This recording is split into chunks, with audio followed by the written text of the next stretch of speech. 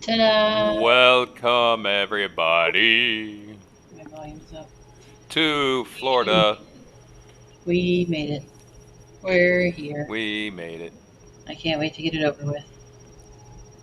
There's a lot of information. Even up until why we were postponing it, we were still going over some information. Yeah. We have so much information. We have videos, paperwork. Oh my goodness. This is going to be an awesome, awesome stream. So we're here to say hello and do a mic check. So hang on. We're here to say hello. Yeah, it sounds good. Okay. We're here to say hello, good day, and good night. Just kidding. Yes. Let's perk up a little bit with saying, let's not click on the wrong one. Let's say, hey, wait, where'd they go? Okay. Let's say hello to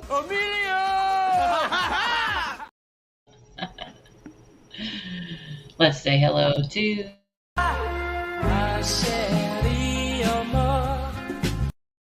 we're waking up now. Let's say hello to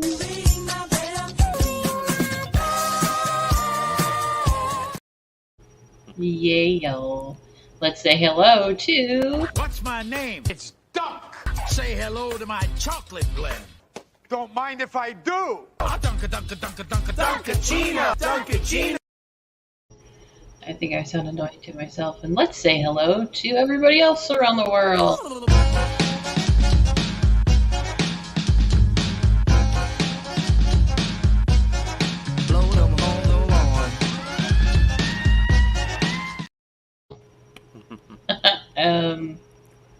Was that all of them? Let's I think it was. I think it was us and everybody else around the other parts of the realm of the world and everything that we don't know is that exists but might not exist here, there, and everywhere. I want a party. I want a samba. I want a party. I want a samba. I want a party and live my life. I want a party and fly. So much fun.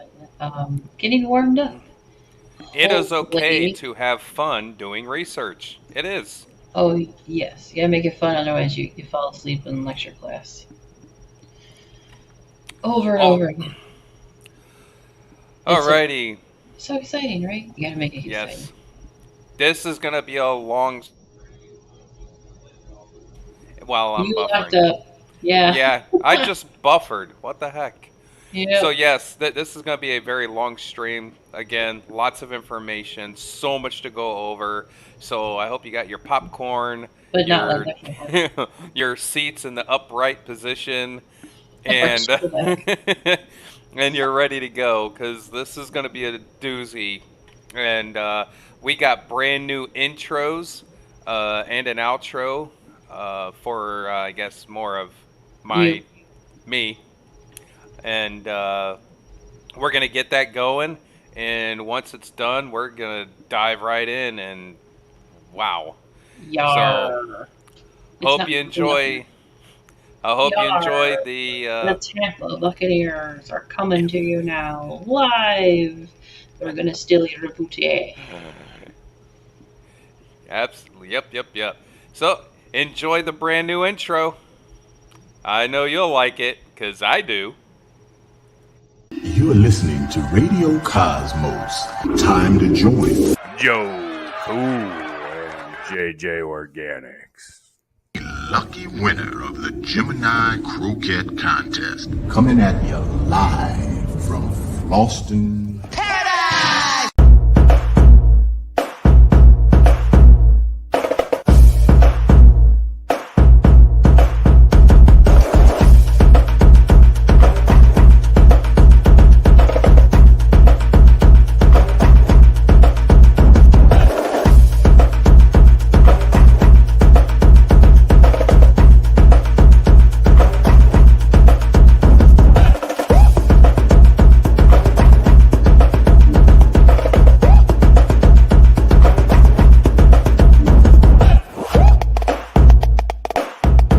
Cool, who I see in many different live streams. Joe Cool is a cool dude to have on all the live streams. This dude is there.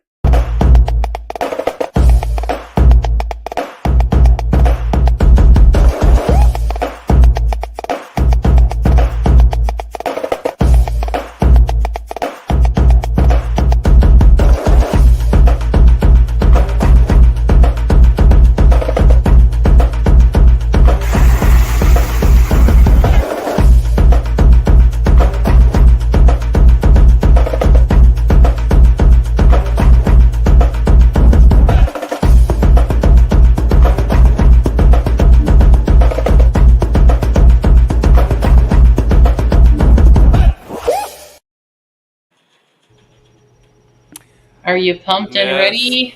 I just want to play that again and then call it a day. It's so much work. Absolutely.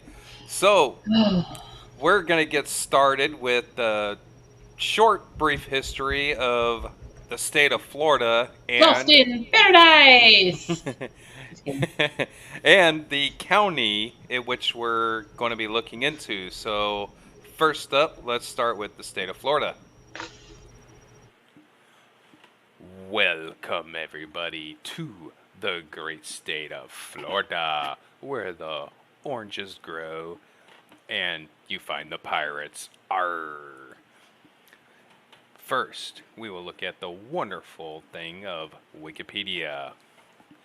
The history of Florida can be traced to when the first Native Americans began to inhabit the peninsula as early as 14,000 years ago. They left behind artifacts and archaeological evidence. Florida's written history begins with the arrival of Europeans. The Spanish explorer Ponce de Leon in 1513 made the first textual records. The state received its name from that conquistador who called the peninsula La Pusca Florida in recognition of the verdant landscape and because it was the Easter season, which the Spaniards called Pascua Florida, which is Festival of Flowers. And Florida is nicknamed the Sunshine State due to its warm climate and days of sunshine. Florida's sunny climate, many beaches, and growth of industries have attracted northern migrants within the United States, international migrants, and vacationers since the Florida land boom of the 1920s. The first Floridians were the Paleo Indians entered what is now Florida at least 14,000 years ago during the last glacial period. With lower sea levels, the Florida peninsula was much wider and the climate was cooler and much drier than in the present day. But next, cool, we have Ponce de Leon, the first Spanish rule of 1513 through 1763. Ponce de Leon, it was a famous Spanish conqueror and explorer, and is usually given credit for being the first European to sight Florida in 1513. But he probably had predecessors. Well, I'm sure he did. Next, the British rule was from 1763 to 1783.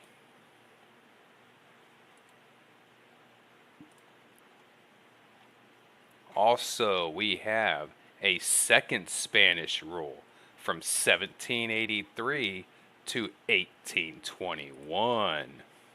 Woo. They got it twice. However, Florida Territory began in 1822 to 1845. The Florida Territory became an organized territory of the United States on March 30th, 1822. The U.S. merged East Florida and West Florida and established a new capital in Tallahassee, conveniently located halfway between the East Florida capital of St. Augustine and the West Florida capital of Pensacola.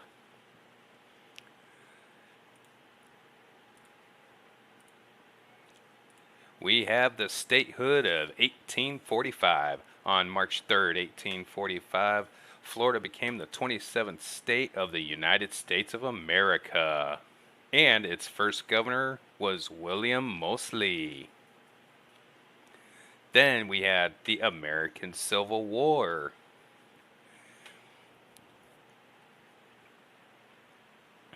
After that, there was a Spanish-American War.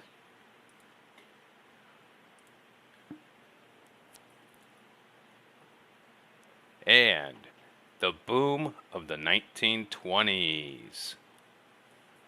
And of course, Prohibition, which we will get into more during this presentation.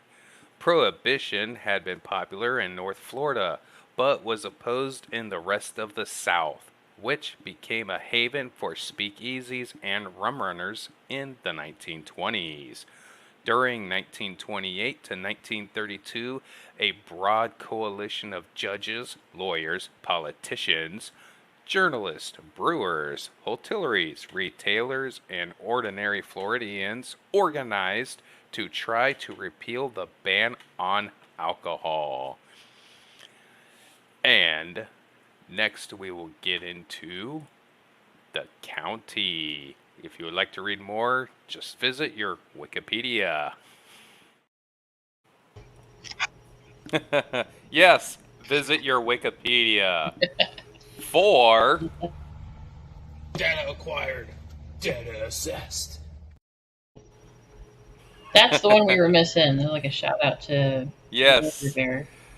We did all the How you shout outs doing? in the very beginning, so we won't lose focus too much. Maybe. yes indeed. All right, we're going to do the county of Florida, or Hillsborough County, we're looking at Hey, Drew next. Duncan. We Welcome, and we are now in Hillsborough County, where Ybor City lies. We will get to that momentarily. Let's see here. Hillsborough County is located in the west central portion of the United States of Florida. In the 2020 census, the population was 1,459,762 people, making it the fourth most populous county in Florida and the most populous county outside the Miami metropolitan area. Hillsborough County was created on January 25th, 1834 from Alachua and Monroe counties during the U.S. territorial period of 1822 to 1845. The new county was named for Wills Hill, the Earl of Hillsborough, who served as British Secretary of State for the colonies from 1768 to 1772. The county was created through efforts by Augusta Steele. The county's 1834 era was much larger than and included 8 other present-day counties: Charlotte County, DeSoto, Hardy, Manatee, Pasco, Pinellas, Polk, and Sarasota. The last significant change in Hillsborough County's borders was the separation of its western section to create Pinellas County in 1911. On New Year's Day in 1914, the St. Petersburg-Tampa airboat line initiated the first scheduled commercial airline service in the world from St. Pete to Tampa Florida. Next, we are going to show you a few maps of Hillsborough County. First, we have an 1834 map of Hillsborough County. I'm going to blow through these quick, folks, because, time sensitive. We have so much to get through. Next, 1839, Hillsborough County.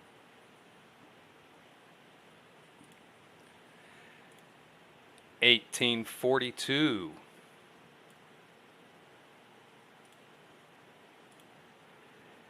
1845,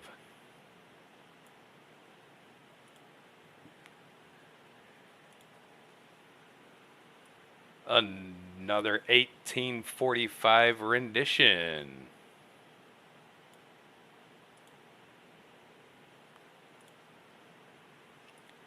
1850.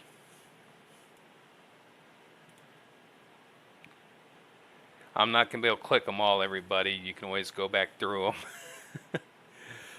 1857.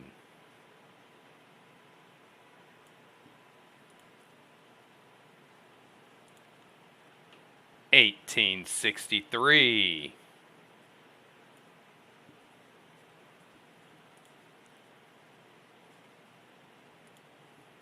1877. You'll notice Hillsborough. This is what is now Pinellas County, but not yet.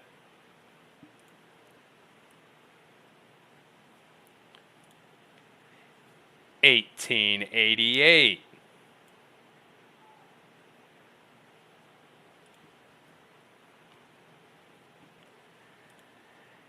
1898.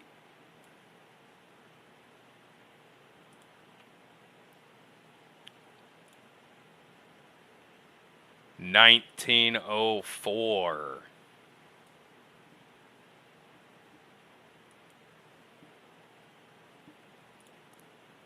1916.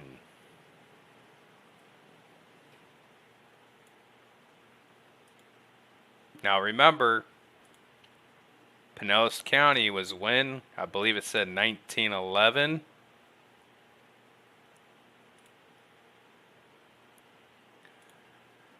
1932.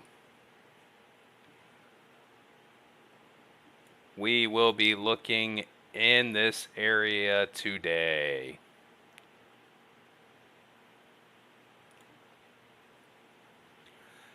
So, there's a brief history of Hillsborough County, and we will continue to move forward.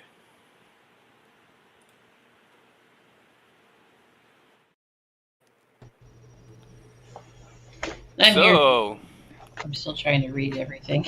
how do you like all that? Just a That little. was wonderful. I didn't see the. What are you giving me a 10-second warning for what? Oh, I don't know. I think the clip. I'm paying attention as best I can. If I'm not here, the audio kicks on and you'd be like, we're ready for the next slide. So, okay. Right. I was actually, this actually was getting really interesting. It took a while. Oh. We're going to go over it later, but at the same time of still researching while doing the video, the stream, because there's actually so much to go over. Let me bring up the folder. Let's go ahead and just give a very grateful shout out to Jerry Kurtz for meeting with us and just having such a tremendous time. We will show you who he is and all that good jazz here throughout the stream, but that's what pushed this stream back a month, is because we were getting a hold of this gentleman, and you'll find out who he is soon. So Thank you, Jerry. Kurtz, you know who you are, where you are, and all that stuff. And we will start with some of the news reports. There's about 9 of them, but we're not going to do them all at once. We're going to spread them out. But we would like to just give more visual, because nobody was allowed down in the tunnels except for proper authority with paperwork, I guess, like the news reporter and the camera guy. So we're going to bring up, I got to do share screen. We're going to bring up what we believe is the oldest ones, and make sure I hit the audio button, entire screen, audio, share.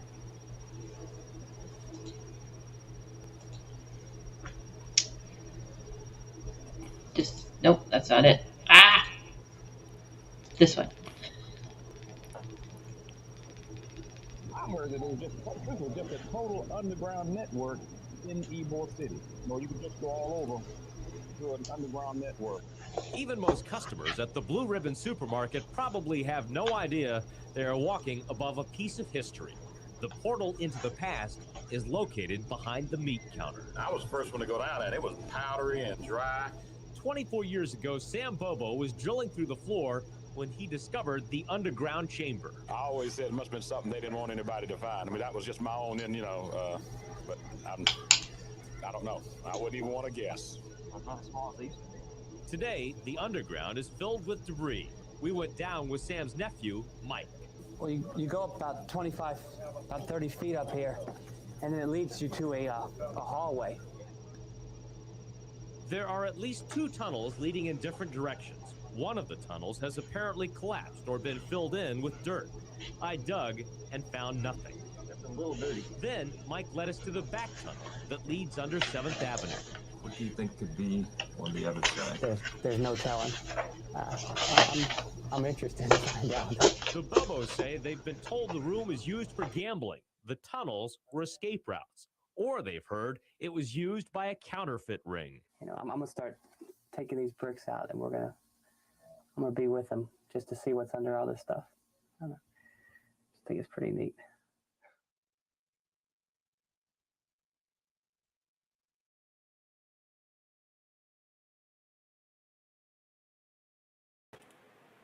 Barely 2 minutes.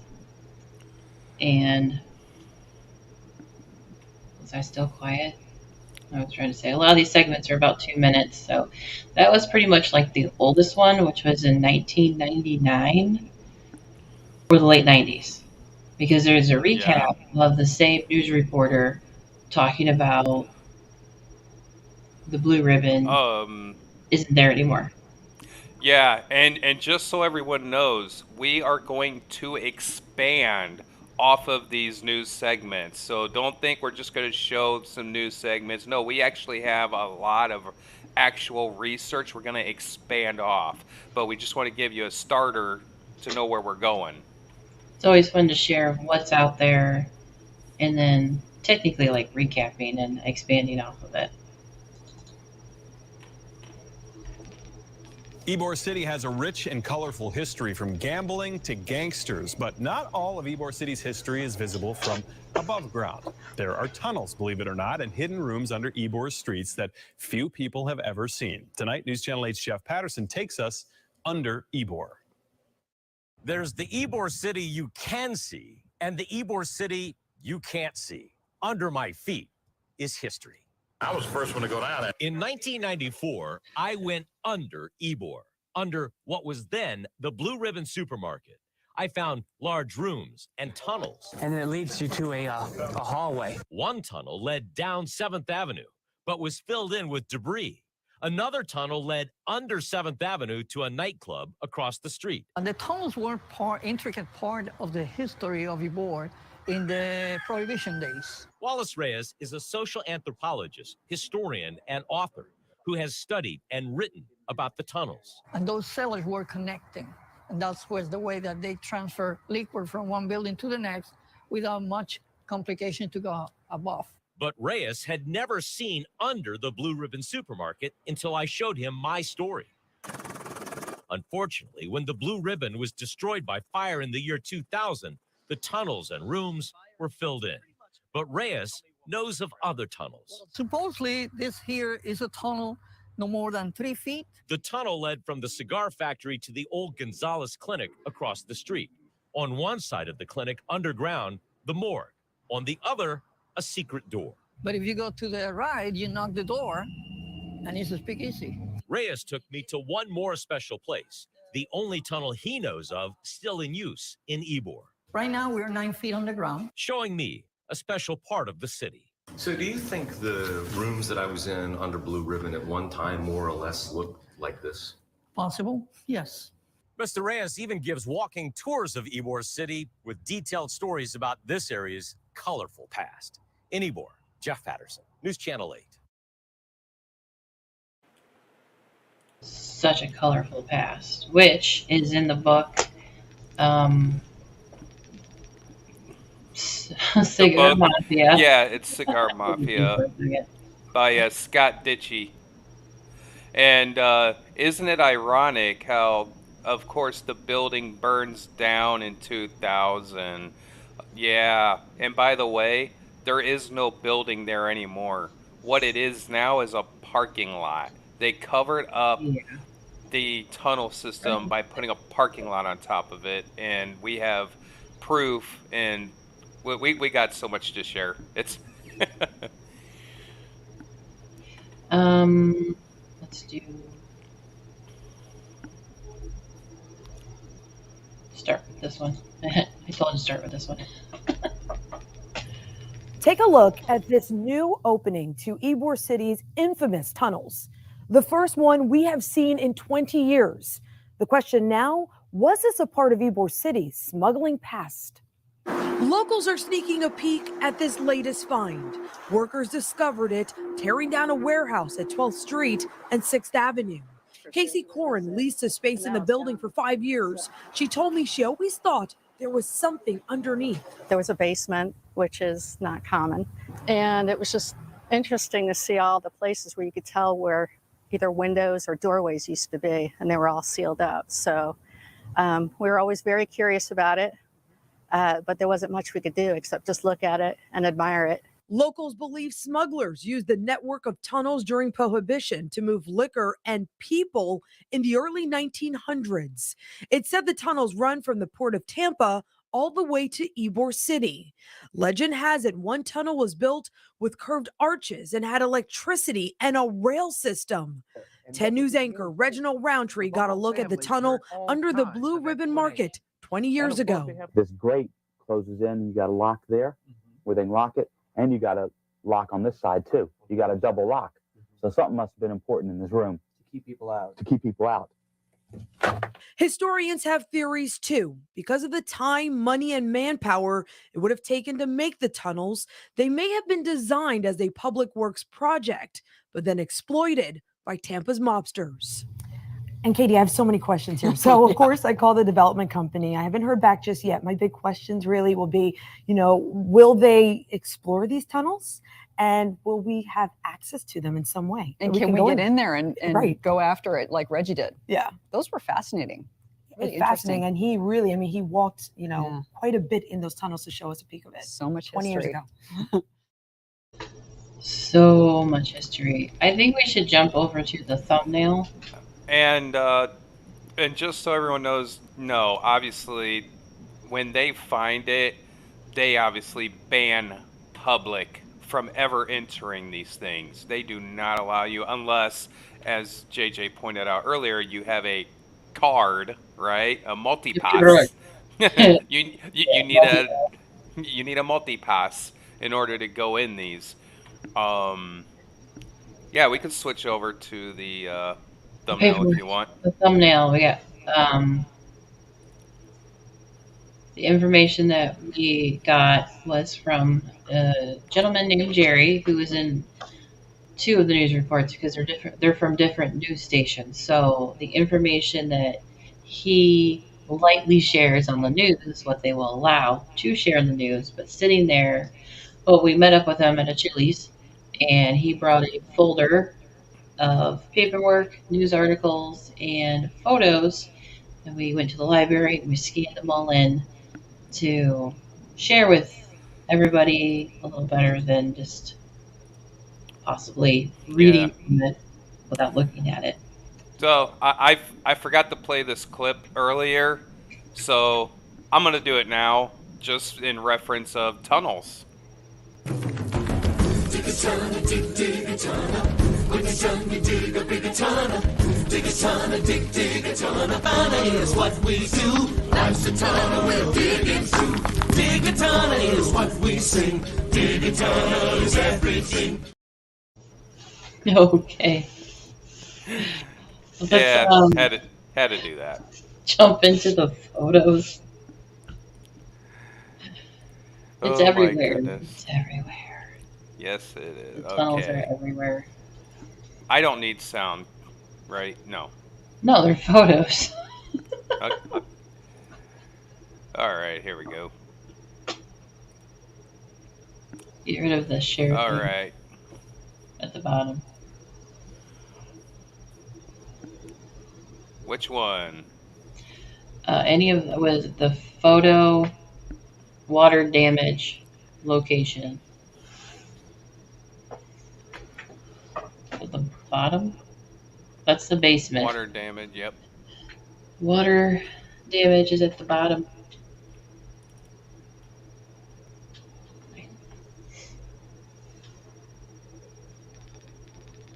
Fraggle rocks for tunnels. I just throw that up. Like, I didn't watch Fraggle Rock. I didn't understand Fraggle Rock. Fraggle Rock. Some Yeah. people did. I didn't. All right. Okay. What do we got here? So, according to Jerry from the horse's mouth, because he was the property owner and he is a businessman of architecture and construction, but he's an architect business person. There was a horrible downpour of rain, not a hurricane, just a downpour of rain. Typical Thursday morning in Florida. Doesn't matter what day, but he said what he noticed one time was the water was kind of pooling up against a wall, and it never done that before.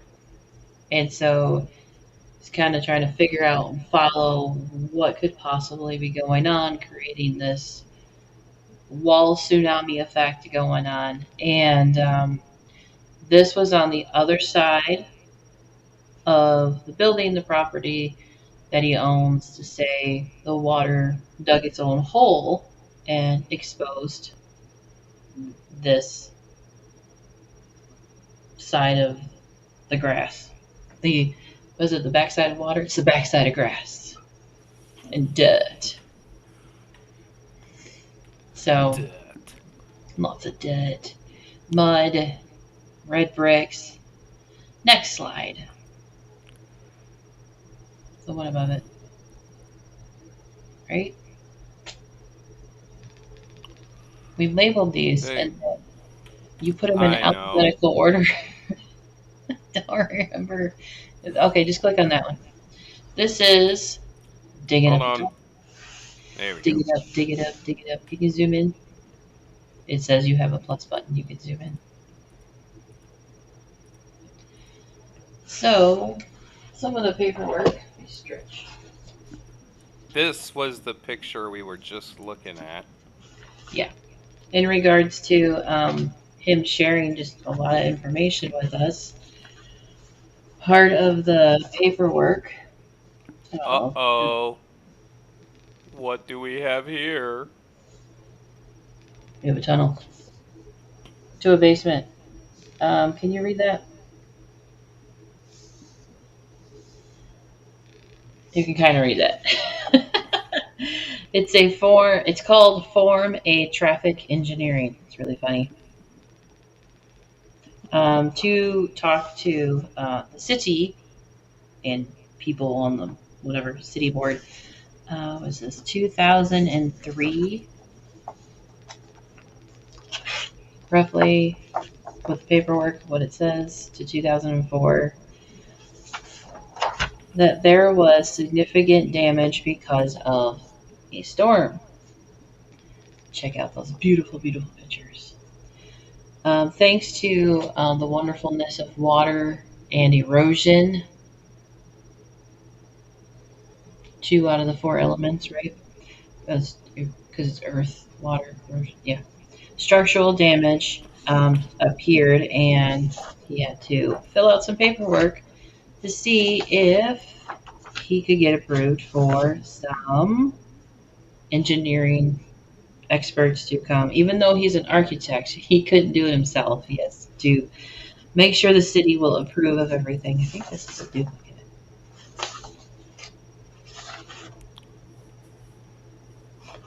Now, what they did conclude was that it wasn't significant damage to the building, but it's part of the discovery of the tunnels.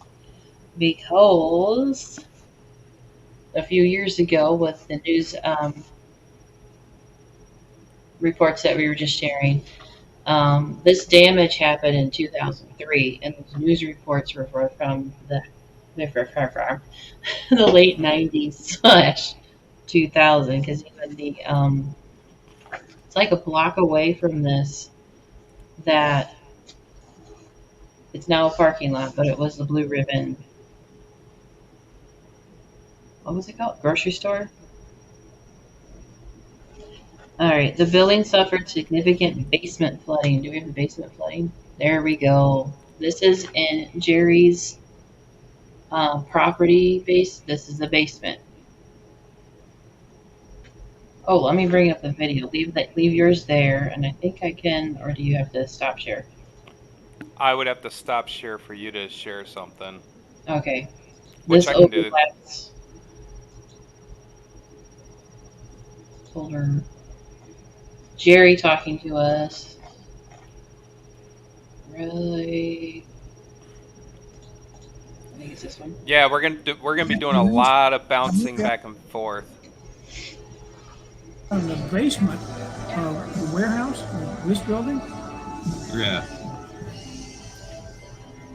These are photographs of the basement, and you can have all of this. Wow. You can see the structure all on the floor up. So, down here, that line right there, that's how deep the water was in the basement. Yeah, you can see the water line. Right. It's like the water line was probably 4.5, 5 feet. Yeah. Yeah, that's not short by any means. That was. This is why I went down there the next day after the rain, right? And the flooding had subsided, and that's the way it was. It was wet, but it wasn't no standing. There was no standing water. So where'd it go? Yeah. Yes, that's a lot of water to go somewhere. So one of the places it went, I think most of it came into the tunnel and went out to the tunnel. Yeah. And it was my guess at the time, but we didn't know for sure what the tunnel was. So this is the far side of the old warehouse, which was right here, right? And this all fell out. Now this is.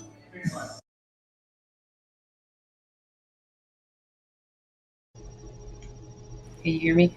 Yep, you're good. Am I echoing? No. Okay. Must be my own headset. So, this building over here, can you see my mouse?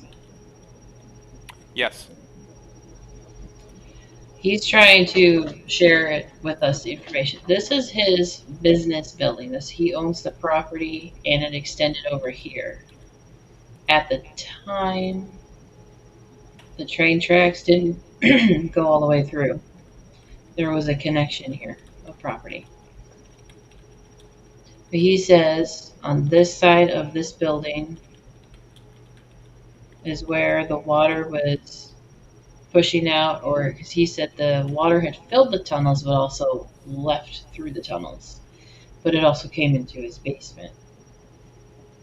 So this is East 5th Avenue. And technically this little block right here is 12th Street. and they had to name it officially because it never actually connected all the way through, he said, until he sold a portion of the property to the transit depot so they could connect the train, track, trolley stuff going on here. Remember, I told you the warehouse had part of it was a swimming pool. Yeah. And part of it was a covered area. This was under the covered area. Oh, so this is under, yeah, okay, so that's under the covered area part. Right. And these are some more photographs of that close up and what it looked like. So it was a significant amount of water. Water. Okay, also, oh, you took away the video. I can bring it up. I went to Oh, that's fine right there. Just wherever that picture. No, the actual Google. Yes, that. The Google. Yeah. Yes. You keep going past it. Let me mute it. It's loud. Oh. It's always nice being in a restaurant and the background music is so loud.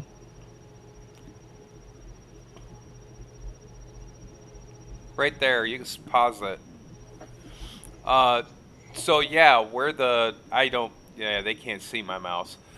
Right where the railroad tracks go, where she was talking about, where 12th Street is, that is where the tunnel system is. What they were digging out was all of that road right there.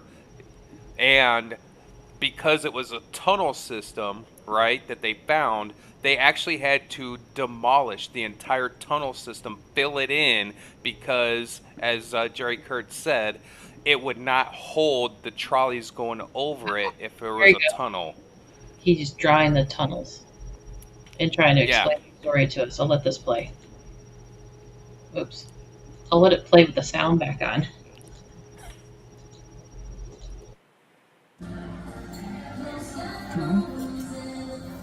Then it turns. Wait, so the tunnel was like Yes, the tunnel. serpentine? Yes. Like a snake? No, I just did that. Oh, okay, that's just letting you okay. know it's a Tracks that's there now. Well, the And tracks then it went over where the turns. tunnel used to be. So they took the tunnel out because they wouldn't support the railroad. This is where they were showing it on the news, but they were taking that digital referencing, whatever they called it. Yeah, the digital archive the from university. USF. Yeah, okay. We're not there yet. I'm finished my story. I know. It started looking like the shape that they So showed for like a split second. They get in there and they find that.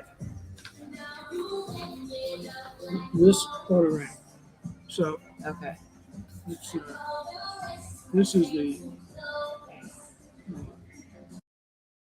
I want to show where he's actually. So as you look for that, I want to say that even Jerry Kurtz, he was actually kind of astounded at the information that we brought even to him that we already knew about. So he was very happy to meet with us to do a research collab together. He wasn't very enthusiastic to share the research, basically. Oh, here it is, because he's doing it on the Google. At the same time, we would get overwhelmed with information and just kind of sit there like you've been bopped on the head and you're like, you just need a minute, because what I thought he was going to say, it would go another way, and I'm just there going like, I don't know what to do with that. What was my question before, or statement? So he's going to draw on the Google picture what he observed as much as he could about the tunnels. So here's the tunnel coming down here.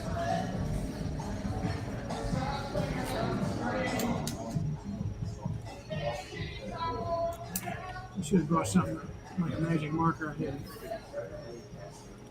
And it turns, and I'm just guessing. Yeah. 400 feet is probably about to there. Because isn't this the blue ribbon No, that's the parking hotel. lot. No, Oh, no, 7th Ave is up here. Oh.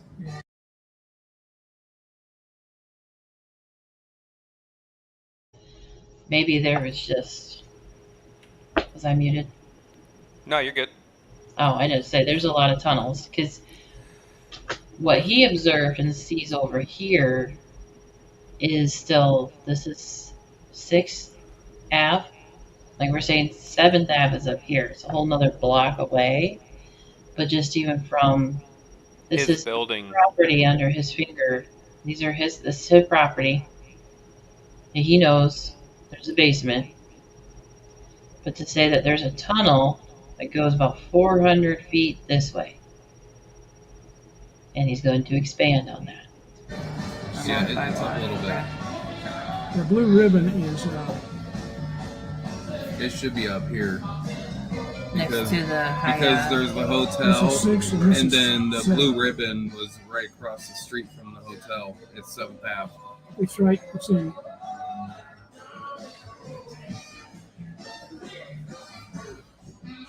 It's 80 years old, apparently. And still has a lot of information going on, and we were still bombarding him with more details. And it's hard when you're excited and talking about everything, just to be clear on everything. So you want to understand everything. 6th, 7th, and this is where the blue ribbon was. Okay. Okay.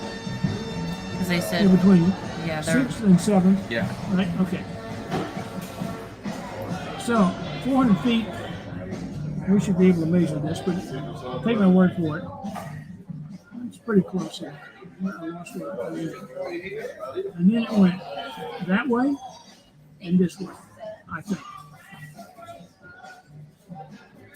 Now, we talked about this, about the mafia didn't need to use the tunnels to move money around or booze or anything else.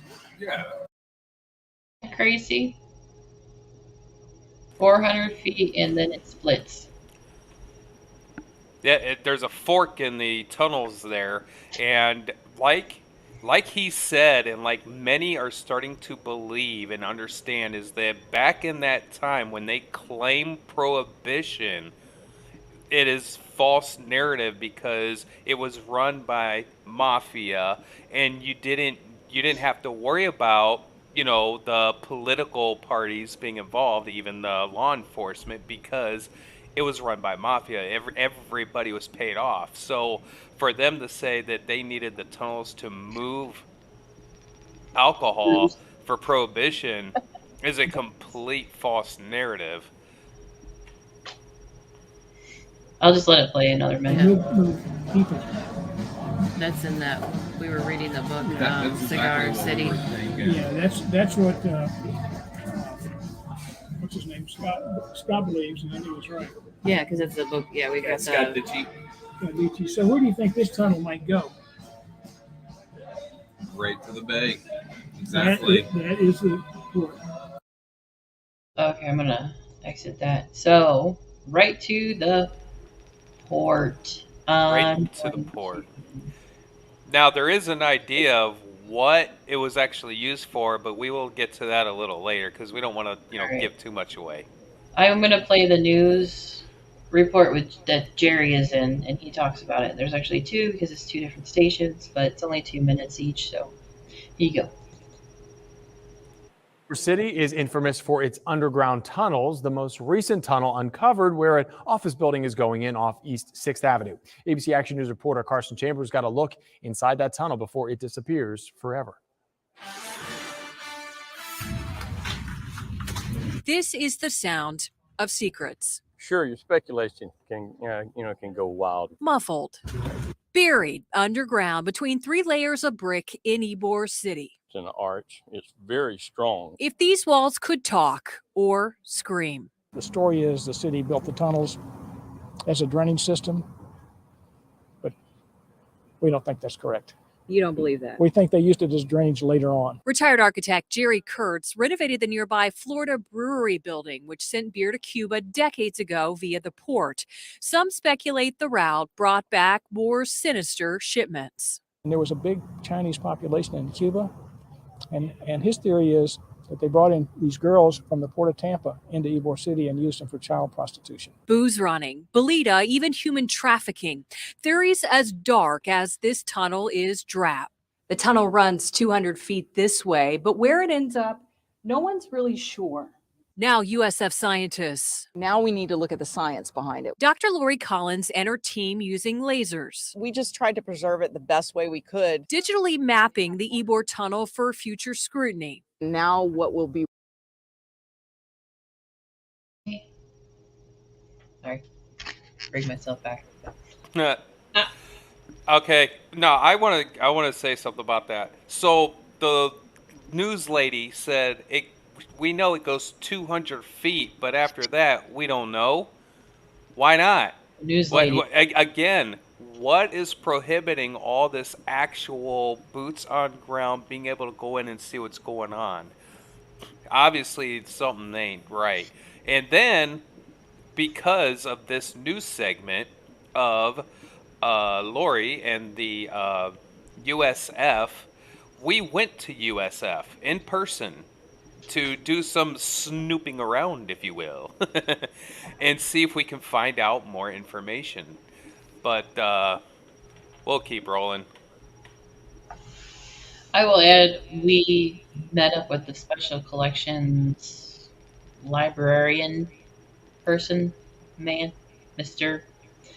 Roadblock, I'll call it. You could tell we were sitting there, we were at, family of 4 walking in the door, no problem. We had a consultation, as it was called. Just, you don't even have to be a student. They're very welcoming, very informative, to a certain point. If anybody watched Mine Unveils Pensacola, yes, it was 5 hours long, but if you watched Pensacola one, I think it was 2 hours in, he starts relaying the story of talking to some historians and kind of getting this roadblock of not like rude attitude, but just discouragement that there's nothing here. There's nothing to see here because apparently there's tunnels, possibility, the theory, even in Pensacola, even with tunnels under the bay, the water, the river, very similar to Tampa and Ybor, as mentioned. So to say the offset kind of brushing it off, soft discouragement, wasn't like rude or anything, but you could just tell when we were sitting there talking to Mr. Roadblock, librarian, that he was like, just the look and smile on his face was, stop asking about it. Stop asking about it. There's nothing here. I go, but we actually had a great conversation with him because we talked about other things.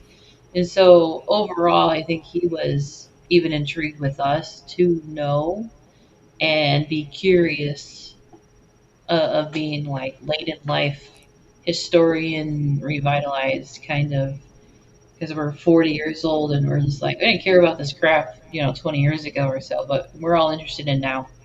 We want to know about stuff now. So when there is a mysterious historical anomaly, it just sparks the interest more. So he was nice to give us, well, yeah, they did some digital rendering because this is all at University of South Florida. Yes. And USF. This is all behind the curtain closed doors. Yeah. We're not allowed to get it. The funny thing about it is, when I brought it up to the gentleman about, hey, they took some nice schematics of the tunnel, he was basically like, well, they just did schematics of this short little piece of whatever. I'm like, come on. I didn't say that. I didn't say that, but obviously the tunnels were about 3 feet in, I want to say, diameter or height of 3 feet. They weren't very big.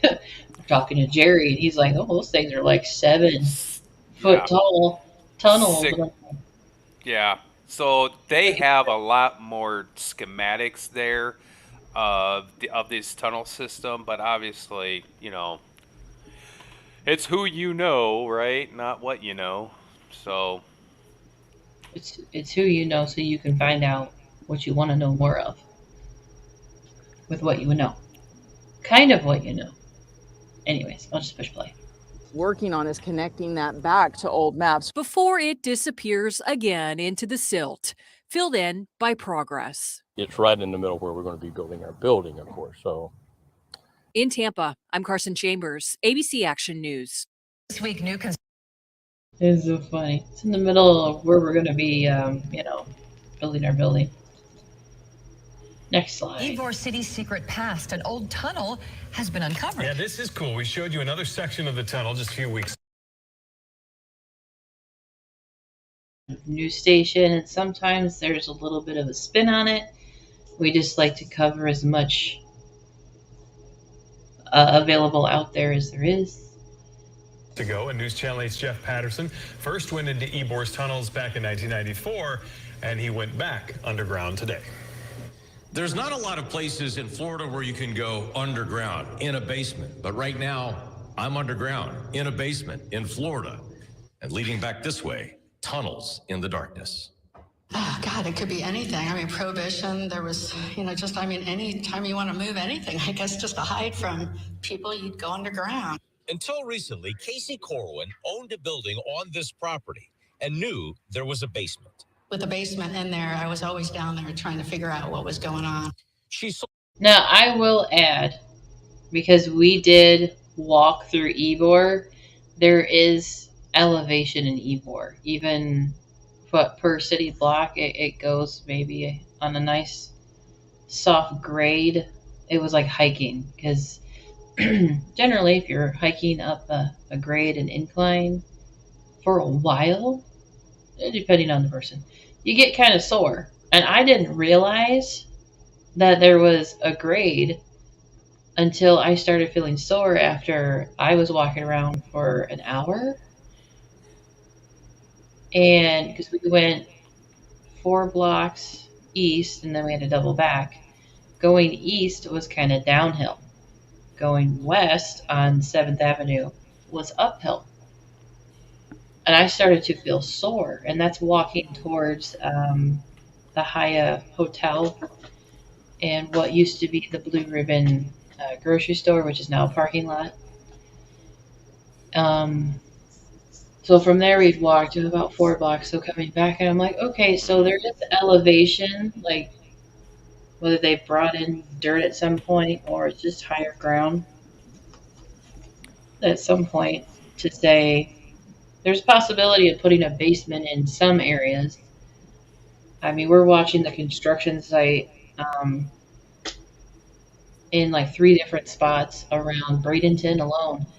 They bring in so much dirt and to raise it up, just to dig down, to raise it up, to give it a basement, or I'm going to say crawl space, but at least a flood buffer zone with a sub pump.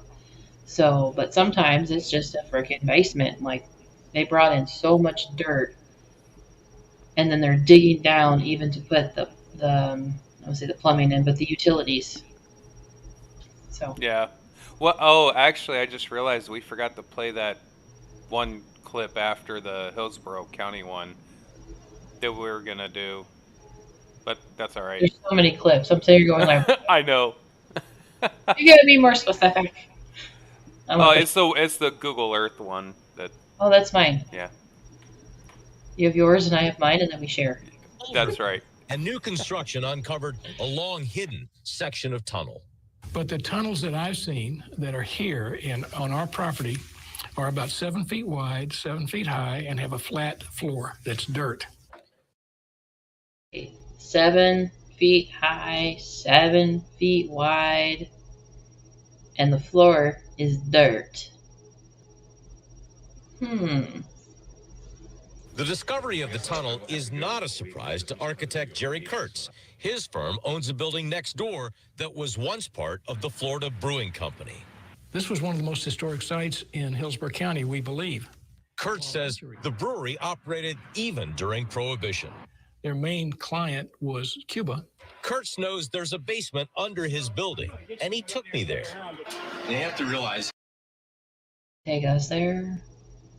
But I think it's a safety hazardous kind of thing that he really has to be careful with and say liability. That's the word I'm looking for. In Florida, there aren't a lot of basements, so this is kind of rare. Kurtz has his own theory about the use of the tunnels because of the location of the brewery. So if you want to get beer out during Prohibition, an easy way to do that is with tunnels, and several of the tunnels came to our basement. There are many tunnels in Ybor and many potential uses. I first encountered the tunnels of Ybor in 1994 when we explored under the old Blue Ribbon supermarket and crawled under 7th Avenue. And it leads you to a hallway. So the tunnels that were uncovered this week in Ybor are just part of what is purported to be a network of tunnels under Ybor. I find it interesting because this guy was in the first two that we shared, and we said it was the late 90s, but apparently it was the mid 90s. 94, and then by 2000, the Blue Ribbon grocery store burnt down. But he's under the Blue Ribbon, and they're talking about, he called it a hallway. Supermarket and crawled under 7th Avenue. And it leads you to a hallway. He calls it a hallway. So I'm thinking it's got to be a lot bigger than 3 by 3 to say that's a tunnel, just to barely squeeze through and maybe do the army crawl. To say a hallway, maybe that's like 7 by 7. Pretty damn big. So, I wish I knew where that video was that you were gonna use. Yeah, the very bottom one. Yes, that one. Okay. Yeah, we should do that one. That way people can actually see where we're talking about. Yeah. No, this is gonna start in Google Earth. I don't have the special Google Earth. I have to use my mouse and go in and around. There is what I call entertaining music to it. There's no verbiage, so it's a music video. Enjoy.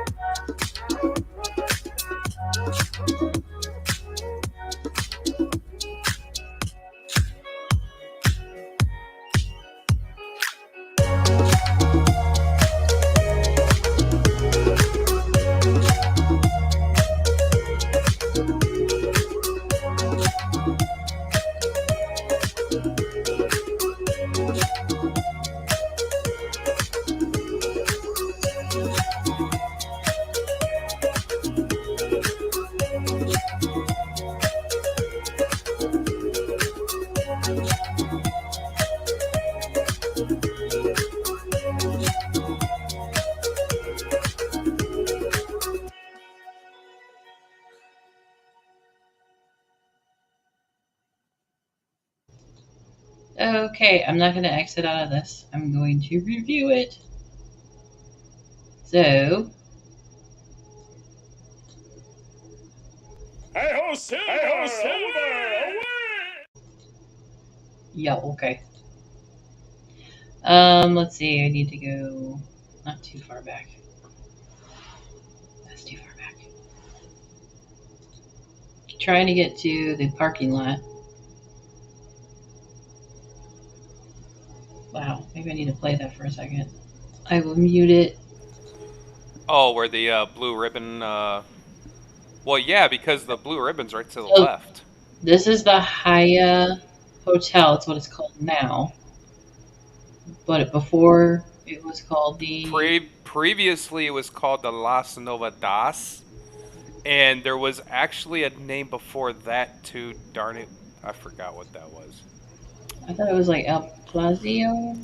Yeah, it was like El something, but then it went to Las Novedades, which was a speakeasy, and now it's the Haya Hotel. And it's said there's the parking lot right there to the right where the Blue Ribbon Market was, right there. Yeah, that was the Blue Ribbon Market that burnt down in 2000 of August, apparently. And right across the street is the this whole building yeah, is the Haya Hotel. This is over here, the conference ballroom. Originally, it would have been called ballroom for the older historic hotel. This is more like a hangout lobby. Yeah, it's like a restaurant underneath. It's I don't want to call it like the front lobby. It's like an extra lobby. There's a restaurant through here, and these are the rooms. Technically, the front door is all the way on the over. You can't see it. It's a very tight entrance to check in, and then I was actually really smart to put all the furniture sitting lobby area far away. But oh my gosh, this is I wouldn't say 5-star, but like a 4-star, 3.5, 4-star. It smelled really good. It still had a very simple design, like on the inside walking through it.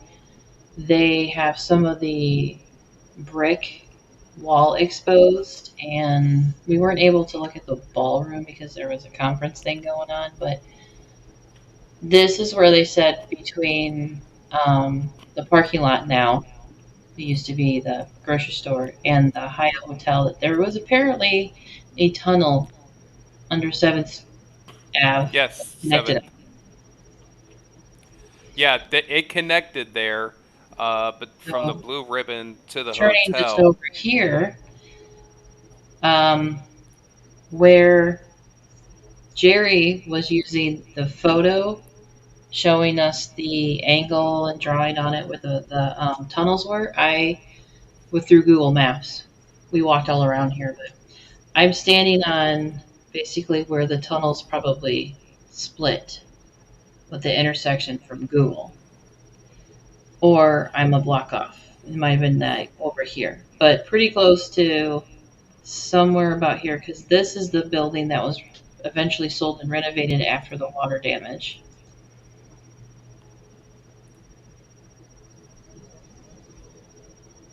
So this building here, now Jerry also said, and it's in the paperwork, but it's still kind of like hearsay because there's no actual recorded paperwork to say. The back end of this is the older part of the building, that there was an indoor pool way back in the day. Yeah, and I believe that was in the basement, right? Where they had the Yeah, pool. it was in the ground. It was a ground pool, and they kind of made it like a basement. Because in the front of this building, not currently, but the positioning of a spring. There was a spring that bubbled up, and they called it the government spring. They also called it the tropicals spring, and apparently had some other name to it that's kind of funny sounding as I was reading the paperwork. So there's a lot going on here that's not really talked about, but it's mentioned, like folklore kind of information. Yeah, and we wouldn't have even known about the spring if not, again, meeting up with Jerry Kurtz, because even the spring, for some reason, is a hidden history that very, very few people apparently know about. Like, they're keeping that spring secret. Hush, hush. So this depot, where it's located, was built after 2000. But if you look up the information of the like company name, kind of saying the depot, the transit depot, they make it sound like it's always been there. So it was really interesting because I go to the historical aerial website, and it shows that it was buildings and then a parking lot up until about sometime after 2000. So this is the building. This used to attach to this building. Yes, Right that about was that all one building. About where the bush is. But This there was is- a track that was here because they would back it up to load up all the brewskis, the barley pops. Yeah, basically we're showing you what was presented earlier in the photo is we're giving you the We're trying to give you not a bird's eye view, but we're showing you layers. underneath these tracks was the tunnel. This is the same To the area other from side earlier. of the building through the parking lot over here. And of course, the architect building itself was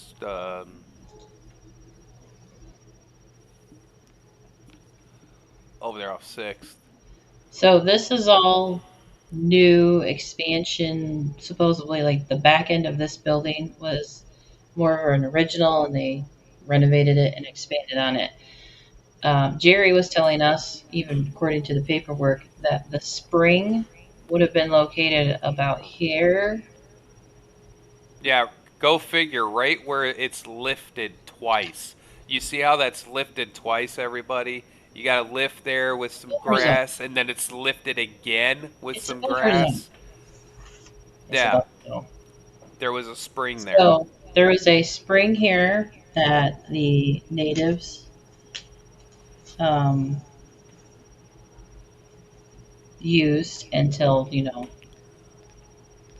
the military soldiers showed up, basically. They came all the way over here. I'm going to say all the way over here. It's about 2 miles from Fort Brooke to get water, fresh water. So this building, it's been all painted and made look pretty and modernized now. This was the This ice is the house. ice house, right? Ice house? The ice Yeah. house that was connected to bring the spring water. Like there's some plumbing and stuff going on because that's why the ice house was here, so close to the spring fed water. And ice house so close to the brewery. This is the Florida brewery. And they had a basement because he said that's where all the actual bottling took place. Makes perfect sense. Let's put everything in the basement. What's wrong with the first floor? Connected to the spring that's possibly there. And then he said there was a pool also right there. The only information I can find regarding a pool is in the paperwork he handed to me. And I'll just say a couple blocks further away. So that was that video. What else? What else? What else? Make sure I don't forget anything. Yep. Tranquil said, I noticed many ice houses, pubs, and public pools are also built where the wells are. Yes. Wells and pump stations. Pretty much. Yep. Seeing that connection as well. Trust me, we got so much more to get into. It's crazy, the connections and squirrels, research squirrels that we found.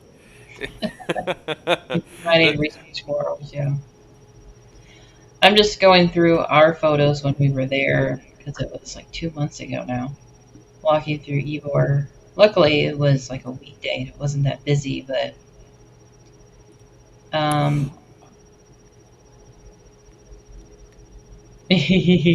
okay. You know what? I have to open up this one. No, that's not the right one. What am I doing? Tranquil, we will kind of get into that a little more also because we believe the Hillsborough River is connected to this entire thing. I'm going to bring up Google Maps and just because I was feeling like I needed to do that anyways, even though I'm in the video, it's still like. Yeah, I was thinking you need to. Or I could. I got it because it's already programmed to go right to Ybor. I just needed to open up a new. And again, we do have a lot of actual paperwork and research we're going to share as well. So we're saving that for the end so everybody can fall asleep nicely. Just kidding. It's a lot of reading. Ybor.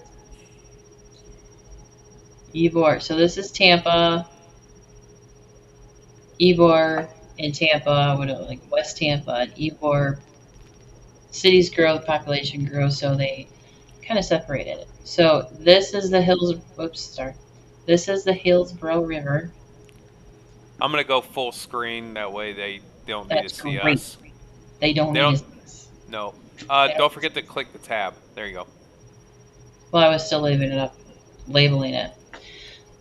So, Tampa, Buccaneers, Yar, Ybor, or Ybor as I kept calling it.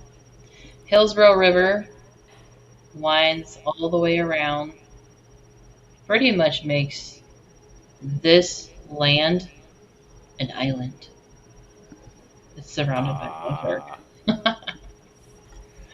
Yes, the river is a full circumference of that area.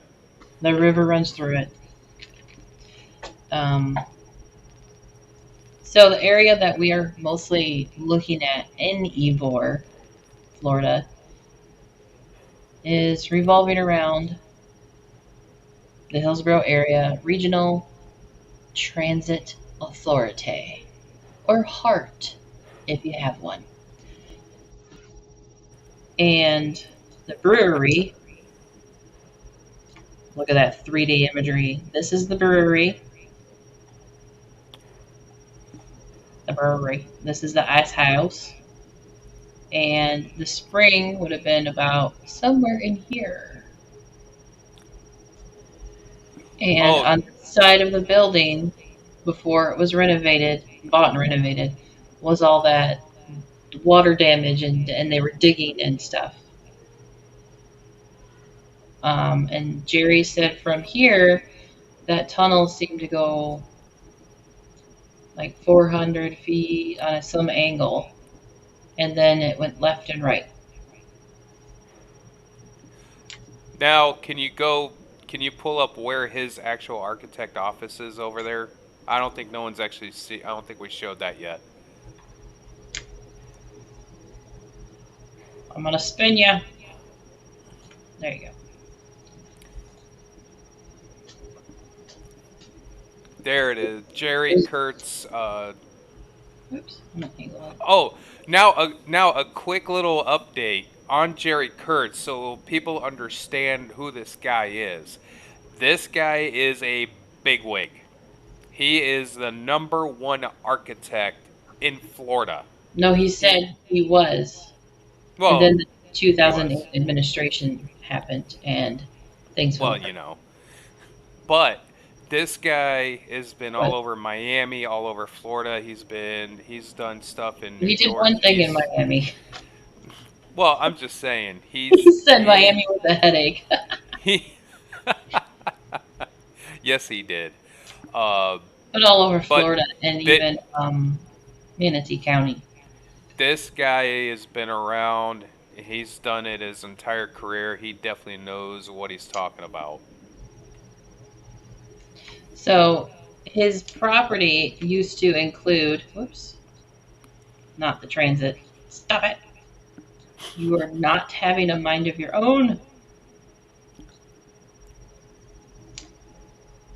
I gotta zoom out. Make it disappear. Okay. So his office currently is right here. It's this property, and it used to go across to this building. And the water damage was on, I want to say this is the east. This is south. Yes. So this is south. I go east. It was on this side.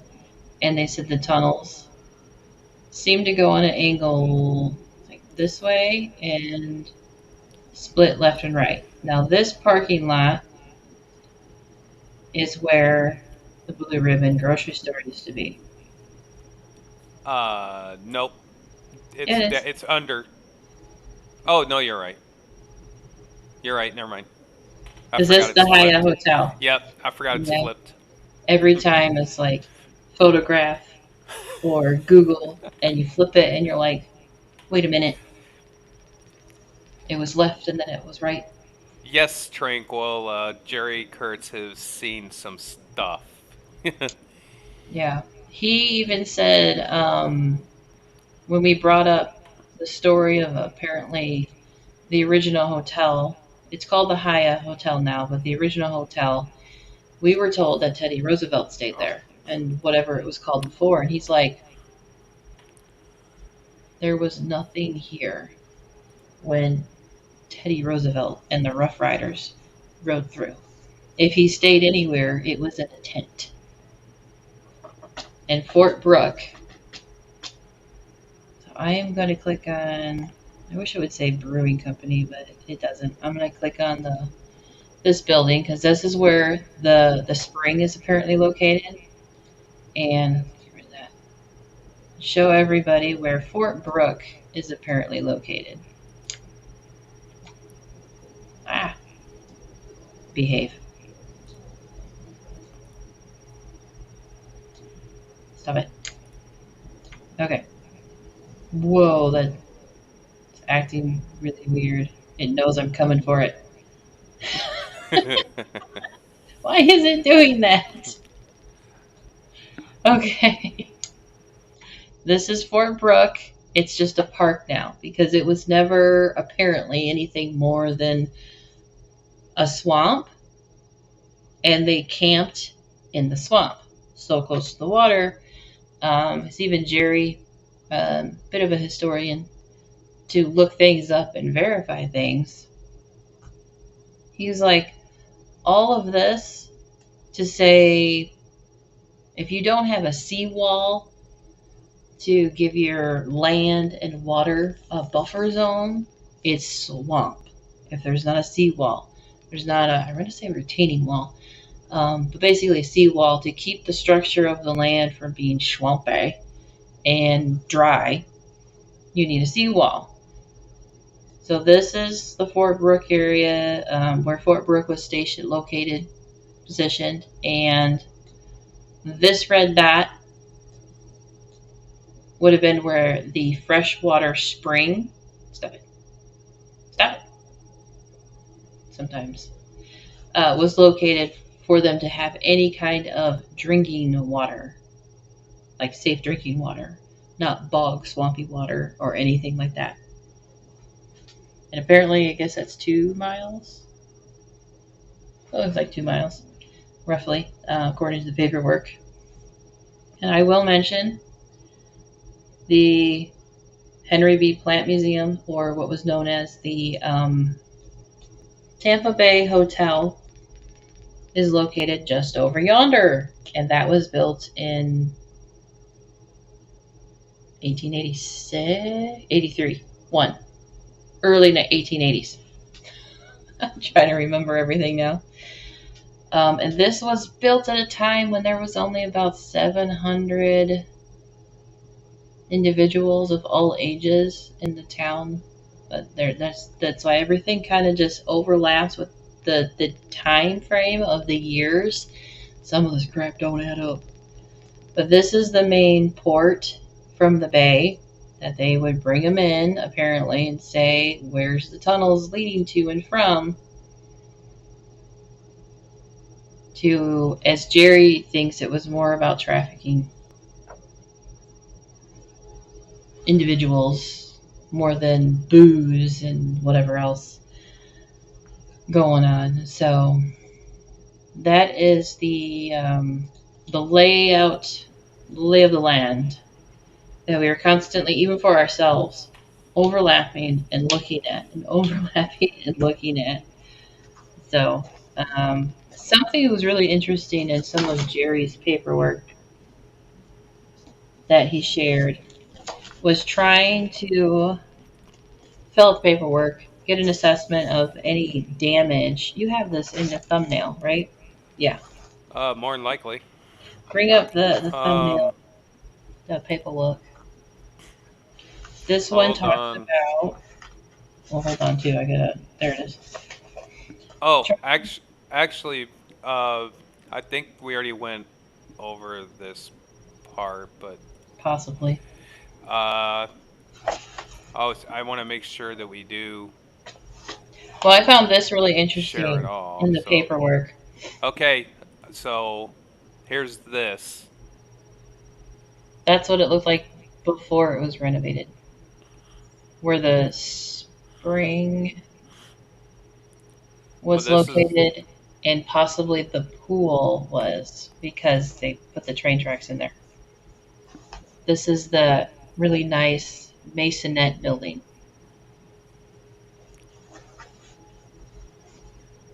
Yeah, this was this.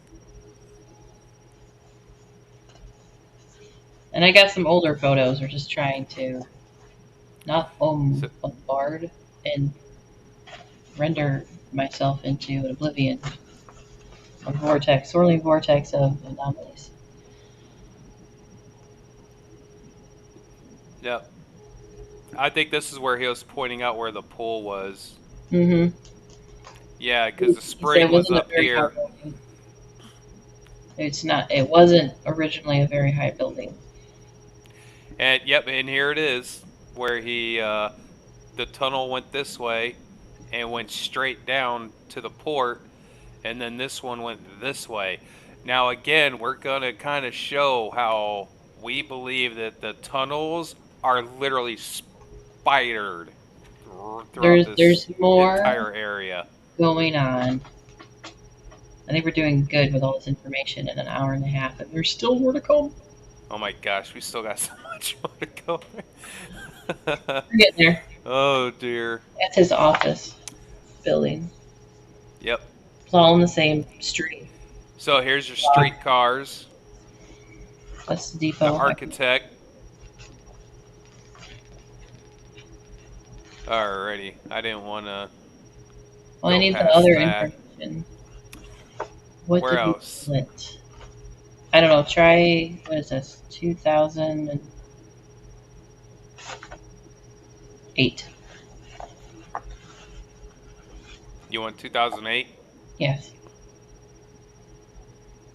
Oh, I think I gotta do this. Yeah, because there's a couple photos in there. You said you had to turn them, I think. Possibly. So, we need to just kind of say on the 13th, adjacent to 1213 East 6th Avenue, the row has gone into the basement. How it's worded into the water. Row building foundation needs to be repaired. Right to way. Restored building owner responsibility according to blah blah blah blah. Because of the storm water. Next one.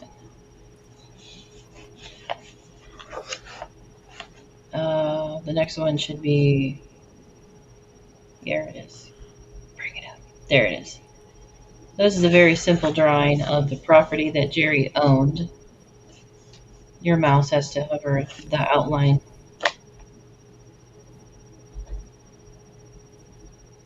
The outline of his property. Between 6th and 5th. Where the number 5th is where the brewery is with the ice house. That's basically the main landmark. So where it says 13th Street is the side of all the damage from the storm. No, the side of the building. There you go. Next slide. This picture should be next. It's black and white, but I think it's really cool. It's actually the original picture.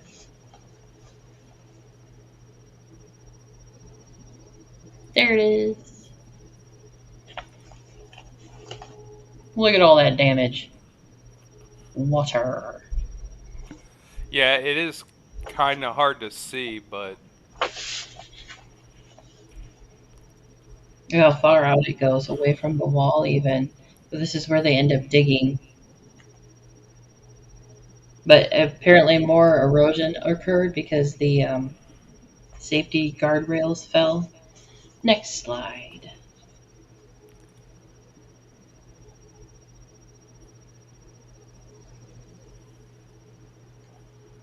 I think that's it for that one. Well, from the video, but there's more paperwork. Yes, there is There's plenty more of paperwork. We can't overlook the paperwork. You disappeared. Where did you go? Oh, I'm on the screen. Oh no, he fell into a tunnel. Which one do we want? We want the paperwork of 2008. It should be in there. Go. Should be more than 3. Nope. Oh. Okay, maybe it's stuck in the 2003 one.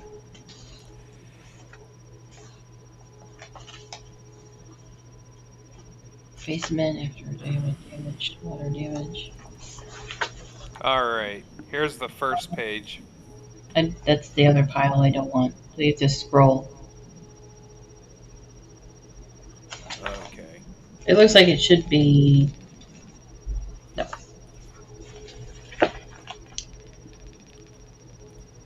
Hey, nope. Nope. Try the bottom one.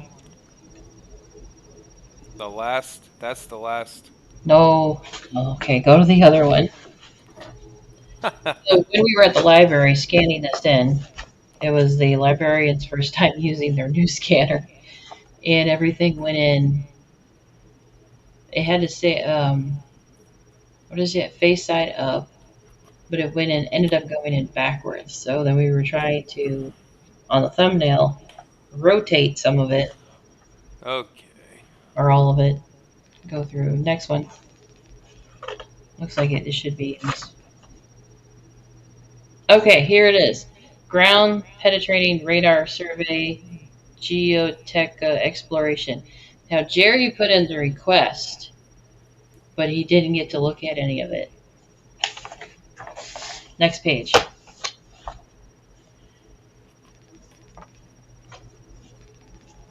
Now, he didn't bring it up. It was just something to say.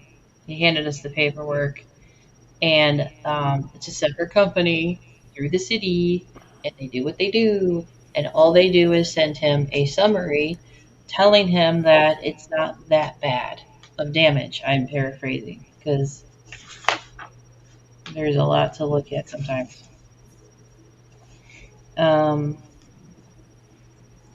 Prior to preparing this proposal, we visited with you at the structure to get a better understanding of your concerns. We understand that in a rain event a few weeks ago, the basement of a two-story building was flooded and serious basement floor upheaval occurred.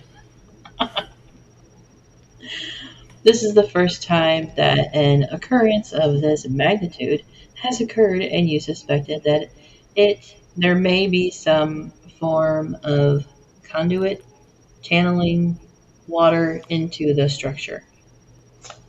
You love how the wording goes. They talk about it, and if there's anything to look at, they still won't show you. So it was a charge of $4,000 plus and general terms and conditions. And he apparently didn't mow the lawn twice. No big deal. Basically, yeah, there's no pictures in here. Just kind of scroll through. There's no pictures in here. There's no details of saying that the Yeah, you can always go back and pause it, if you want to, and we don't need general terms and conditions. no. To investigate the subside of the southeast corner, southeast corner, we will utilize the same ground penetrating radar transcript as noted above. They're going to do something, and you do not get to participate. But he had to put in a request form because there was major concern of the water came in, but where did it go? So he actually gave us the paperwork of everything that he filled out and was received and sent. It was really nice of him to do, of like old personal paperwork, I guess you call it. It's not top secret, but it is helpful in regards to that. Let's see. What did I call it? I don't even know what's aerial street photos. We'll just figure it out. Oh, we did that one. Okay. You clicked on it and didn't know the name of it. We'll just go. Oh, here's the basement. More of the basement. Well, I showed him in the video of talking with Jerry and what he said. Oh my gosh. What did I do with it? What did you do with it? I exited out of the folder. I accidentally exited out of the folder. I gotta go find my folder. Durr. Where's my folder? Oh yeah, there's kind of a little recap of the buildings. That's the side of the building. I would say it was a vacant building, but Jerry owned it, and also into the basement. What did I name it? Oh, I can't find it because I don't remember when I named it. I'm okay. There it is. I had to do it the hard way.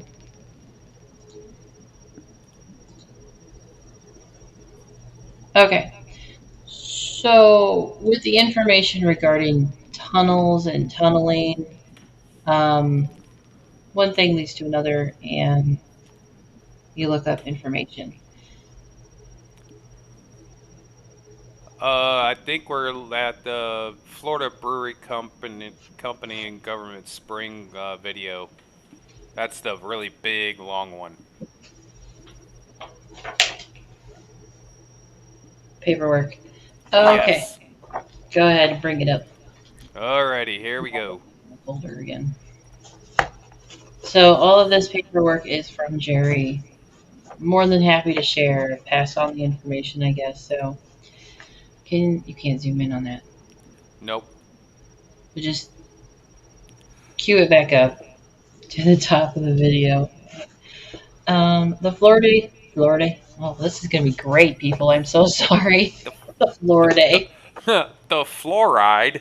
The Florida.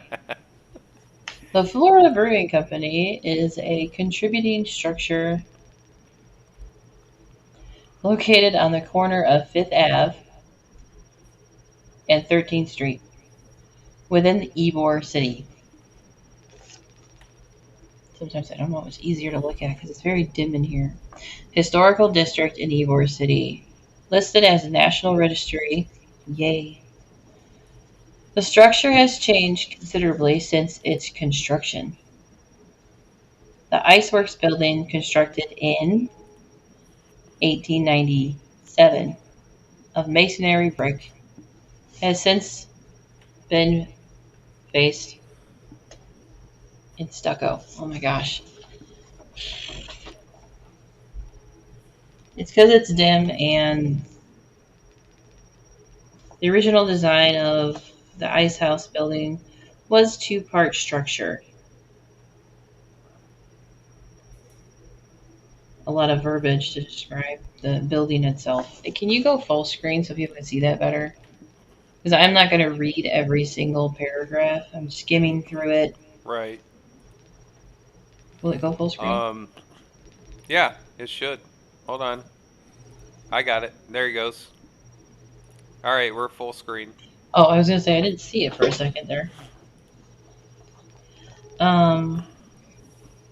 So basically, the brewery and the ice house we've kind of showed you as the major landmark.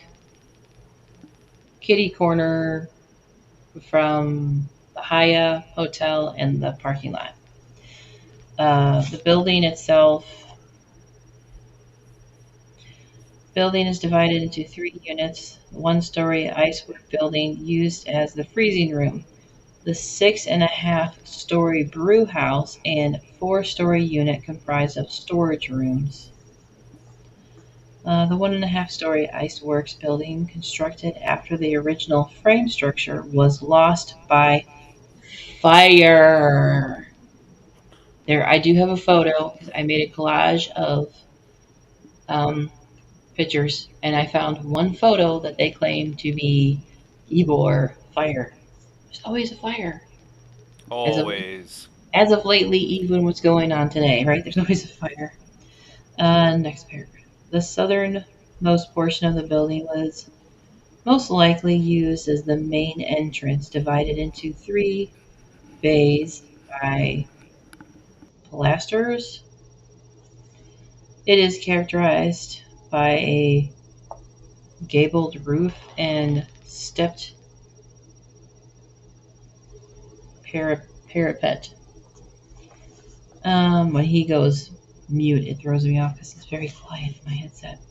The southwestern portion of the building, about 6 stories, is the brew house. It rises to 1.5 stories with a flat,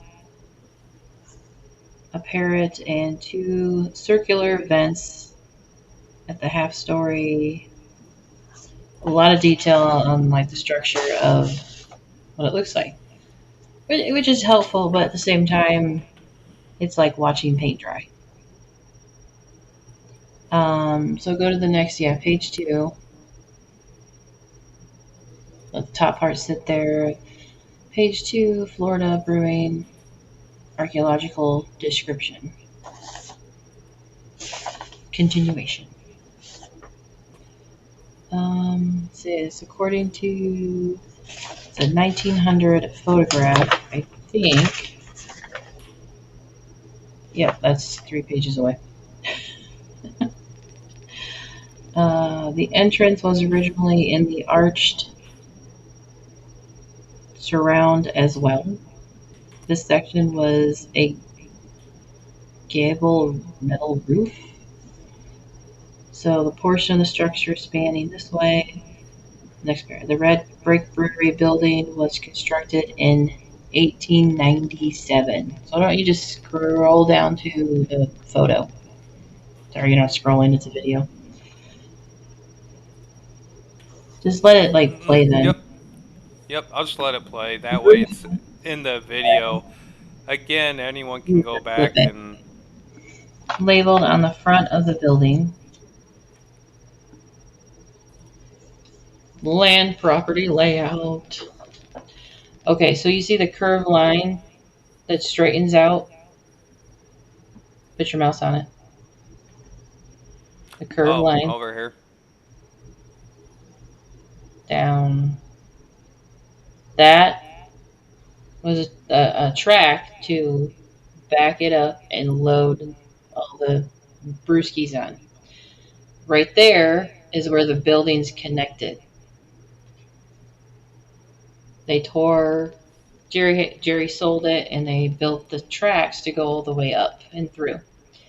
Obviously, there's no tracks over in the north part of the piece of paper because it wasn't built till after 2000.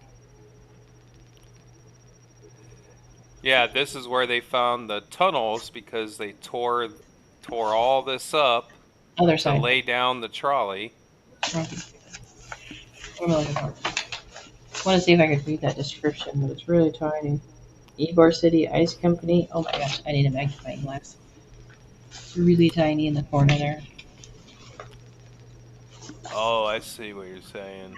So the next one is a black and white photo copy of a photocopy of a photo.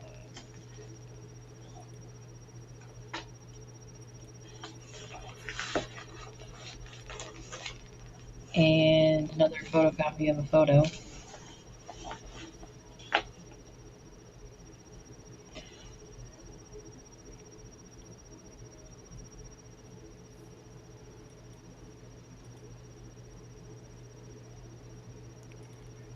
And then we're at the historical spring, now inaccessible.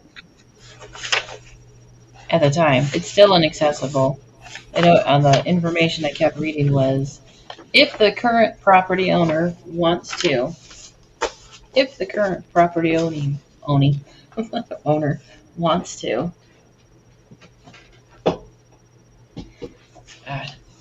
Is that still in the video? Because that's really tiny.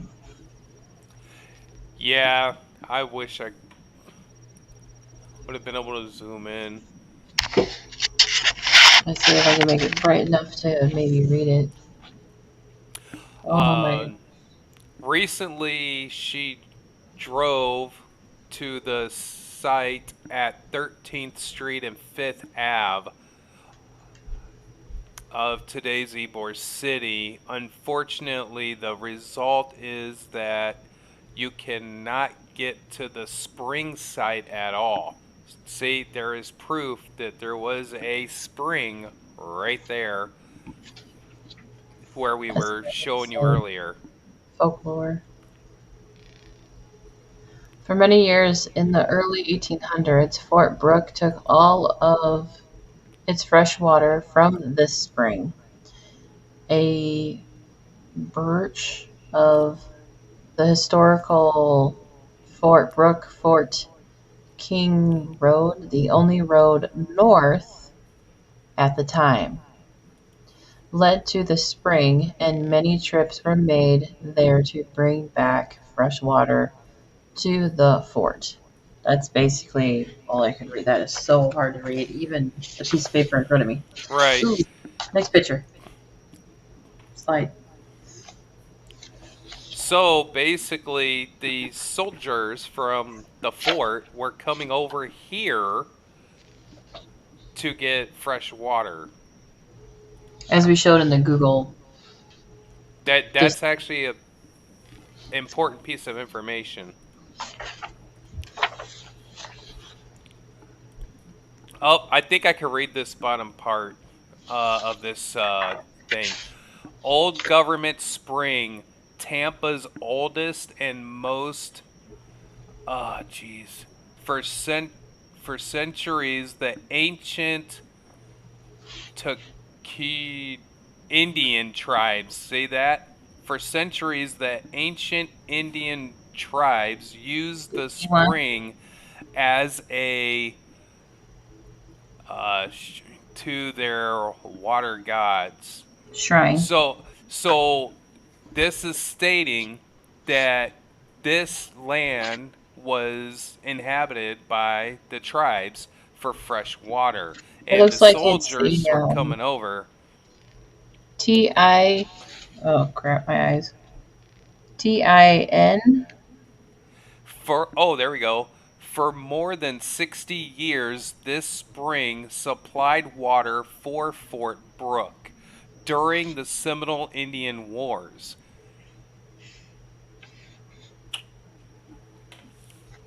Okay, that's about all I can read from that. The very bottom one said in 1894, Florida's first brewery was erected here. That's basically what we're looking at.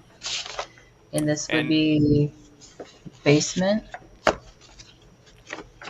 always looks like a basement. And then there's another article, slightly easier to read. Oh, this is it looks like the printout. Okay, never mind. Tampa's remaining link to Fort Brooke. Starts off, there's no old... Okay, this is actually what I was reading over here. There's no old oaken bucket there. Just an abandoned well, helmed in by chain links, fence, and overgrown with weeds. Yet, unfortunately, the surface of the well's facade, there is the last remaining link between the days when Tampa's shores were known as Fort Brooke and today. It is Government Spring, located at 13th Street and 5th Avenue on the fringe of Ybor City. That's all I'm going to read because my eyes are hurting. That's even more confirming. Which honestly, since I'm already, wow, that did that.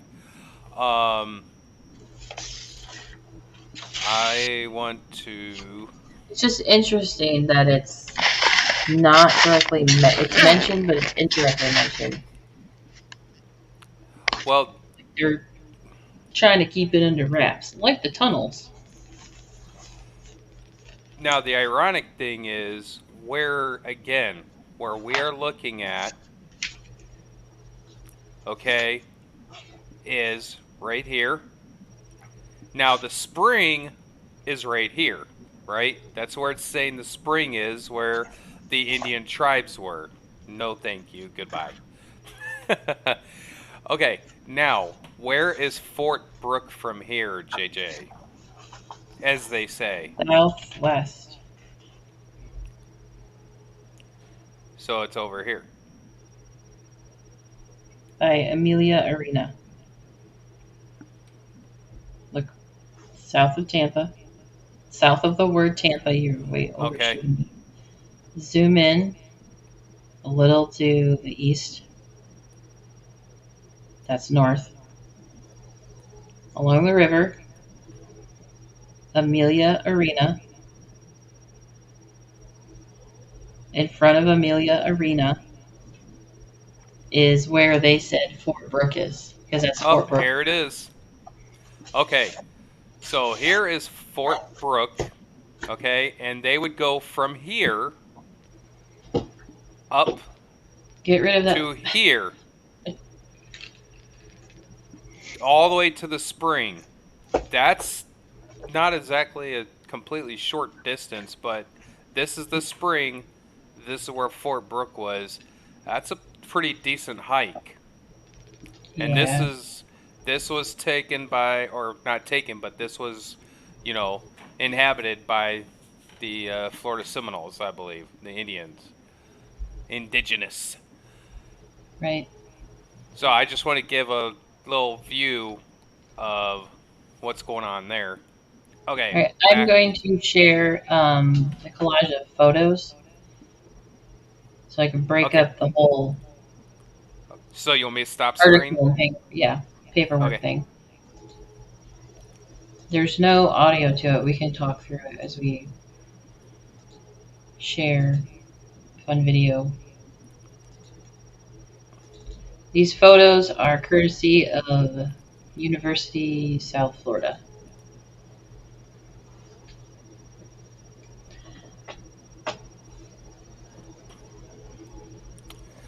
So Edna Bell said it's weird that there's loads of deep in-ground swimming pools but denied basements. There is a mixture of information that just doesn't quite add up. But this photo, I paused it, is the Florida Brewing Company, the Ice House, and where apparently the pool was. In connection to, say, the spring would have been right here behind the fence.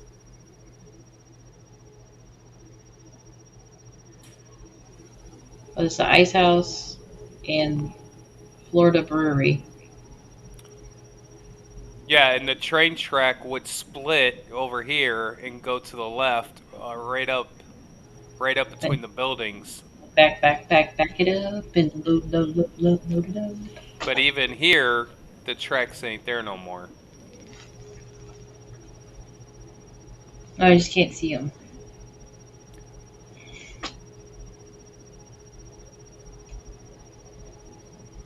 You can see to the side the brewing company, the Ice House, train tracks.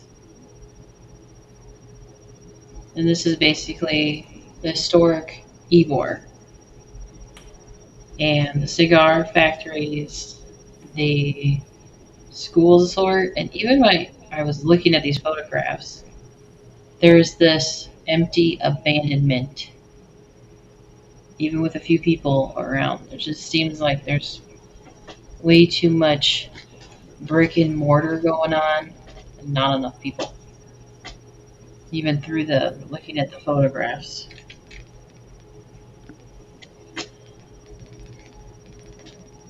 But these are all available on University of South Florida's digital collection.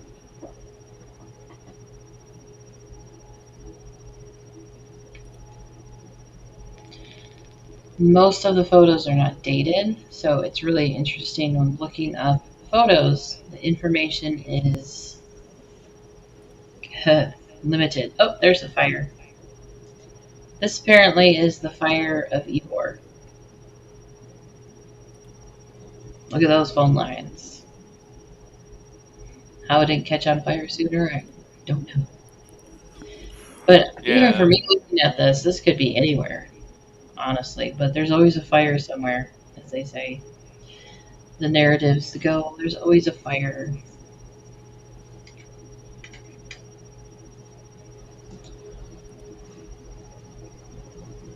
I forgot my thought. This is a Presbyterian congregation. Some of the photos themselves do have the words Ybor in it. This is an Ybor because I walked around most of these buildings that were the cigar factories or what appeared to be like a school setting. But this definitely similarity of the streets, the building structure has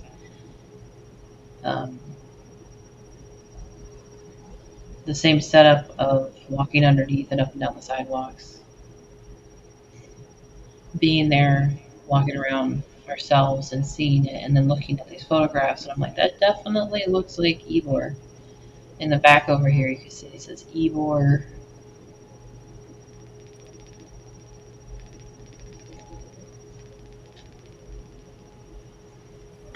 Yeah, I believe this is still there on one side of the street.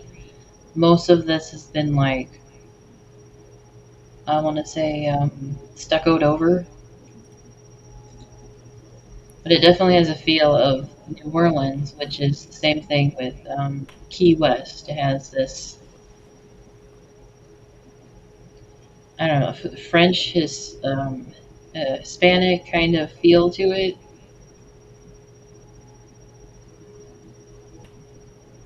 That's inside a cigar factory, which they said they moved the cigar factory companies to Ybor. It was a great location from Cuba in Key West to Tampa Bay area, Ybor.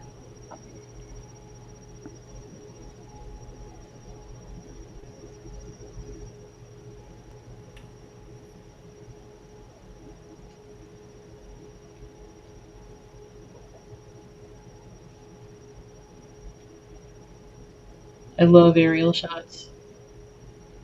They say so much with just one angle. Ooh, this one's really good. So this is more of Tampa, but we are looking at in the distance is Davis Island. They're sea dredging it. There is a wooden bridge. I believe that's the wooden bridge. They're yet to build another bridge to it. But right here in the front of the island is where the hospital is going to be. It's a really good location for a hospital. You have to take a ferry. They don't even have the bridge over. There's supposed to be a bridge right here. Again, if you notice how close the shoreline, the water, and the land, because there's no seawall. All of this can easily be just wiped off. Just wipe it off. Just get a nice rainstorm, not even a hurricane. A nice rainstorm will just wash it all away. I would just say very undeveloped. I'm saying underdeveloped. Undeveloped. This is what a seawall will look like. And this is in the Tampa area. There's the bridge that eventually got built, because over here, with no bridge, but over here is the Tampa Bay Hotel. But now there's a bridge.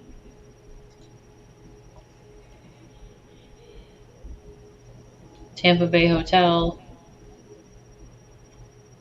Hillsborough River, a lot of it undeveloped, and then developed, because that's technically like a seawall.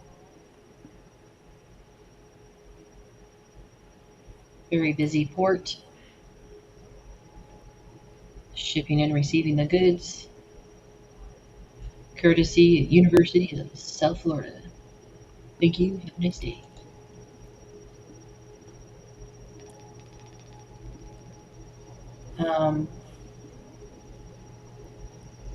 Now I would like to share a fun video on tunnels. Oh, I need audio. I forgot the other one. The other one didn't have audio. Forgot the audio.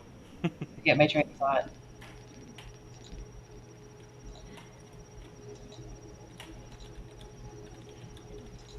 Dig it down, dig it down, dig it down, dig it down.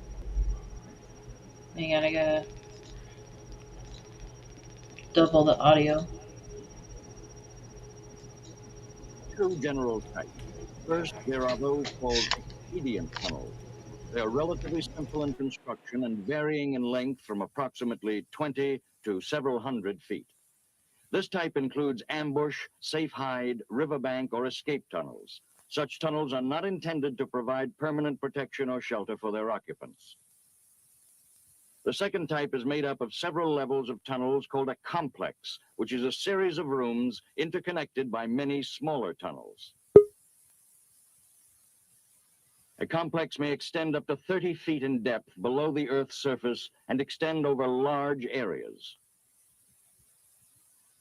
They have carefully camouflaged entrances to facilitate evasion and escape. In complexes such as these, personnel may be hidden, housed, trained, and hospitalized. A headquarters may be set up and maintained, and supplies stored. Many of these complexes date back to World War II, and since have been enlarged and reinforced to provide maximum protection against air and artillery strikes.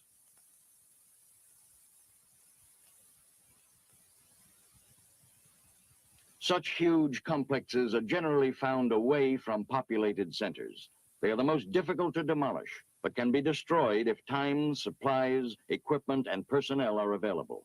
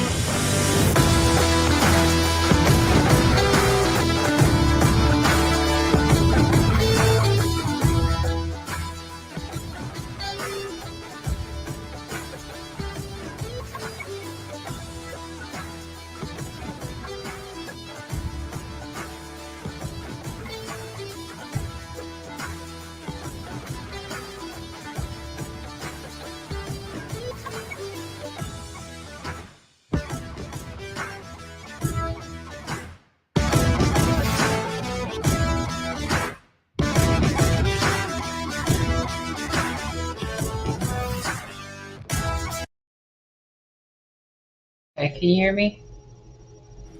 Yeah. Okay.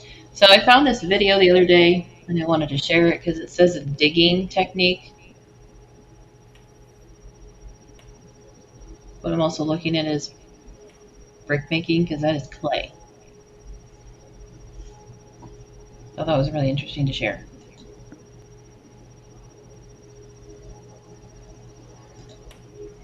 Along with the other video I shared, military information-wise is still like comparing tunnel structures of two different kinds. That was an interesting video because there's like tunneling in an emergency kind of situation. I want to say military-wise, but they were also looking for tunnels and then how they're constructed. So like even the military knows. There's a lot of maps that I find are basically military issued even. And I want to say probably less of a campaign of imperial rulage of saying which map is more accurate. If it's a military kind of map, doing the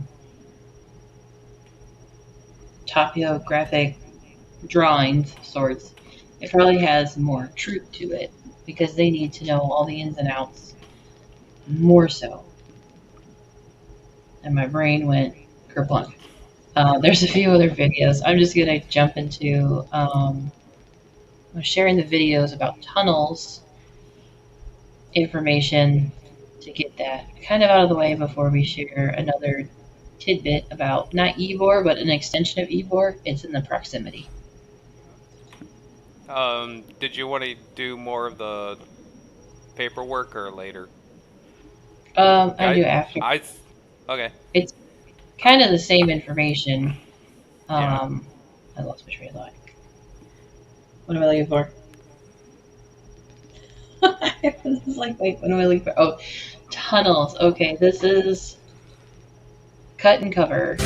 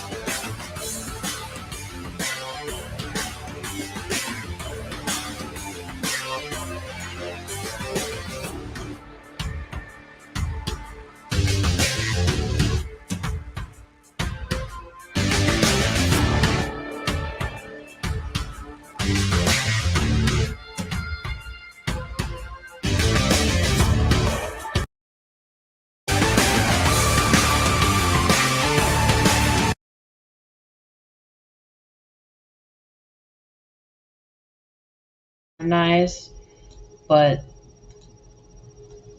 trying to find any video of old techniques, ancient, historic, I mean, you name it.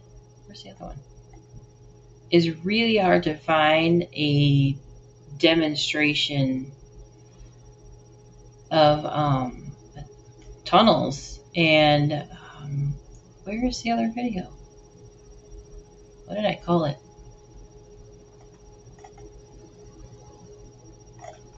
Maybe it's up here. 2 types of tunnels. There was another animated, demonstrated. I don't know where it went. It was a little cooler than that one.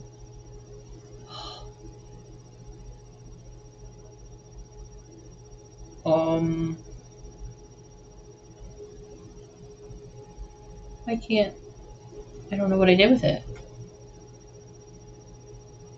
Did I not transfer it over? Okay, hang on. I remember where these go. I'm like, I was over here and I was looking and Bazinga. Bazinga. oh my gosh, did I guess I accidentally deleted it. I don't even see it.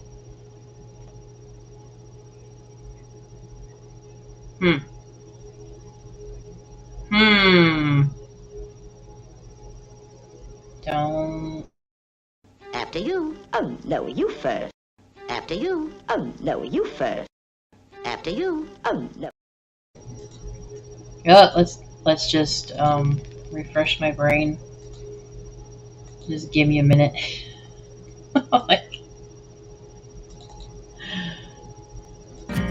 We just trying to catch a good time, even if it takes all night. Pass that bottle around the campfire, sipping apple pie moonshine. Yeah, we picking on them guitars just right. Everybody singing Dixieland delight, like a bobber on a wet line. We just trying to catch a good time. That was fun. I think this was the other one I did. Find locations according to the investigations made by That's the wrong one. Never mind. I don't know what I did. I messed everything up. Alright. I need a timeout. I need a timeout.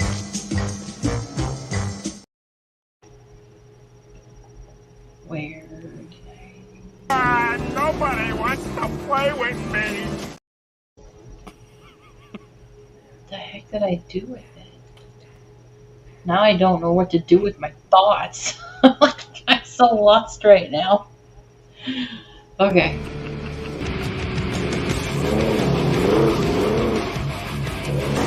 Oh, he wants to go off-road.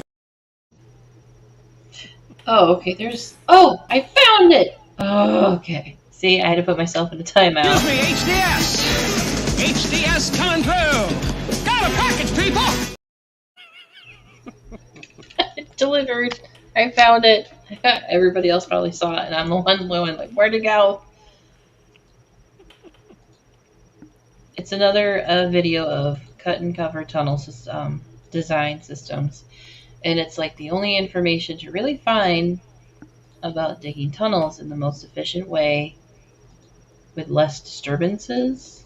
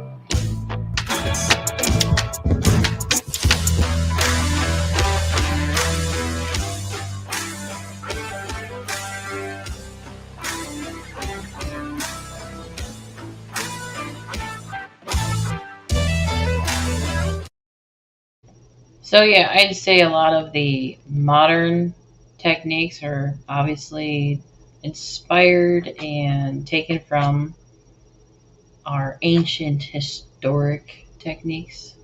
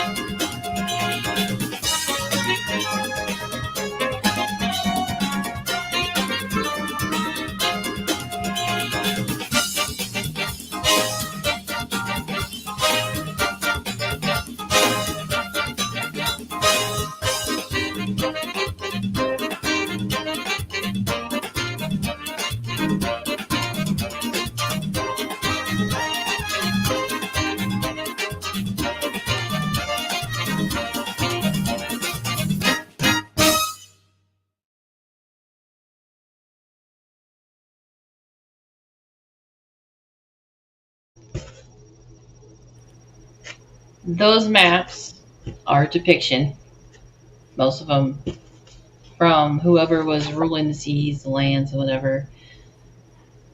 I noticed more in depth with any kind of research revolving around Florida is that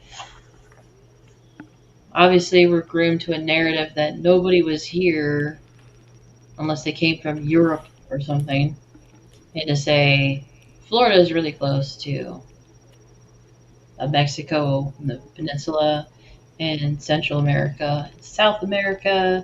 People were already here. Because I remember growing up learning, I call it fifth grade history, that yeah, sure, there was natives, but they were obviously less than. Another reason why I probably like the Pocahontas song from Disney version of it. You think you own whatever land you land on. The earth is just a dead thing you can claim. We're taught such a narrative. And then looking at these maps, originally, most of what the Caribbean and Florida was referred to, I'll say originally, my thought process originally was, I'm like, oh yeah, it was called the West Indies. So when I typed up some of the maps, and most of that was from Library of Congress, of typing in the West Indies, that gave me more maps than even typing in the Caribbean area. Sometimes it would give me different maps. But Florida was always included because it's right there. It's in close proximity to the islands like Cuba and southeastwardly down to South America. There's more of a connection there that even while doing this research, I kept picking up on something like I'm still disconnected with the idea of everything came from the north or across the pond from Europe. And I'm just like, I can't. I'm just like coming across things in the research of realizing I had to keep decoding or no, unlearning, de-scrambling, deprogramming. That I'm thinking everything came from the south, but everybody had boats and everybody had some form of transportation across the waters. Just like watching the Moana movie. I'm like, everybody traveled. If you didn't want to travel, then you hunkered down and you had a little teepee, tent, or a hole in the ground, honestly. Like, for the most part, as I look at everything, most people were actually like travelers, explorers, and they downplay that heavily. Very, very much so. Yeah, they were explorers, kind of like. What planet am I on? Earth. Earth? Terrible name for a planet. Might as well call it Dirt. Planet Dirt. Yeah. So, I'm gonna share another video, and then we're gonna hop into. I was gonna say, do we have more the of sulfur those spring news tower? the news clips? Because I thought we had. Because I'm pretty sure we still had at least a Yes, I think we had couple like more to go through. Because there's some very pertinent information in those most news of them. Yeah. clips. Oh yeah, I wanted to share a fun. I call it fun fact buildings with wooden wedges because that's what this guy is talking about, and it was just kind of like, okay, construction, architect, design, drawings, nothing's off the table. Let's think about it. Maybe they did do this. Where am I going? I can find it. If we haven't had technology around for that long, it just boggles your mind about the structures that were built in these ancient societies. You know, the Greeks who built the Parthenon, they figured out how to basically jam dowels and other thin pieces of wood and metal into columns to make them hold up. So they're basically building with wooden pegs, which seems terrifying, but thousands of years later, and these buildings are still standing with little wooden and metal pegs jammed inside of the concrete. Romans basically created Portland cement. No joke. You know, 3,000 or 4,000 years ago, they realized how to mix different like rubble and stone and, sediment with water and mortar to create, which is basically the exact same thing as modern Portland cement. And that was about 1000 BC. So what is about 3,000 years ago, they built Portland cement and they built all kinds of crazy stuff. If you want to watch an awesome video, watch a video about how they filled up the Colosseum with water and they staged battles with sailboats in the Colosseum. That darn thing was watertight. And finally, probably the most fascinating of all, there are all kinds of these History Channel BS shows that talk about how aliens lived with the Egyptians and all this stuff. And the reason why these conspiracy theorists get to push that, trash is because of the accuracy of the Egyptian surveyors, not the Egyptian engineers, not the Egyptian architects, the Egyptian surveyors. The Egyptian surveyors laid out the base of a pyramid, which is several hundred or thousand feet wide, to the nearest 0.5 feet, half a foot. And that's 15 millimeters for you metric people. So they built 4 sides of a pyramid to the nearest 15 millimeter base and to the nearest 58 millimeter height. Pretty amazing. These guys are spectacular. And they did this work without the benefit of modern technology.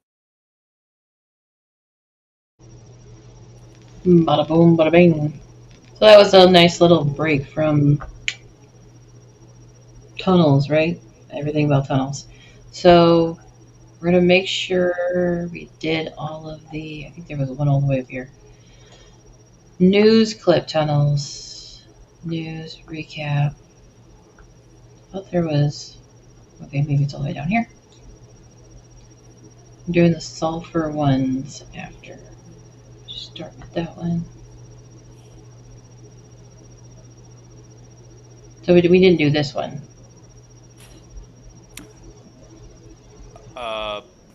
Maybe not. As organized we'll know once. Was. Yeah, it's. I'm also it's crashing. damp and dark. Just a couple of feet below the ground, the main tunnel runs from Ybor City toward the port, and it is truly a tunnel back in time. At a construction site off 6th Avenue, new openings just unearthed show the way. Gotta watch your head. We get inside for the first time. It keeps going. Seeing firsthand that the tunnels of Ybor aren't urban legend, they are real mysteries of history. And back in the day, you don't know what they had in mind for this. You got the storm structure that's right here. Intersecting pipes show drainage was at least part of the purpose, but there's little doubt there are also passages. For safety, this is just about as far as the construction manager will let us go. We can see about 200 feet. Where the tunnel leads, we just don't know. Some believe the tunnels were used for smuggling during Prohibition. In fact, the Florida brewery, built pre-1900, sat just above the tunnel. As these new entrances were unearthed, hundreds of bottles were found. Maybe a clue. We're kind of go back through time and kind of re-examine how these things might all connect. Using technology, the digital heritage team from USF went in to get images to make maps. There's where the brick ends. Of where the tunnels go in relation to streets and buildings above. We have the whole site to about 1 millimeter, so if something were to happen, we still have it all preserved digitally. What's likely to happen is the long-lost tunnels of Ybor will be covered over again. It's right in the middle where we're going to be building our building, of course. The new building's owner, Daryl Shaw, says he'd like to build a see-through floor with a view of the tunnel. We've geo-referenced all of these maps. In the meantime, historians scour these tunnels. All of the organized crime and all the other stories, and I hate to say myths, but the legends you hear about Ybor. In more than 100 years of Ybor City, the best-kept secrets may be underground. Now, the USF libraries and the Tampa Bay History Center are gathering just as much data as they can while the tunnels are exposed. Was it used for smuggling, prostitution, organized crime, or all of the above? We could get more answers as they continue to dig deeper. I think it was just a drainage system. Oh yeah, that was totally sewage. They were just getting bombarded with being flooded. And again, it's crazy that another reason why we went back to USF is because of Lori Collins and her team getting all of these forensic schematics of the tunnel system. And as you could see, it wasn't just a short little, section of the tunnel system. They got a lot more that they will not reveal to the public, unfortunately. So everything we do has to do with the weather. When it storms around here, we're always watching where the water goes, flooding intersections and engines and leaving us with waiting woes, or worse. But a couple of weeks back, once the rains receded, we spied a crack in the crust that's formed over Tampa's somewhat scandalous and certainly storied past. As quick as it opened up, it got covered quickly, and it's a shame. Right here, Sam. You know where it's at. No way. What Sammy Campisi and Manny Alvarez are talking about and pointing at isn't even visible now, but these quickly taken shots show bricks under that planter along 7th Avenue, an entrance to what's under 7th Avenue. Basically, there's some hollow tunnels under there, and the sand, the water was making its way down, and it took down opened up a big hole here. Right, we had some erosion going on, and it exposed what me and Manny believe was the opening. So some brickwork was exposed. As kids growing up here, these guys heard all the stories about bootleggers and speakeasies and the secret underground Ybor that allowed subterranean subterfuge during Prohibition and beyond. The tunnel system was never exposed during the entire Prohibition. Some of the cellars, some of the basements were, some of the dummy walls and homes were, but never this transport system. Which is why this old archival footage from a vintage Tampa Bay Treasures broadcast is so cool to revisit. As longtime Tampa civic servant Rose Ferlita showed off one of those rare Florida basements in the yard of the house where Sammy was born. You can see, I mean, there's a lot of thought process going into how they prepared their little cave. And the proud proprietors of the old Blue Ribbon Market revealed what lay behind and beneath the old meat case. Underneath this rug and the cover is how you get to it. And we found that while there are no firm or formal maps of the tunnels, their presence has been confirmed by those who've been inside. I know that we were below ground level, and I remember the arch, the red brick arch that led this way, and it went several feet under the sidewalk. 7th Avenue to the Las Novedades building. Right. After that Blue Ribbon Market burned down back in 2000, the door to the past was shut and shuttered. And today, while there is some digging here, it's only to put up parking signs. So today, Manny and Sammy and the rest of us can only point to what was once and what we may never ever see again, as safety issues and family-saving face force the openings, however slight, to be shut. We can't see it, and it's kind of a shame. Really is a shame because there is some neat stuff down there. I just got a little bit of a glimpse, and what Sammy and Manny are telling me is that they've now been contacted by some of the folks with USF, the archaeology group out there. They want to try and get in and see some of these underground Ybor caves and caverns before they can't get in there anymore. Sure. That would make a great tourist attraction to open those things up. It really would be. And a lot of people are talking about it. Very few people have seen it. And those that have seen it say it's very cool. So maybe. It is super duper cool. Very, very cool. Yet, you know, that's crazy that even they're going, hey, that would be a pretty cool tourist attraction, right? Everything, right? It got our attention. Oh, there's the other one. Okay.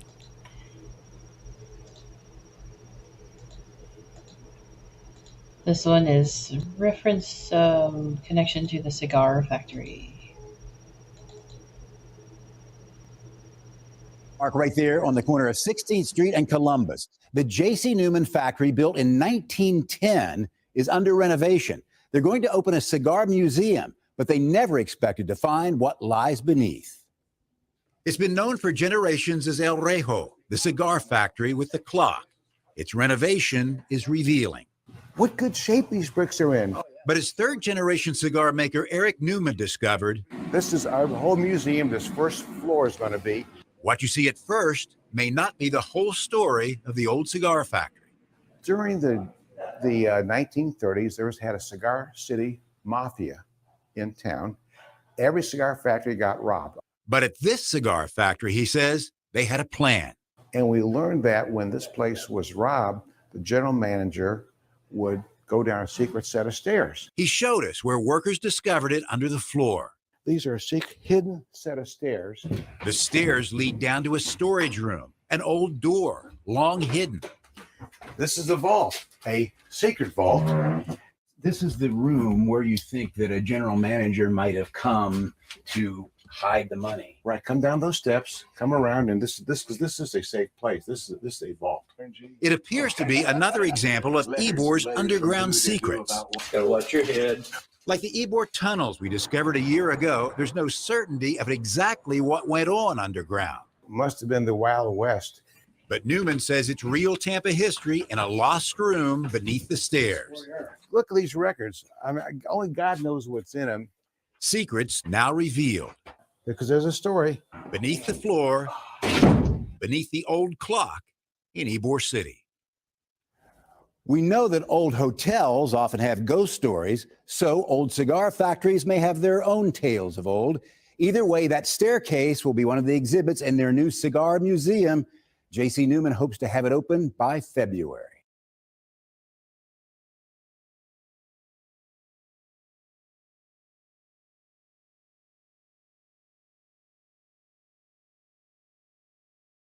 It still didn't look like it was open. I think under construction.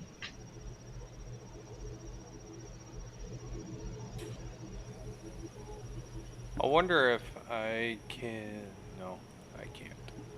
Are you gonna share something? Yeah.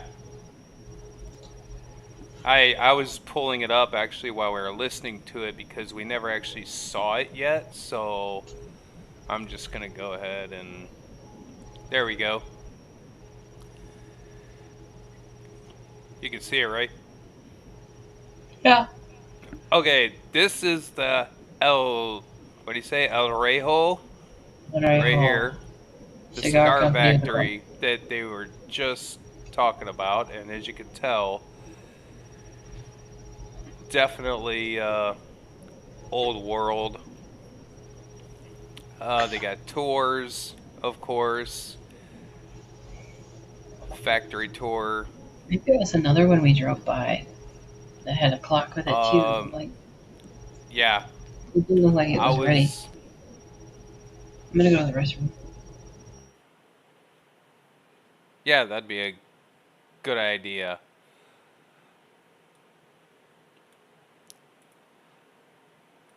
Let's see. Um,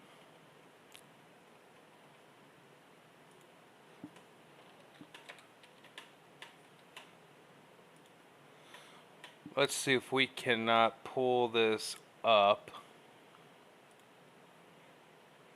on here.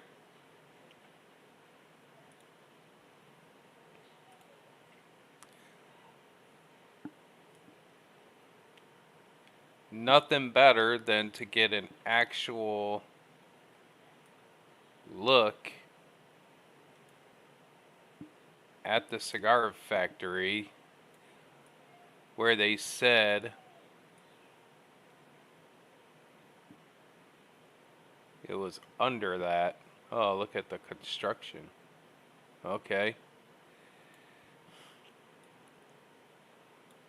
Let's see if we can do a little, huh. Okay. Interesting. Trying to, hide a few things there, perhaps.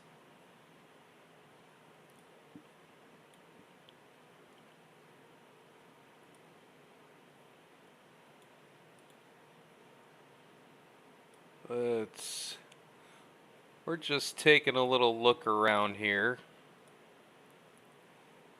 See if there's any peculiar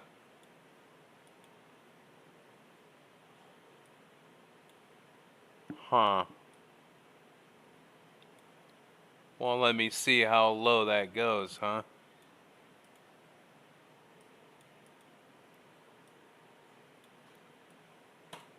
Brick road.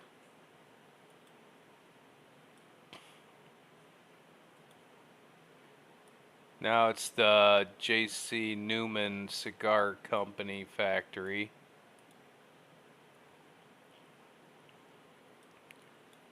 Like how they're raising it up here. What the heck's going on under here and all this? Why did you have to raise it up here and put a door up here? Like, huh. Okay.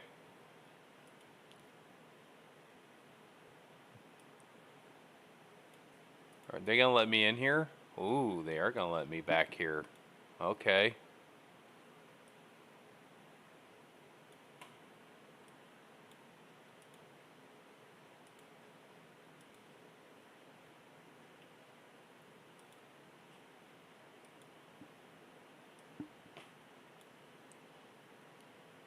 What? Does this make any sense? What the heck is going on here?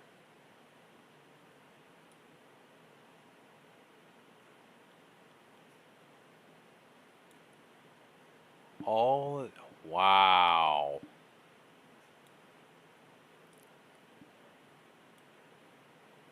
Wow.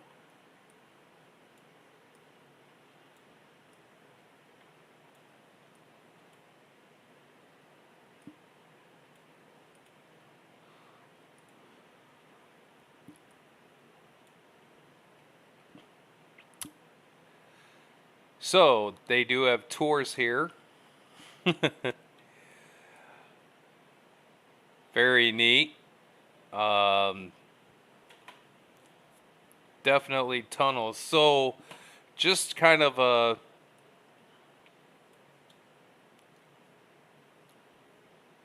see if we can't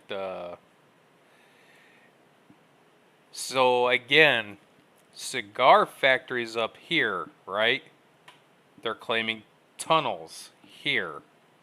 We're down here. This is the architect building, and there's tunnels here where he said it goes over here, then down here into the harbor. So you got a tunnel system going up here, going over here, forking off this way, because remember he said it goes down and forks this way, which would make sense because if it goes down this way, forks this way, it'd probably connect to up here, right? Connect here, connect here, connect to the bay. And there's also I believe, a news report where it says there's a tunnel system that was found in the Seminole Heights area. Now, where? Not sure. But we firmly believe that this entire area is just fully covered with tunnel systems because there's news reports here, here, here, here, here. We're gonna get into more, so definitely don't go away.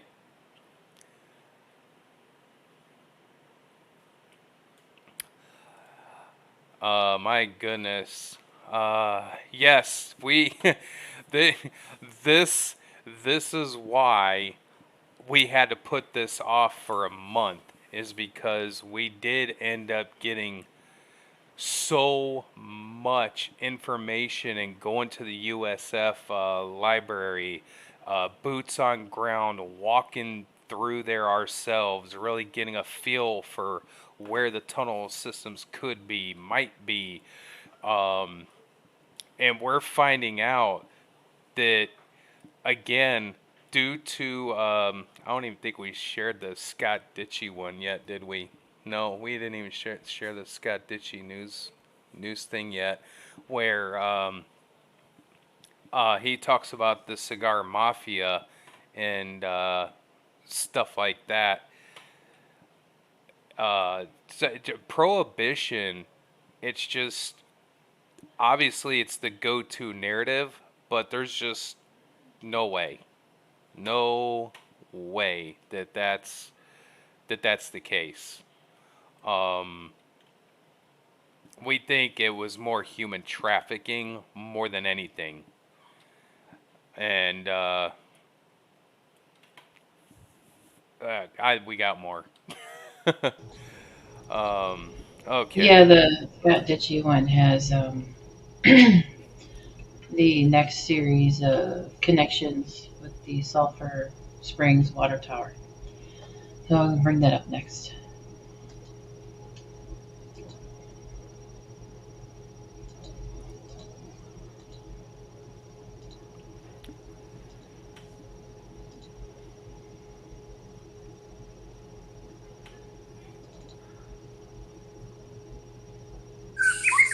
It's a grand old 1920. Can you hear it? Yeah. 5 home on the Hillsborough River. There is a basement that, surprisingly enough, But what lies below is something to see. looks like it must have been closed with gates. Some believe it was a brothel or a cockfighting ring. It must have been stairs. Now it's home to Marina, Look at me. who showed us the tunnels that are now blocked. One is said to lead to Ybor City, the other under the river. A former neighbor told her He actually walked through one of the tunnel, the one that goes under the river, and he kept walking for 20 minutes. And he couldn't find the end, so he got scared and came back. it's a mystery who came and went, doing what underground.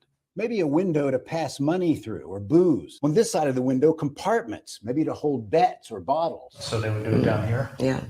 It's a treasure trove for Tampa mob historian Scott Ditchy, who's been digging into Tampa's underground. When the tunnels were uncovered in Ybor a month ago, I think it just really blew open all this interest in the topic. Behind the wood, There was a passage.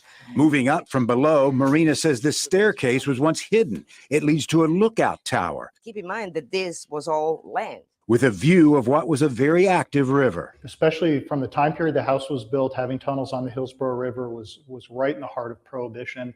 And this whole area, Tampa all the way down through Ybor City, was a hotbed of illegal rum running and bootlegging. And it's pretty obvious. And hiding money. The home supposedly has 3 safes. Marina has found only 2 so far. Justin. And then there's the blocked tunnels and their mystery. My husband says, if something has been locked, you need to find out why before you open it, you know? With new interest in what's underground, the old house on the river seems to hold even more mystery. Lloyd Sowers, Fox 13 News. So much mystery. Yes. You know what? Darn it. Dang nabbit. I'm gonna have to do it again. Just give me a second, because I need to. What are you doing?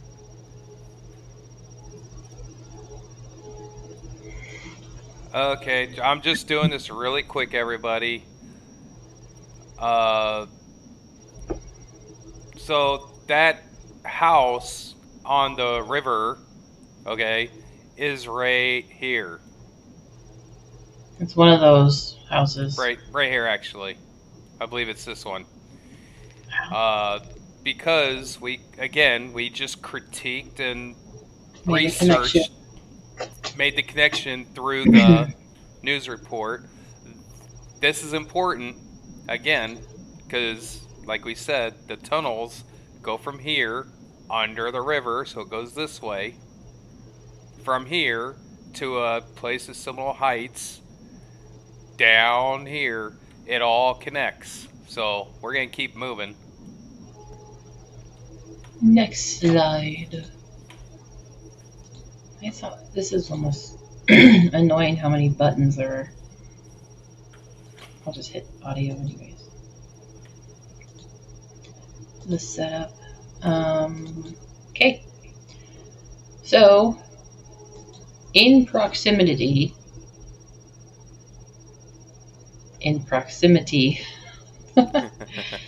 the house that was just shared in the news is up over here around the bend of Hillsborough River. This structure right here is the Sulphur Springs water tower, to be the pump station, or So what would have what would have been a resort in like the 1920s. Usually everything seems to revolve around a certain decade for situations to take place. Well, even in the 1920s was the Prohibition era, was the cigar mafia era of the tunnels coming up. And then, like, the more I look at things, the more I start to notice that and feel, like, even through photos and videos and some articles and sharing and looking at things, like personally looking at things going, this stuff is older than they say. There's something not just going on as to who built the tunnels, when did they build them, why did they build them, but it's definitely like older than they say. Yeah, we basically believe that obviously they use Prohibition and other narratives as a cover story, like anything else, for what they were really using it for. So this structure next to this water tower, which we went to and walked around the water tower, the structure is not there. It looks more in ruins. Obviously, the time that this photo was taken isn't shared in the description from the University of South Florida. But there's a set of stairs. This is a very awkward area to walk through, even without the tall grass. And when we walk through, not through, but around the Sulphur Springs Tower, there's 4-door entrances, which I found interesting. Which also with the windows all the way around, there's a pattern going on there with the windows all the way up to the observation deck. So yeah, you could say there's some plumbing in there. It looks like it was siphoning or pumping something, and this might have been more of the pump house next to the tower. There's a similar structure to observation towers, lookout towers, sighting towers. There's actually multiple purposes for towers, of which can be for, we'll just say military, but it looks very castle-like. This is the first postcard I'd ever seen with the square house structure next to it. I've seen a few postcards. Most of them make it look like a botanical garden or something, like the Boak or Bach, depending on how you pronounce it, garden area that is out towards Orlando. So this said in the top part of it, whoopsie, that's queued up again. My camera's in the way. Can you read that?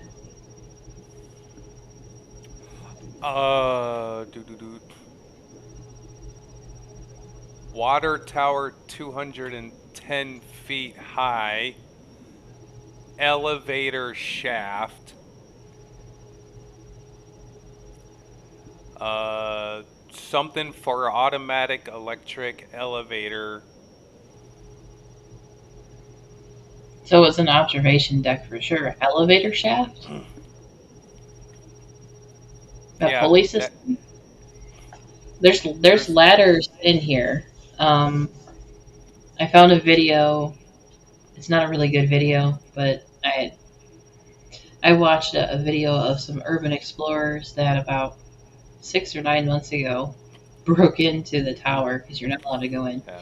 You can walk around it. It's in a park, but they don't want you in it. Hey, Scott Loverome. Good to have you here. So in their video, they were exploring, and the inside, it is flooded in the bottom of it, but there's a lot of interesting components that look like mechanical, sure, but you can't really tell. It's a very dark video. Oh man, it's been a while. Hello and welcome to everybody. I'm okay. I'm not crashing. I'm like, hello and welcome to everybody. Welcome to yourself. Welcome and thank you for stopping by. Yes, back in those days, though, that is a high elevator, and that's something that we are severely considering, is that this was not a water tower at all. It's a multi-purpose tower. If you look into the history of towers in general, but that's kind of what it reminded me of. But this is a more fancy one. It's more decadent and elegant, clearly. But you can always add more decoration to the exterior. Because even walking around the bottom part of this, there's some decorative features on it for sure. Oh, there you go. Tunnel sighting tower videos.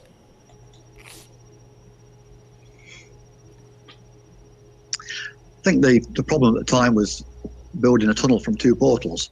If you build just from the portals, you've only got 2 working faces, and at those working faces, you can only have either a team of miners or you could have a team of bricklayers.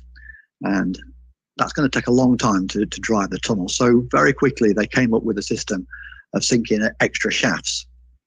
At the high point of whatever hillside you're going through, you're going to construct a sighting tower. And that will allow you to set out all these shafts. Now this is Bletchley with 12 shafts. The more shafts you have, the more faces you have, and you can move your workforce, your miners and your bricklayers from one face to another. That's a close-up of the sighting tower.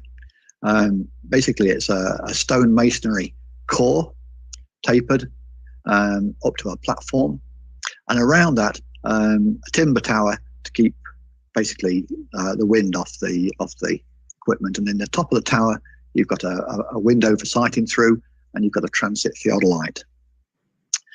Picture on the left, that's a transit theodolite, very hefty frame, bolted down.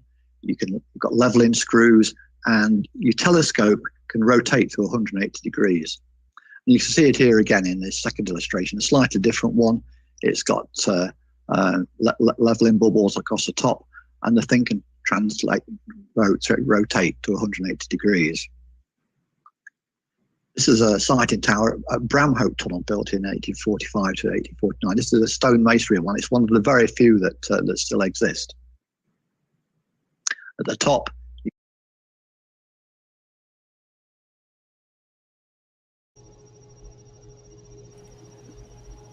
we good? Okay, you're unmuted.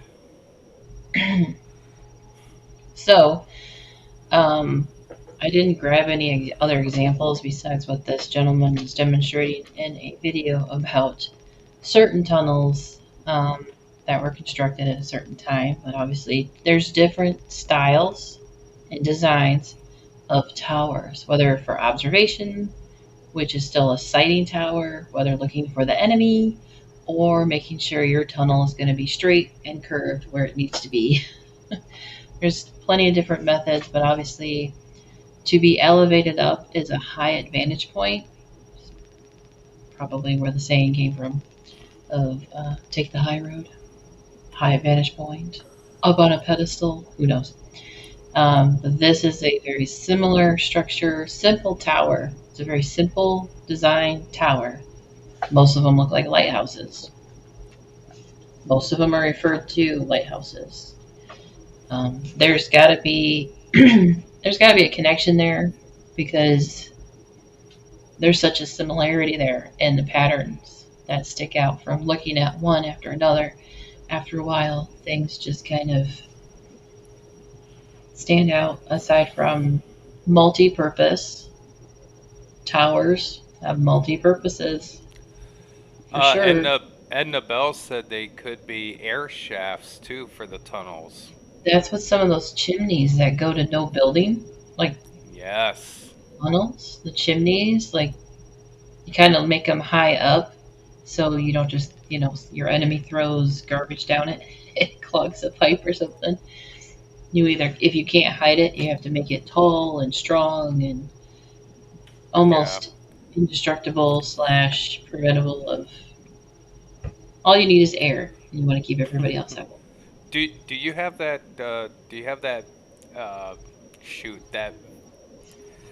That instrument that he was talking about? You have that? It's the large slot through which you'd be sighting the theodolite. This is a little timber-clad one on the plans for Up Holland Tunnel in 1856. So basically, having set out the line of where the railway is going to be, you build your sighting tower on the highest point, and you can sight down forwards and backwards to establish the actual line, and you get your theodolite spot on the line, and then from there you can sight down to other points on the ground accurately to know that would be where you would set out the shafts. Yeah. So obviously one thing leads to another, and you're like, what the heck is he talking about? What is that nifty tool device that he's talking about? Is one of these. And this either a theodolite or a transit, whatever you're using at the time. You've got a big brass angle measurement device here on the bottom, and then you've got a telescope on top.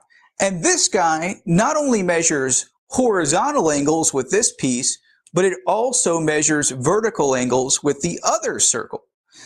And again, you can level up, put it on a tripod, all kinds of good stuff. But again, this is game-changing technology. Before, we could only measure to the nearest 1 degree, which is 60 minutes. But now we can measure to the nearest 1 minute or 30 seconds or 1 second. Spectacular.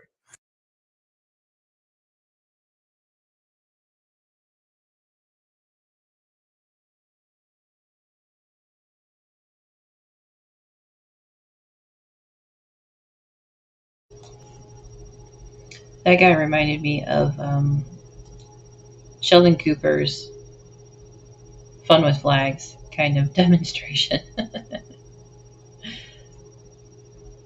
So we did that one. Now I gotta gather my thoughts again. Cut and cover tunnels. What was the other thing? Well, this video is a really interesting video. This is talking about a train tunnel, but the construction of tunnels in itself, there's a lot of common denominators. So you to say, depending on the location, obviously this is like not what Ybor looks like, but the technique, design, and construction of tunnels, it's very similar, because even the tunnels in Ybor, the arch is 3 layers of brick, just the arch. So there is a lot to consider in regards to, this wasn't just a dig a tunnel to crawl through, whether it was 3 feet, 4 feet, 7 by 7. So I'm just gonna let this video play. I gotta get a drink of water. Progressively work your way down, building a brickwork, put another frame in, put some more brickwork in until you get to the level of your tunnel. This is an illustration from Langefeld Tunnel, much later, 1913.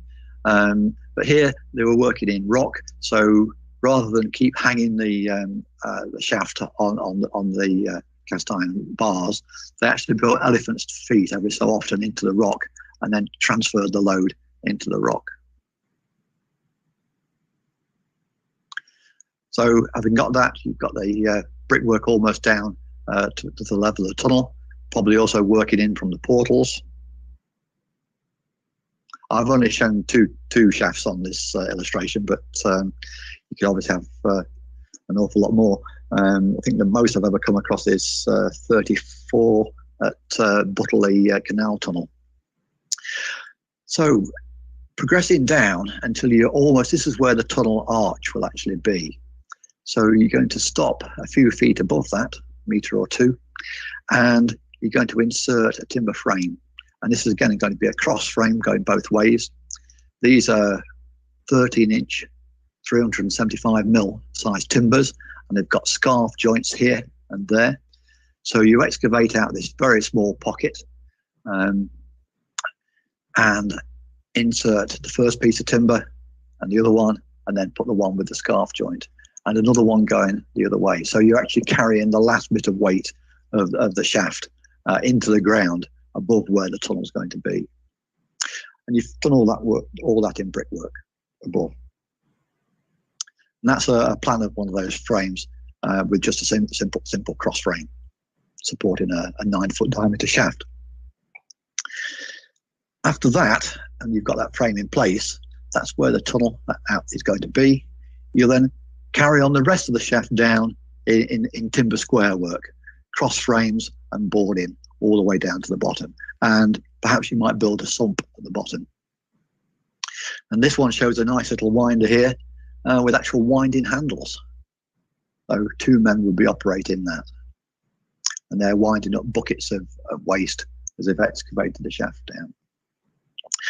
So after you've got to the bottom and built a sump, you're then going to excavate from one shaft to another and form a timber heading. And you'll connect all the shafts and possibly the portals up all as well with a timber heading.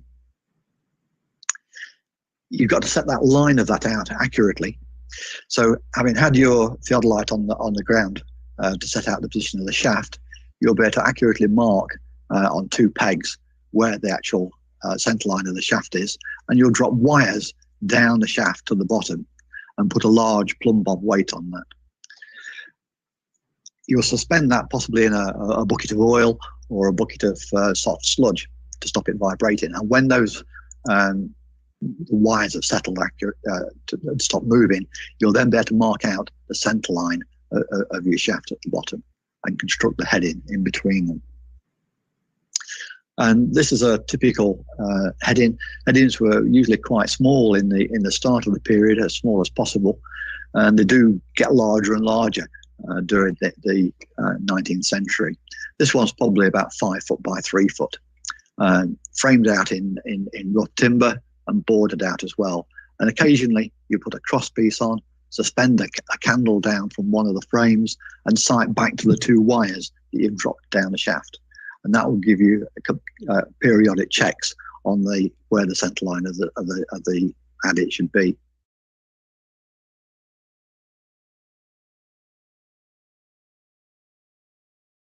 Loads of information. Hello, my Sherry. There she is. Everybody went live tonight. Yeah, boy, what a night for literally every every channel creator to be going live. The J Dreamers to Old World Florida to like everybody seemingly went live tonight. Oh, in here, I wanted to go find the. I would say, you know, this stream is obviously a heavy research stream, so if you can just share it, you know, just share it out. Again, we're not looking for subs. We don't care about that, but I think this is an excellent stream that, you know, many others would like to learn and know about. So if you would like, share away. So this looks more like a sighting tower or observation tower of whatever the means are. Look out for enemies, look out for building your tunnels askewed. Who knows? It's got some heavy detail on the bottom right here. Most of it's broken. They were trying to restore this a few years ago. I thought I made a video, but I don't. Again, I'm like losing wherever I put my videos at. But this is a sealed-in doorway.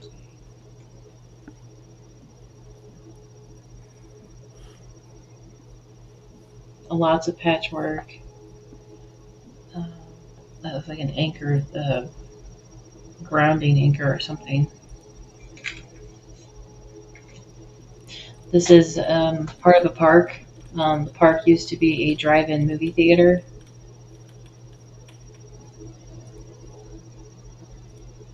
And things like that don't last very long, I guess, depending on the Florida weather. Let me just expand a little bit, that would make it easier. This is 210 feet. And we just walked around it. I think in 20 minutes we were done. We got to see a beautiful sunrise because we got there early because we were making our way out to University, South Florida. I love that morning mist. Look at that. I love it. And the freeway is right there, along with the major road over there. That's also on the river, the bridge. The trees have grown significantly, as you can tell. There's one. You can't really see this from as far as you probably would have been even 20 years ago. Apparently 100 years ago, or almost 100 years ago. It's just sitting there, just a slab of pavement. But there was apparently 4 doorways.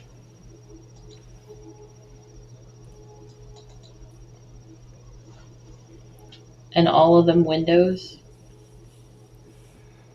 And this was a water tower. But according to the one postcard that I found, USF. Why did I say USC? I don't know. Alphabet soups. It said it was an elevator.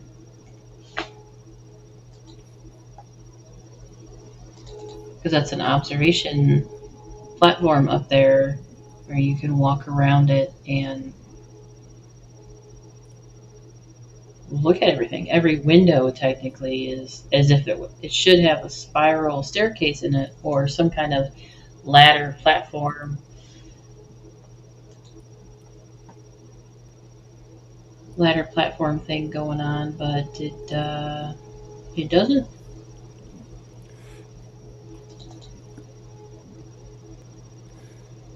Well, not that I know of what's inside exactly, but Do you have that video of the inside? it's so dark. I'm sure you do. It's in the YouTube playlist, but it's very dark video because they're moving it around and shaking so much. They're just like 18, 20-year-old urban explorers that broke into it a couple months prior. But the base of this, the wings that stand out to support it, the decorative pieces on it, each door was supposed to have like a decorative piece on it, and the door is on every other space marker.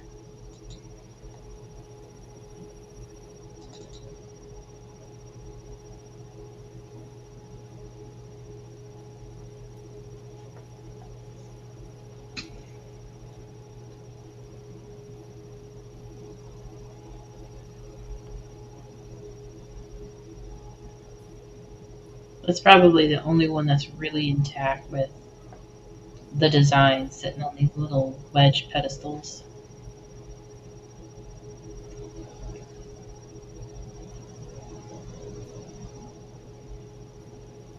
I just say it's an anomaly. They call it a water tower because it was supposed to pump the water from Sulphur Springs, like a spring, or the river, and pump it into a resort. I swear I made a video on this. I don't know where it is. Oh, I don't see it. I don't know what I called it.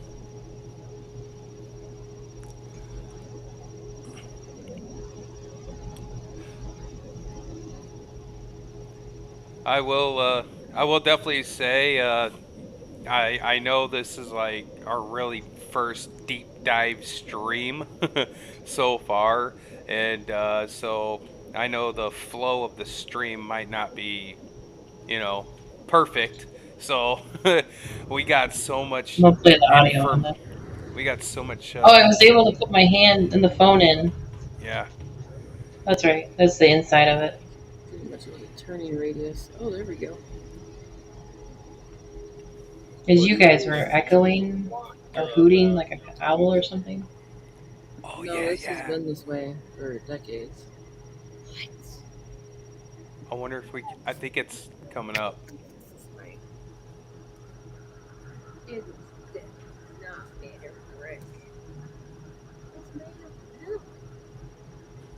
Maybe. I don't know if you guys were like hooting like an owl. It might have been before, yeah. Door, so there's 4 and then a little bit afterwards, but you said it like echoed. That makes no sense for like a water tower. 4 entrances. Back up, then. Of the picture. Back it up. We also think, I believe that all of those slits on the side of the water tower were just another lookout observation. Windows? Yeah. Yeah, you see all those slits all the way up and down? Yeah, those are just a bunch of, it's a every other one. It's a perfect pattern to put out your sighting equipment to know where to put your tunnels. It's very hollow at the top for a water tower. It's an observation deck.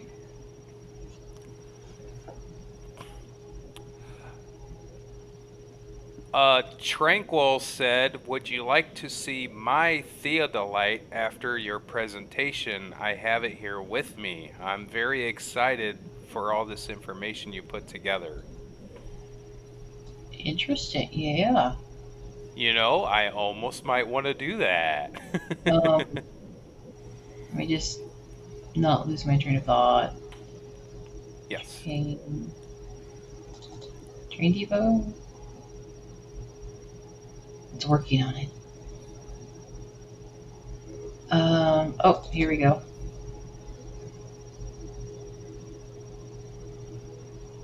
So we walked all around Ybor. This over here would be the ice house, and this over here would be where the so-called government spring or tropical spring, I forget the other name, would have been. We were exhausted. Lots of fun walking, talking to the camera too. So there's the brewery, ice house. Funny shaped building when you look at it from aerial view. Oh, if we go back, so a little bit better angle. This white building, not the off-white building, but the white, this connected all the way to this building. The train tracks stopped right here, and they would load from the brewery and the ice house onto the train. According to Jerry, because he sold the property, building to say that other building had the pool in it, a pool, something. Here's the trolley. Because wherever the original trolley system was located or set up, I'm not sure. Some of the old black and white historic photos show that there was a trolley system. The tracks are in the road, and there's so many other branches off into looking this up, and there's so much to get into. And it's fun, but also exhausting because I know there's some time-consuming aspect to it. Plus, we have a family, kids, dog, even the cat needs attention. I swear that cat, if he wasn't so scared of the truck, we would have to take the cat with us, like we take the dog with us sometimes to go and do stuff or walk outside.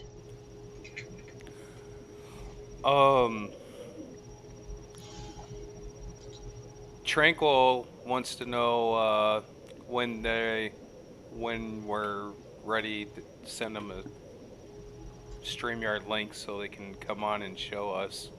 Oh yeah, I'm good to go. Actually, you know what? You want that link right now? Yeah, you go and throw it up there. I mean, you can just come on now. You know, no big deal. If you're ready, we're always ready. I'm gonna double check because I thought I had another video, but I don't know where I put it. Do you have the brick vaulting video that's in your playlist? That's actually really cool. In your playlist, it's called brick vaulting video. It's in your playlist. I'm looking it up. I'm like, that's actually really neat, and it's pretty short. It's only like 2 minutes.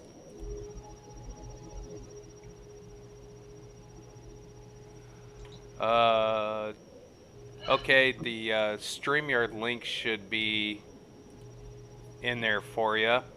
come on whenever you're ready. And Oh, okay.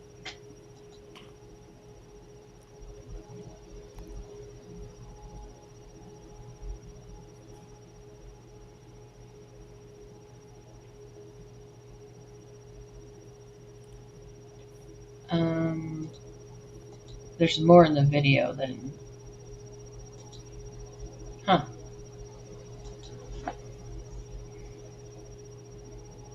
Well, let me cue that up a little bit, and then I will share that one really quick. There's no sound to it.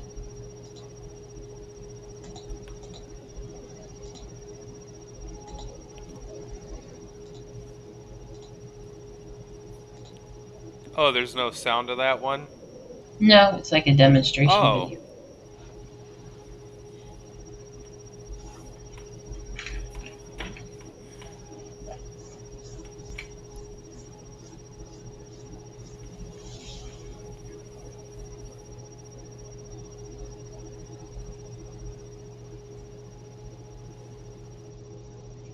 Three layers.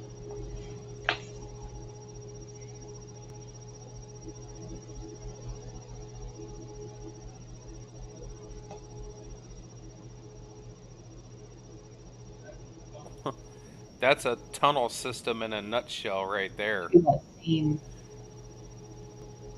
in that opening. Yeah, this is like a demonstration video. Oh, I thought I already sent the link out, Tranquil, didn't I? Uh-oh. It's a wine cellar. I forgot about this video. I'm gonna cue it there, or was it the one before it? Oh, I put it in the wrong... I put it in the wrong stream. The wrong stream. Sorry about that, Tranquil. Dig a tunnel, dig a tunnel, or construct one. There you go. Wooden framework.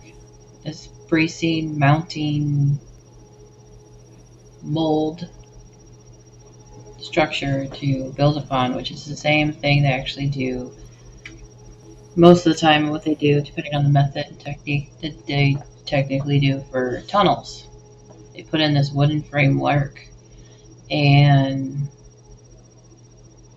then they build within it, on top of it. Makes me exhausted no matter what. I found this one. Ooh, that one's got sound. Are they ready, or I can play a video? Oh, just they'll pop in when they pop in. Oh, so okay. Just roll with it. This has to do with Sulphur Springs Tower in possible would have been semi-resort. 1900s, 1930s. There are many locations along the scenic Hillsborough River where a rich and historic heritage lay hidden from view and largely forgotten for many people. Most may know of Sulphur Springs by the iconic Sulphur Springs Water Tower. Hi, Tranquil. That, We'll get to you in a tall, second. majestically stands watch over the Hillsborough River and the springs, an historic landmark visible to the thousands who pass daily down Interstate 275.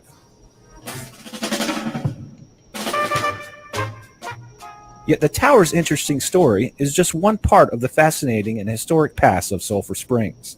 According to legend, the famous springs along the banks once held great significance to Native Americans for the curative powers of its waters, and later became a valuable resource for thirsty European explorers who made frequent stops to the bubbling springs.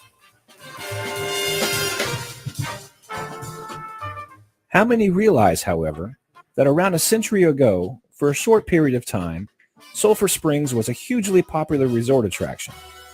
In fact, it was largely due to its success drawing in visitors from around the world that Sulphur Springs Water Tower was built in 1927 so it could meet the growing demands for fresh water in the area.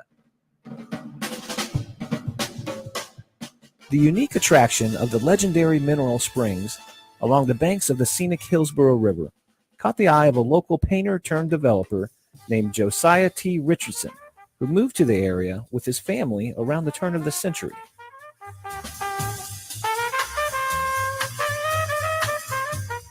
For 3 decades, Richardson transformed Sulphur Springs from a sleepy waterhole into a bustling resort destination, complete with a world-class hotel and arcade, in what many would say was the first indoor mall in the state. Recreational attractions around the spring, however, were what drew droves of visitors to stay at Richardson's Hotel, and these included large toboggan flumes, alligator enclosures, pools, and especially the legendary powers of the mineral waters in the spring that were thought to be able to cure any number of ailments. And so, for a short period, this little section of the Hillsborough River was quite a scene and appeared to hold plenty of promise for developing into a world-class destination. Yet, as fate would have it, while nature's beauty and wonder can be a great attraction, nature can also remind us all of her, and in the case of Josiah Richardson, dreams. You see, when Richardson commissioned the construction of the Sulphur Springs water tower in 1927, he had to mortgage all of his properties to come up with the finances needed. It was a big risk, but one he decided was necessary in order to plan for future growth and opportunities in Sulphur Springs. Unfortunately, however, no one could plan for what happened in the aftermath of the Treasure Coast hurricane of 1933 that produced so much rain in such a short period that it was too much for the Hillsborough River's dam to hold. And once the dam was breached, there was no stopping the historically high floodwaters that inundated Sulphur Springs, and nothing could be done to protect the elegant hotel and arcade, or the rest of the attractions in the area. What made things even worse was that this was the time of the Great Depression in the nation, and hopes of rebuilding and recovering during this period, especially for Richardson, who had lost all of his wealth, were thus also washed down the river and out to the sea.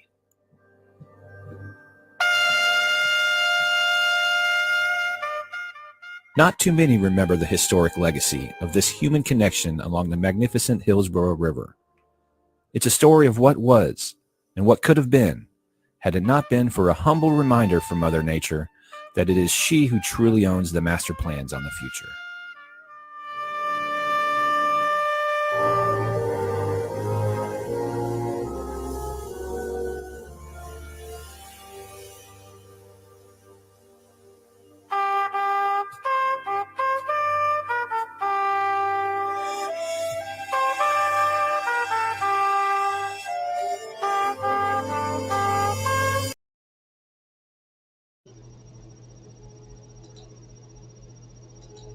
I don't know if you hear me. Can you hear me? I can't hear you. We lost her! Oh my gosh! That was That was a neat trick, but not a good one. I'm like, what? What happened? You lost connection. We are gonna stand by. Stand by, Houston. Stand by. Houston, we have a problem, but stand by. Tranquil. Ah, Tranquil's back. The vortex sucked you out of here. I pressed leave studio instead of mute. I've done that. I don't know. It's like, it's all like symbols and shit down there. I don't know. Wrong one. Sorry, darlings. How are you? We're hanging in there. I'm really enjoying your presentation, and you mentioned a theodolite. Yeah. And that the towers at the top, that's what they use. Now, a long time ago, my husband was at an auction, and he really likes old brass nautical instruments, being an ex-sailor. And so That's what I thought it looked like. What he Or thought not. was, a nautical instrument. And so this is, I don't know if you can see that there. I can bring that as close to the camera as I can. And now this is our little eye hole here. I'm struggling with the direction, obviously. That's what you look through. And You gotta hold it to your face. yeah. And so Yeah, you hold hold it. You want to see my ugly old face. That's the beautiful the light. Viewfinder. Yeah, That's the lens that it. there's the lens.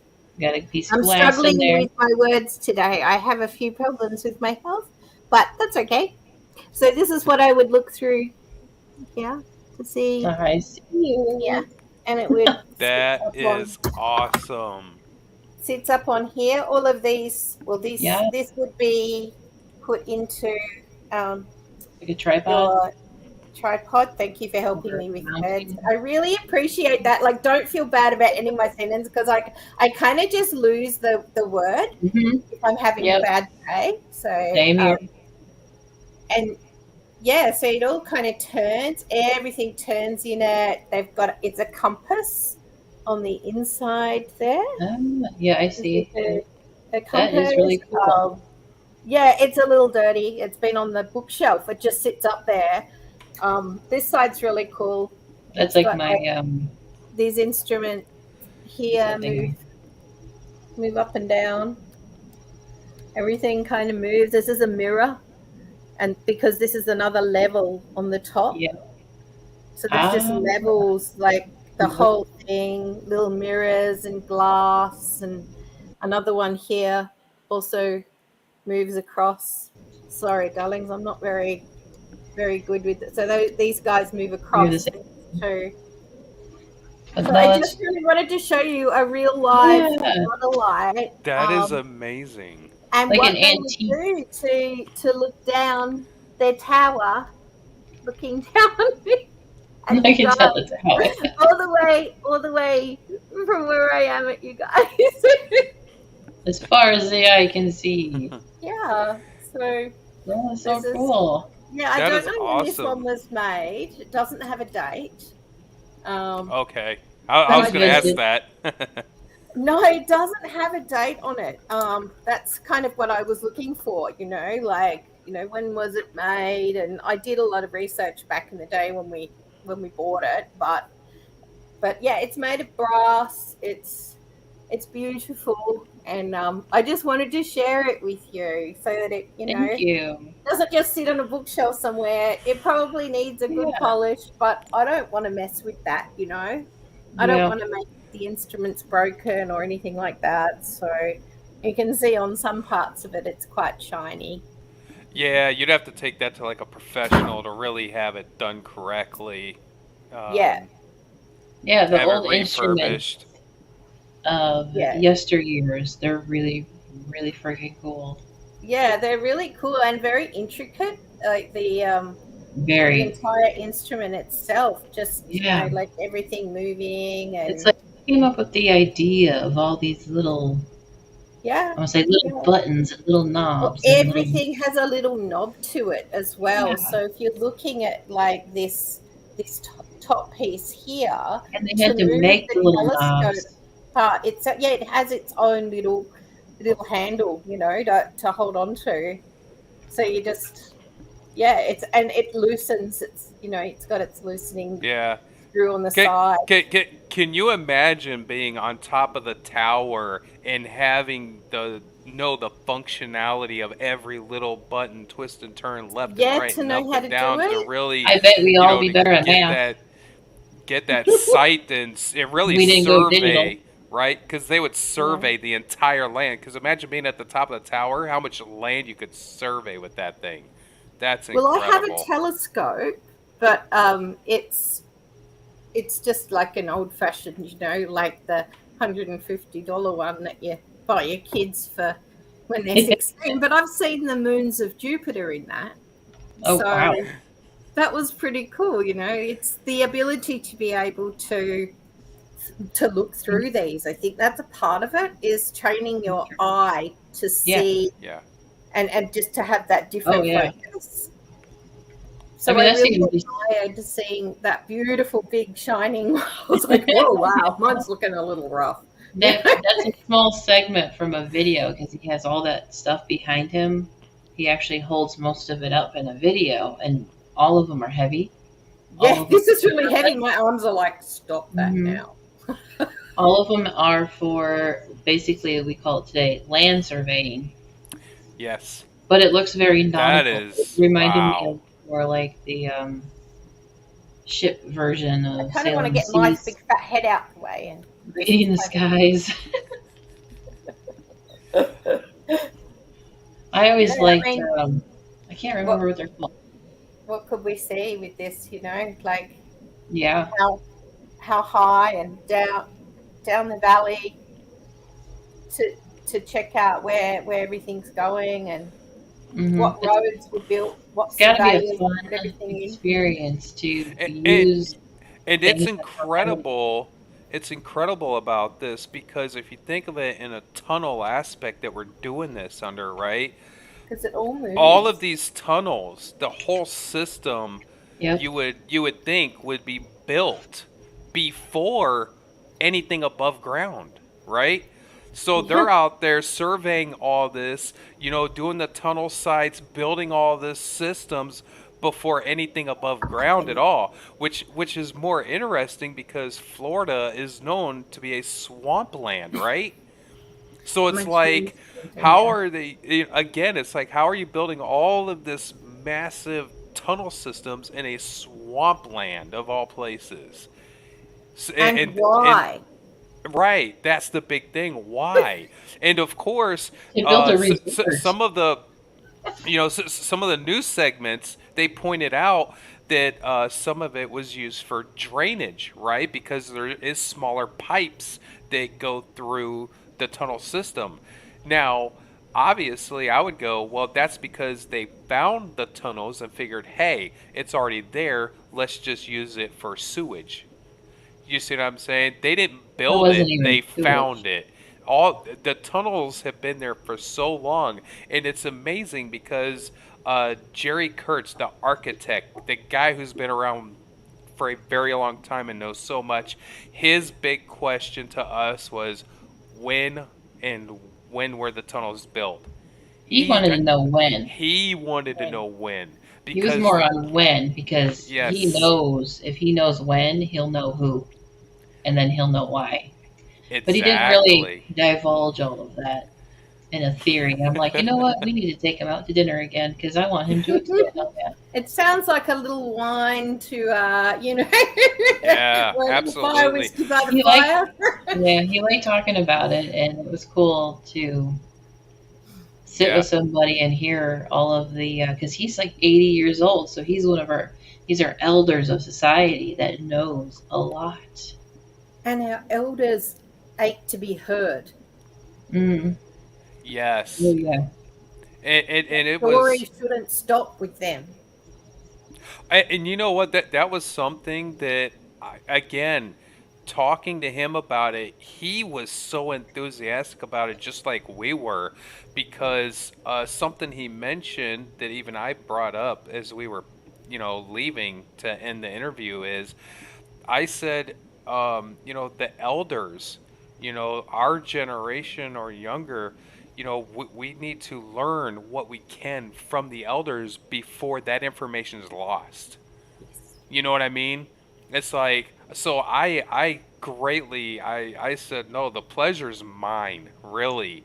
It's an honor to be able to, be able to talk to somebody with such stature about architect and tunnels, and it's like, wow. I mean, he was, like I said, he was enthusiastic, Yeah. but for us, it's like, no, no, no, we're happy to be able to essentially carry on everything that you learned and found. We will Yeah. take it and we will go and run with it and see what we can find. Right? That way it doesn't just stop. You know what I mean? And Like often the kids are the people who are, doing that research aren't interested in the research that their parents are exactly. doing. Because either they've been around it for so long, they're just like, oh, it's just like dad's hobby, whatever. Or, they're so busy with their own lives that it's Yep. just, there's this Yeah. gap. And when you suddenly you dive into something, it's like, oh, hang on a second, there's definitely people here who've done research before, and you guys have managed to just beautifully gel, this together, and I'm so Well, it excited. doesn't feel beautiful. It feels like It's chaos. it's yes. Not bloody work. Oh, it has been some serious work put into this because You've the done reason great. why the Thank you. reason why I guess me and JJ are like it's kind of more a Joe's thing, the tunnels, is because when it first started, Gotta let him you have something. know, JJ, and some other researchers, they're always looking at everything above ground, right? Everything's, look at all the old world buildings, the big building here, this and that. And I'm like, there's so many people looking above ground, and for some reason I overheard or something popped in my head about the tunnels in Ybor, and all of a sudden that light clicked, and I'm like, I'm going after that because Wow. to me, Also your hometown. there is so much more hidden mystery to a tunnel system in Florida of all places in a swampland. To me, Yes. to me, that is more intriguing than a building above ground Yeah. because to a certain extent you can go, okay, that's old world, that's this. You can kind of get a better idea. The tunnel system, you're really scratching your everything going how, And all the what, where, old when, maps why. show that the swampland's been there for a very long time as well. Yeah, because It's even Not like it's just new swampland. Those old maps back in right. the 1600s show that that swampland's been there since they knew about the land. Right. And, So and that's really interesting to me. the crazy thing is talking to Jerry Kurtz again, we actually found out about the Teddy Roosevelt story more so. Sorry, a little backtrack. Teddy Roosevelt was apparently at, I believe, the Las Novedades, I and watched your Jerry Kurtz video. was like, no, because there was nothing there. It was all swampland. There was no buildings there back then when Teddy Roosevelt rolled through. They were at Fort Brooke, right? Now Teddy Fort de Roosevelt, Soto? Is that what you were speaking about the other day, Fort de Soto? what, there was Fort DeSoto Yep. too. Yes, Teddy Yeah. Roosevelt is actually linked to Fort DeSoto. He's linked to the Tampa Hotel, which is part of the Tampa University, and now he's linked to the Las Novedades too. They're at the Hyatt Hotel now. It's like, what's going on with this guy and the Rough Riders, right? Something's not adding up completely. And for Jerry Kurtz to go, well, the Tampa Hotel, maybe. But over here at the Las Novedades, no, it was all swampland. And Fort Brooke, it's all swamp. Everything over there, swamp. There was no buildings. That's why they went from Fort Brooke up to the spring. spring. They went up to the government spring where the Indians were, where the indigenous people were, to get the fresh water because there was none where they were. Yep. So it's like there is again, to me, doing research into the tunnels, there is way more anomalies, way more trying to figure this out than anything, and that's why I'm all giddy and everything because I'm like, I can find more stuff wrong with the narratives doing tunnel research than anything Yeah. else, and it's fun. It's fun to look at and laugh at people, so to speak, Yeah. and go, Their own yeah, that version ain't of right. Yeah, that national narrative ain't right. That, but I'm not a look, bear, I'm a badger. I mean, look I'm not how a bear, I'm a badger. just behind my head. Look at this. This is insane. Massive. This is Yeah. huge. And you're going It's to a sit there and say big they tunnel. built it for prohibition. I'm gonna say they Right. built that No. after They my found picture. it. Picture behind my head is the brewery, which was built in 1896, Mm-hmm. and then the tunnels were built in the 1920s. Yeah, it's all That's a bit, the yeah, right. storyline. It's all a bit sus. Hmm.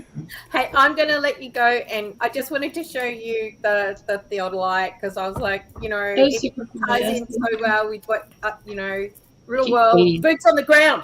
Boots on the ground. Yes. And collections. It does excite Yes. me though, like Yeah. because I've got this huge brick wall outside my I do home. that too. the sandstone. When I'm in Brisbane. when I'm watching a video of someone sharing something, I'm like, oh, I used to have one of those, or I still have one of those. Oh, it's the connection. It's really cool to share. Just feel I just re-inspired. guess like something like this is odd to have as well. Yeah. Like my house is Unless kind of a little museum, you know. antique wise, like technically speaking, my mom's dad, my grandpa, was a mason bricklayer, but he didn't care about his craft. It was just a good paying job that was in and out kind of thing. So he didn't take care of his tools. He didn't keep anything. He didn't have any real cool stories to share. So sometimes it's like things that just go out with the bathwater.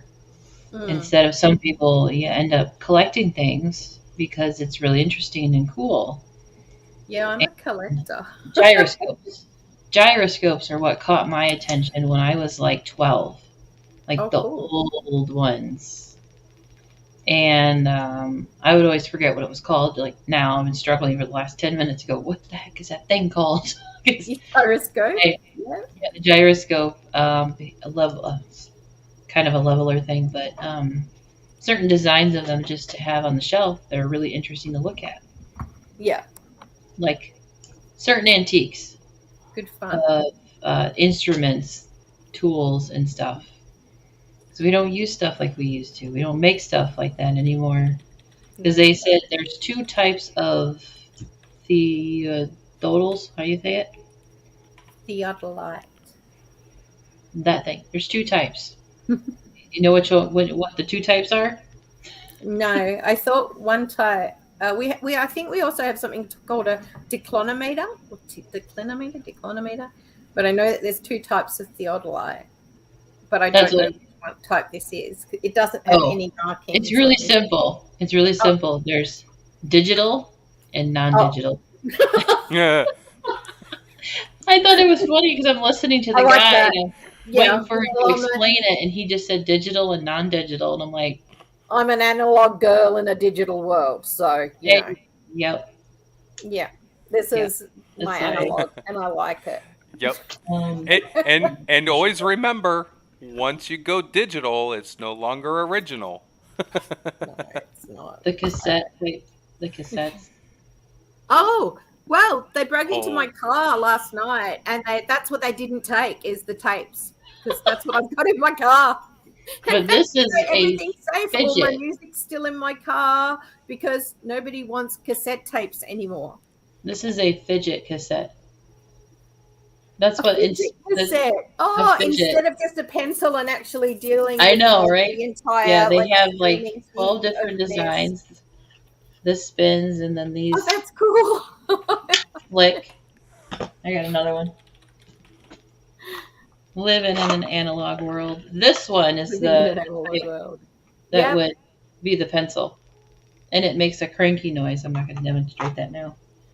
Mine are just real tapes it's with my those. music on it, like the Yeah, mix I tapes have- I made in the 80s. I used to have I still have my collection. Because of my dad, I collect them and keep stuff. Because that's one thing Hoarder comes my to sibling. mind when I think of my closet. Hoarder. It's a mess. It reflects my brain. Oh, it's me, darling, me. We're all alike. We just I'm can't. a little hoarder. My little parents hoarder know around you're a collector. And so I told my parents, I said, I'm going to tease you and you make me mad, I'll call you a hoarder, but I know you're a collector. You're just a collector. My Just kids stack tell me everything that. up. Mum, you're a hoarder. I'm like, no, but look, it's all like beautifully laid out. Can't you tell? It's a special collection of personal interest. It's only 5,000 shells. What are you complaining about? Having to move them. Seashells Yeah, and rock, there's just seashells. I have a lot of shells. Okay. And I also collect rocks and fossils and different things It's like that. connecting So- with our environment, our homes, basically.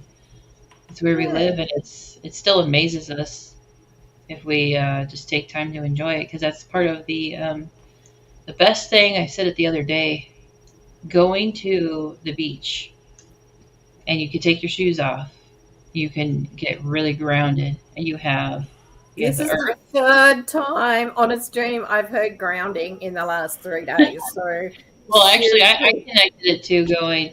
And We're it's connected just to 2:23. So there you go. That's weird. Anyway. water, air, because there's always a breeze. Yeah. And if it's the daytime, you've got fire from the sun. So you got the Mhm. 4 elements, and you're soaking it in. So you are the 5th element. You are the 5th element. Unless there's a Multipass. I know. That's right. That's right. Because then I started thinking, if the sun is like fire representation, what exactly is the moon? Sorry, I can move back a little bit. I got My a brain bad started- back, love. Oh, I'm gonna hear old lady grunts now. Sorry. Well, it says Nana. Yeah, I am a Type in nana. Nana. Too beautiful. You don't look like a Nana. Oh, thank you.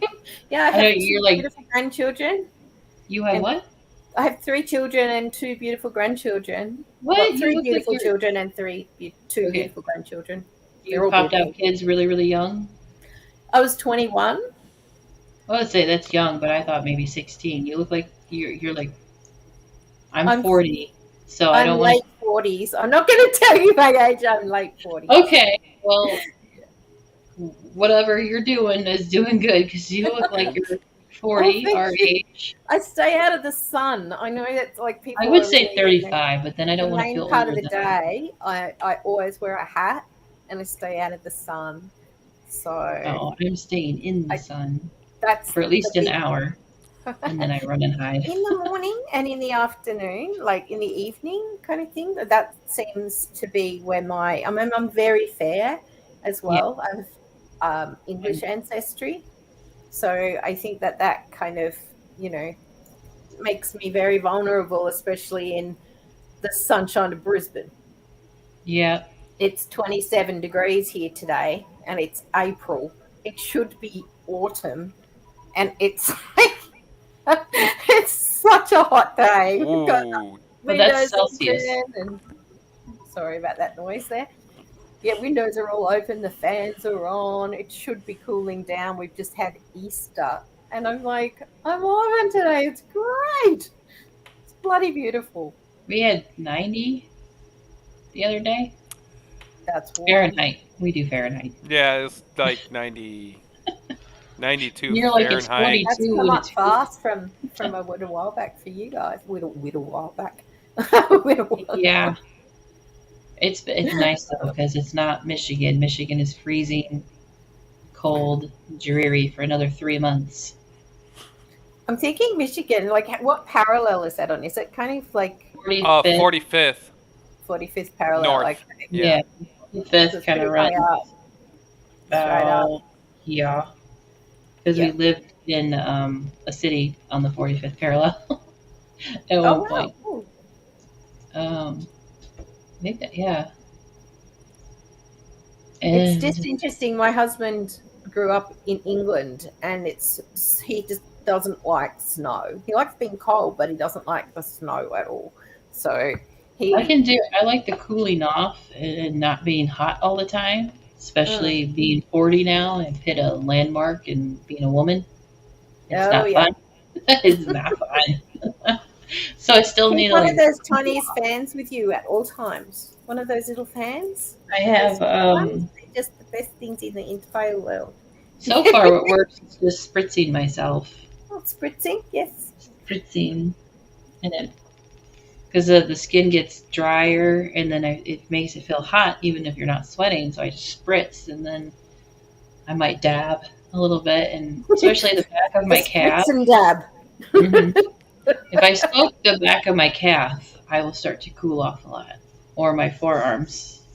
So I'm like, I found some good spots that work, little hacks that work in between of Hanging out down at the water's edge, just Yeah. feet and legs in the water is like the best thing ever. I reckon. I love it. Such a great way to cool off your body. yeah. Just relaxing by the ocean. Guys, I'm going to let you get back on track. Yeah, yeah. 'cause I know Thanks you for are sharing. always so great at doing these amazing presentations. I'm sorry I took you off track. No, it's fine. Oh, we need to be off track sometimes to recalibrate.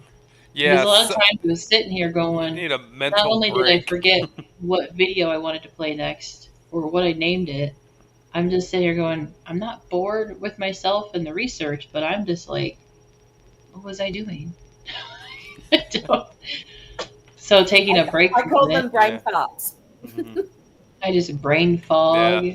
I need a Brain fart. foghorn. You Like, got where's my lighthouse inside my brain? I'm like, where am I going? yeah. Plus you got like a couple different folders with videos and this and that, and you're trying to. Oh my goodness. I was so organized before we started the You think? StreamYard, and StreamYard hits, and it's like, bloop. And I'm not nervous. It just goes, bloop, for some reason. Sticky notes on the side of your. I'll misplace those too. I was like, I was reading paperwork still and highlighting stuff, and I'm like, oh, I highlighted too much. It's Or I put the paperwork on top of another paperwork, and then I'm like, oh, which one was I going to read next? yeah. It's always something. It's a challenge. Yeah. You're doing After great. a while, I tell you, it just ends up looking like this. You do that? Oh, well, and the chop flew, so I lunged, and then the floor slipped, and then, whoo, and I just flipped, you know? I guess you just kind of had to be there. Yes, apparently so. And the floor slipped. I didn't slip on the floor slipped. Oh, but I appreciate you being able to share it and just maybe Alright, spark guys. some I'll see you interest. later. See you. Definitely. Thanks See you for next having time. me on. Oh, anytime. And I'll share your channel on my various platforms so that you Well, can thanks. have a bit more outreach out there.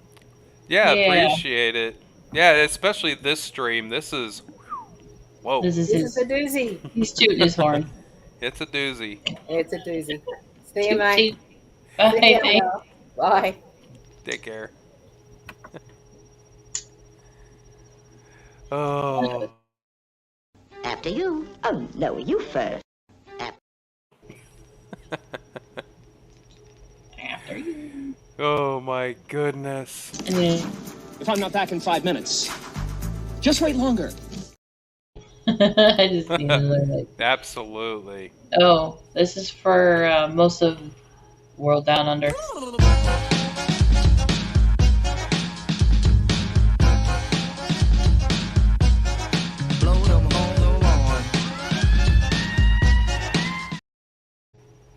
Everybody in another country around Wherever everyone are. is.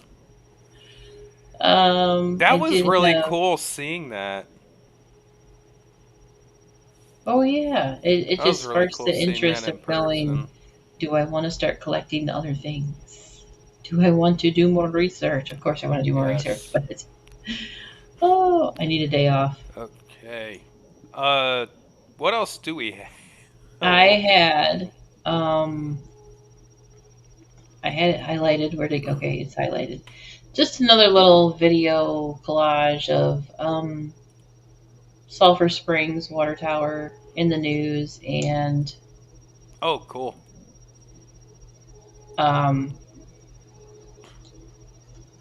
Oop, that's the wrong button. I have to share it before I can play Data acquired. Data assessed. it. It's in there somewhere.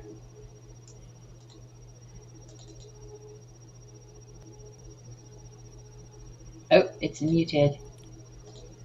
Ah. Back.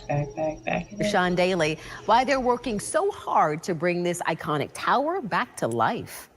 Night and day, the Sulphur Springs Water Tower looms over Tampa. But what exactly is this 214-foot wonder that so many of us drive by every day? Well, back in the 1920s... This used to be a resort area for the city folks. Really? This is a resort area. I didn't know that. It used to pump water to the arcade, which was built, it was part of the resort. Debbie Johnson and Keith Mousen want to preserve our tower, clean her up, fix the concrete moldings, all but one of which are destroyed. It's cracked, but it's all there, so that would be the one to take the mold from. The tower was built in 1927 by resort owner Josiah S. Richardson. Now it sits in a city park next to the Hillsborough River. Local architect Patrick Thorpe, who's helping with the project, says the tower's foundation is still in good shape. The top, however... One of the most important things to fix is definitely the crenellation and the observation tower deck. To raise awareness and funds for...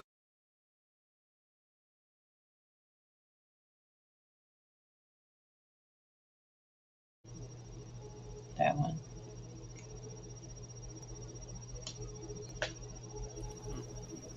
Oh, the drone footage. Yeah, there's no sound, I think. And then this is screenshots from the video I already shared. It's really grainy on my side, but it shows how close Sulphur Springs is to Tampa and Ybor. And luckily, I think the video turned out better than screenshots. I love the minaret building in the beach. 1933, y'all. 1933. The coastal treasure hurricane, something like that. The hurricane that hit Florida in the right spot, right here, in the right spot at the right time, and flooded it, and he couldn't build his resort. That house is over there somewhere. And then the connection and how close proximity it is. Because they talked about in that house, her neighbor walked into the tunnels for about 20 minutes, couldn't find where it led to or an endpoint, but they did say it went under the river and it went another direction. So it's not impossible, it's very possible.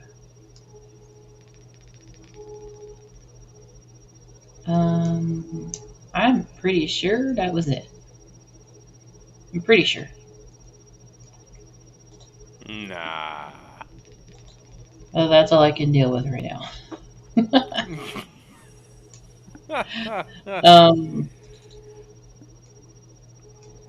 Well, the other things, we're just noting that Mind Unveiled did a Pensacola Unveiled Secret Tunnels under...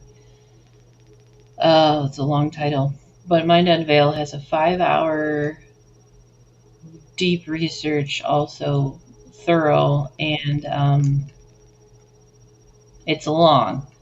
I did 1 hour of it at a time, and I honestly did it backwards. It made the connections to what we were doing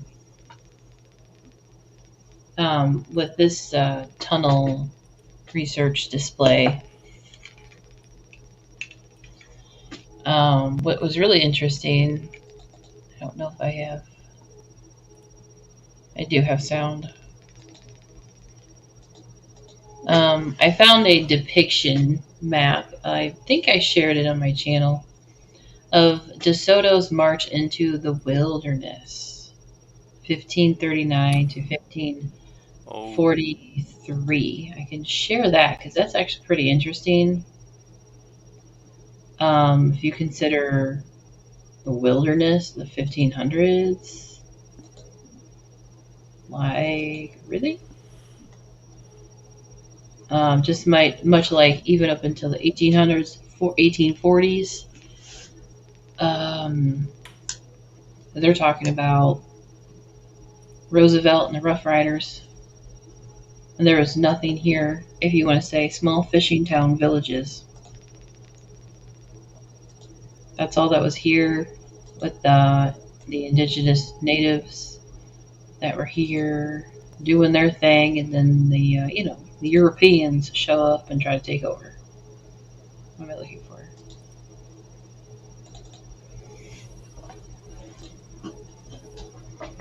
This just has a song to it.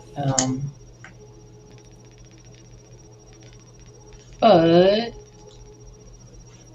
number 1 says May 18th, 1539, left Havana. May 30th, 1539. I thought it said hanging out. I'm like, I'm tired. Landing at Tampa Bay. Which is interesting to some degree of technically looking at it's Bradenton. But this is the inlet to Tampa Bay. But Bradenton is where we are. That's why everything pretty much around here is named after DeSoto. And venturing into a camp, and just go, the ants go marching one by one, hurrah, hurrah. I should have played that song to it. That would have stuck in my head. I don't even know the full version of the song. Like, it's been a while, and I'm just tired. So for about, give or take a few years, they explored a lot. They got around. All who wander are not lost. They're on a mission for something. Just regular old explorationers, right? The ants go marching one by one, hurrah, hurrah. Who's going to look up that song because it's going to get stuck in your head? Oh, and then there's Down by the Bay. My mother say. Did you ever see a bear eating a watermelon? Oh, God, I can't remember that song. Those are stupid songs you learn at camp. I didn't go to camp to go to camp. I actually was a camp counselor, and I got to learn these songs. There's a song called Down by the Bay, and I don't mean sitting on the dock of the bay. Sitting on the dock of the bay, watching the tide roll away. Sitting on the dock of the bay, wasting time. Yeah, yeah, yeah. Wasting time.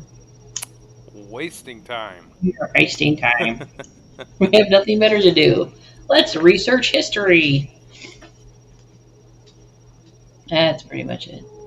And to say the least, that's a lot of coverage. And he didn't even have a Ford Explorer or a Mountaineer or a Range Rover. He had some mules, donkey, horses. It just doesn't really... It seems like they're all over the place, doesn't it? Doesn't it seem like they're just all over the place?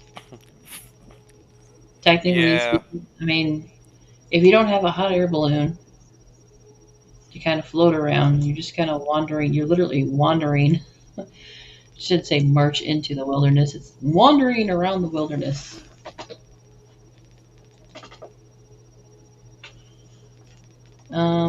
These are just some of the photographs from going to... Oh yeah, this is the Peninsula, 1938. There's supposed to be Dillard Naval Air Force. That's something. MacDill Air Force. It's not there. I guess, give or take, needs another year or two. Because they went and played, the bombing range at Fort DeSoto. Yes. If you have not seen our Fort DeSoto stream, that's a good one too, because wow, they they obliterated a large chunk of land. Just destroyed it. It's not even there anymore. So this is really interesting. This is Plant High School versus Hillsborough High School at Phillips Field. This is Hillsborough River. This thing was built on the river. The undeveloped, there's no seawall. on the river, like through and through. There's no seawall. There's like little parts that might be supported, but if it's not all the way through connected for miles until, an endpoint, this could easily get washed away. But let's play ball. Oh, that was the photo of Columbia menu. Columbia is a very well popular, it's still there in Ybor. Restaurant. I didn't say restaurant. Here's your bombers of McDill Airfield Army. I can't talk. It's a depiction of what it would look like. Flying over Lafayette Street Bridge in front of, or kitty corner, whatever, next to those minarets sticking out from the trees. This is the Tampa Bay Hotel. That, yes, we pointed out earlier. Good old Teddy Roosevelt was at. Oh, here they are. They call it Henderson Field. Constructing McDillard? Does it have two names? It looks like an airport, but wherever Henderson Field is.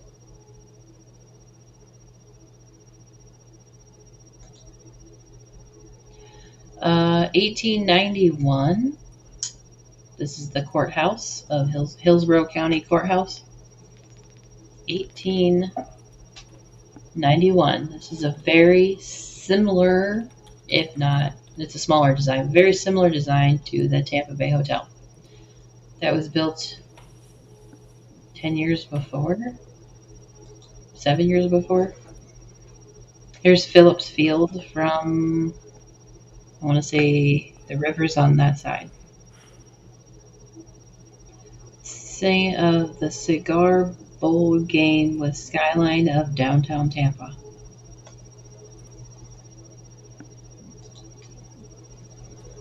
Organized gambling in Tampa.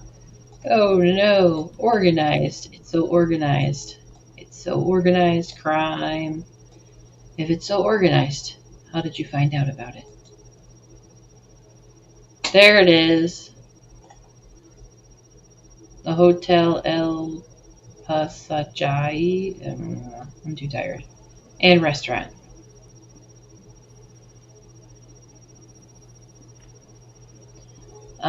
This is now yes, there it is. This is now the Hyatt.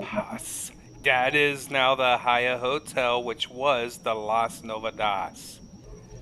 Which they said Roosevelt stayed So at, but before the Las Novedades, which was the speakeasy, it was that.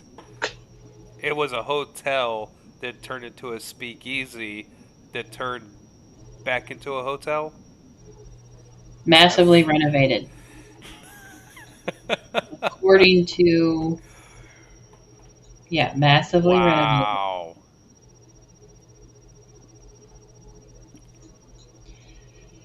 In its glory days, hosted celebrities and a gem of brick architect.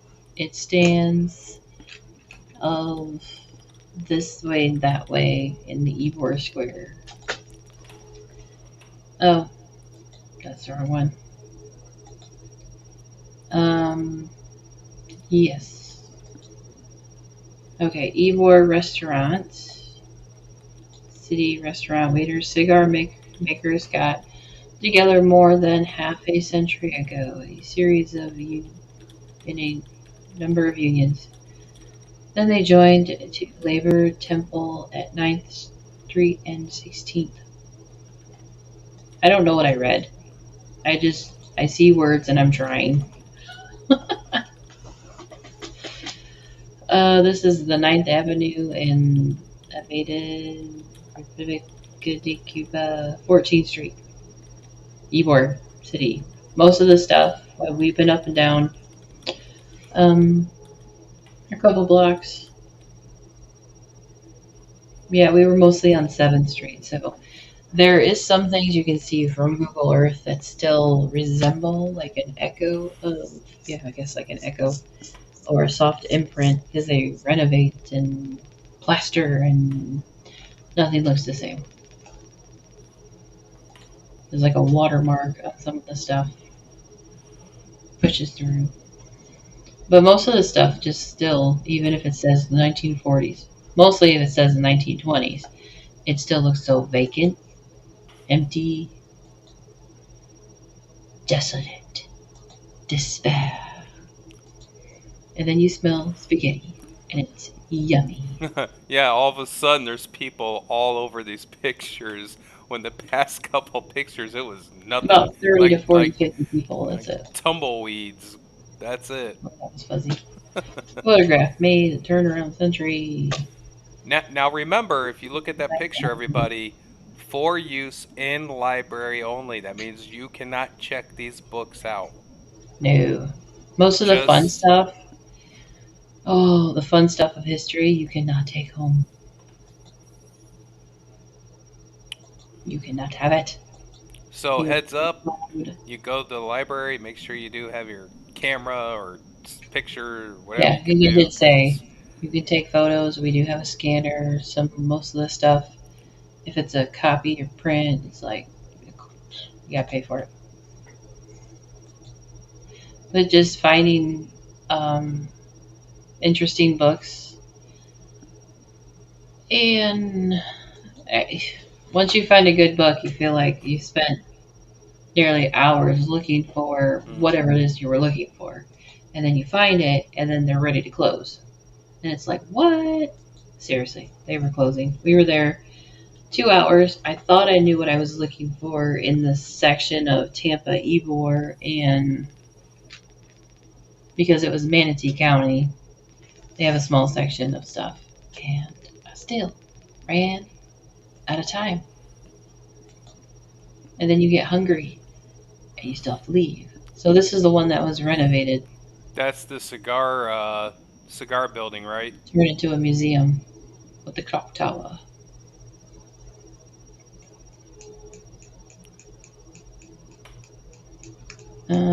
As it appeared in 1924, both remain in active production.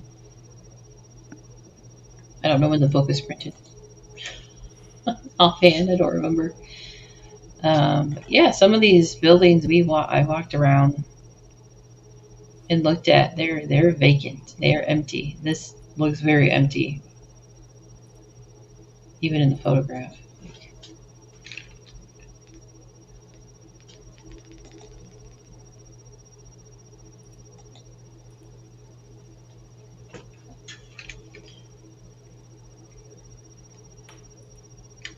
When Tampa was secured against Marduding, that sounds weird.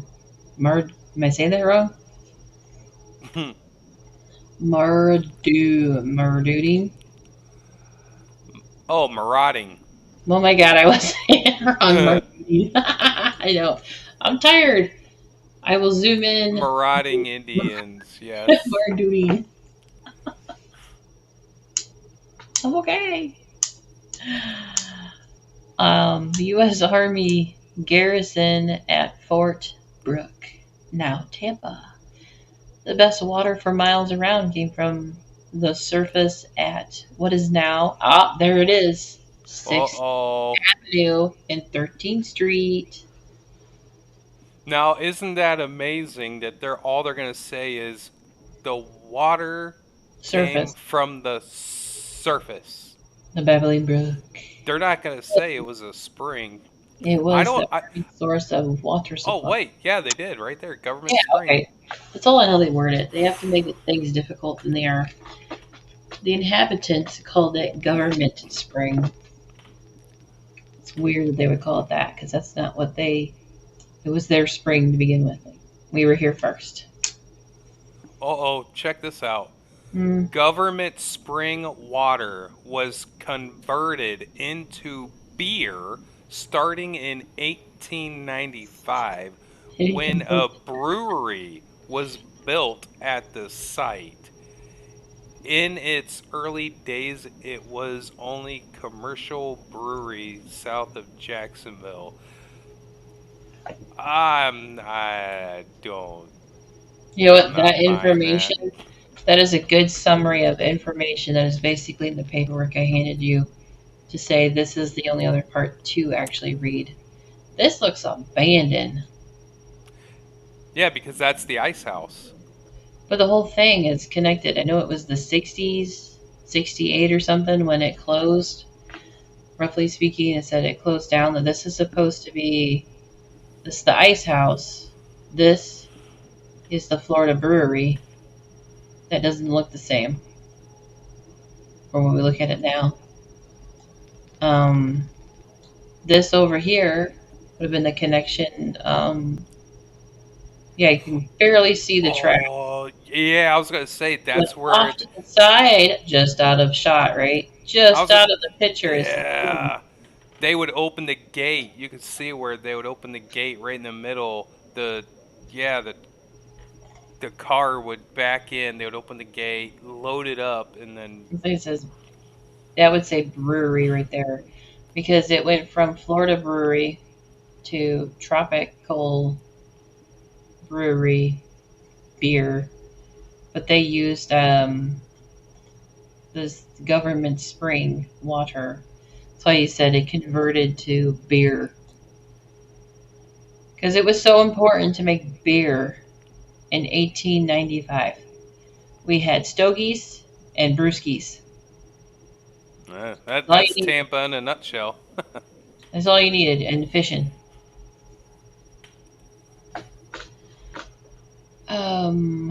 The largest club in Ybor, oddly named for Providence of Spain. In my ear, the headphones are killing my ears.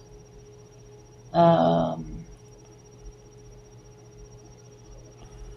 I'm hungry. I'm hungry. Yep. Historical markers and buildings of Ybor. It was a fun little book. That is a grand looking miniaturized, looks like Capitol building, but it's not. That's at 10th Avenue and 14th Street. I almost feel like we're going to go back and walk around Ybor. This thing stood here Oh yeah, we in will. 1892. So, can you tell me when it was built and why? Look how big that is. Staircase.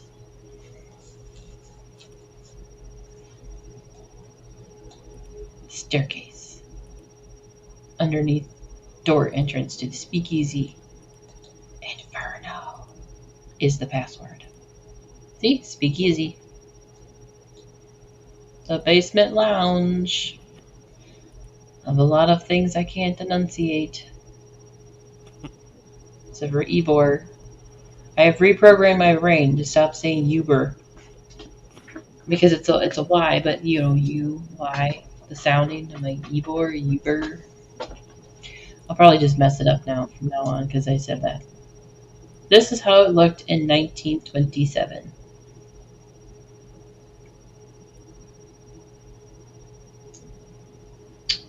Interesting.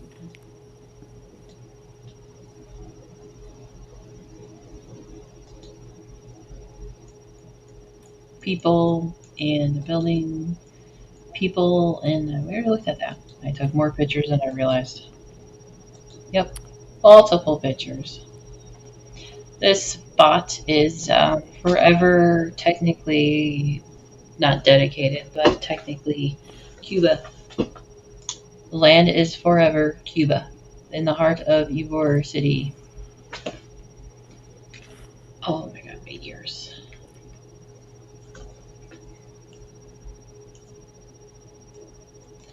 I'm reading quietly in my head because I am crashing, but I am still sharing. I am sharing quietly. I will. Oh jeez. I think we should probably play a video clip. So I can take a nap? Sure. Look at that grand staircase. Like, wow. 1920s. That's picture was taken 1960. That's another book.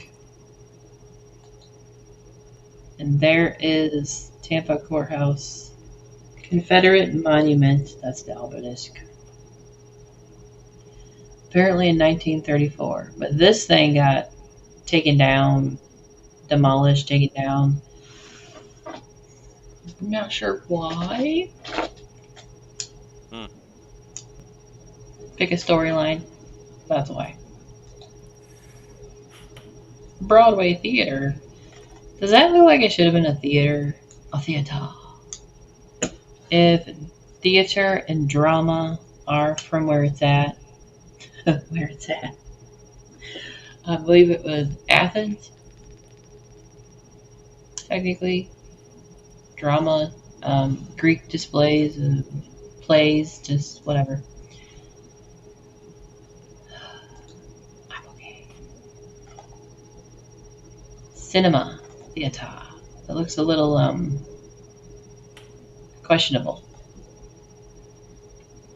In the 1950s, it was already run down. Oh, this is the inside of the Tampa Theater in the 1940s. This is something else. We were in the lobby entranceway walking through Tampa. This was on the inside. We could only go so far because there was, a play or something. That is ridiculous. Look how much detail. Like the whole room itself is a production. Not just the stage itself, but this is very distracting. And how do you light this place up? Back in the day, I don't see any chandeliers, spotlight. The orchestra, all down here in the bottom.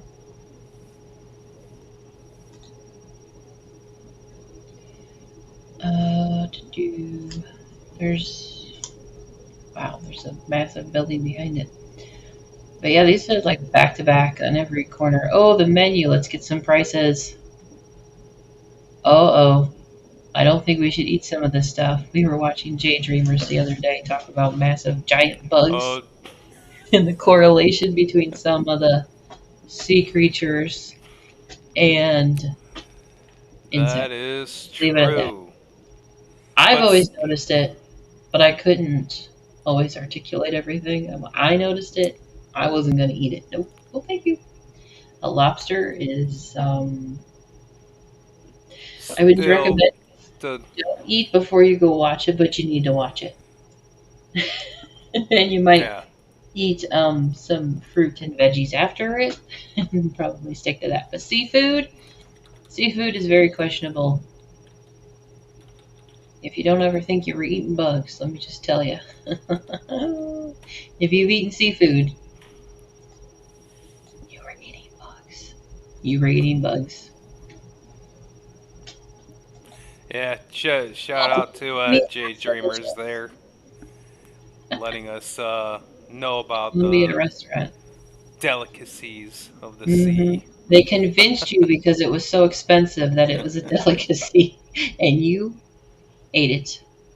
And that's why he even says, why do you think you got to put special kind of sauce and all that butter on it just to say it was so delicious as you slurped it down? Like, gross. Oh. I never ate it. But yeah. There's a trolley system in 1941. We're going to change the subject. Tampa. Fort Brooke. Doesn't it look very fort-like? There's a whole lot going on in 1886. I believe the Tampa Bay Hotel was built by this time, 1886, or being built. The plan of Tampa. It's not even in the works yet. Like, it's 1886. This should already be done. According to your narrative. It should already be done. According to your narrative. See? 1886.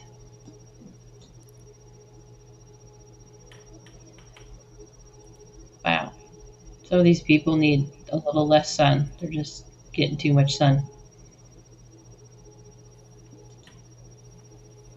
Let's say even looking at books, depending on when they were printed, published, and the photographs or depictions or drawings or renderings or everything can still be manipulated at a certain time depending on what was going on in that decade and the bigger agenda of things. Because even if you look at the books, they've changed over the years. So always finding an original or older version of something with information. There's Fort Brooke. Do you see anything? Oh, hold on. I'm going to go full screen. I thought you were. No. Now we are. It is full screen. Fort Brooke. Look how many soldiers there are. Look at that little shanty she shed. It's a she shed. Sally's she shed did not catch on fire yet. But there's just tents back there.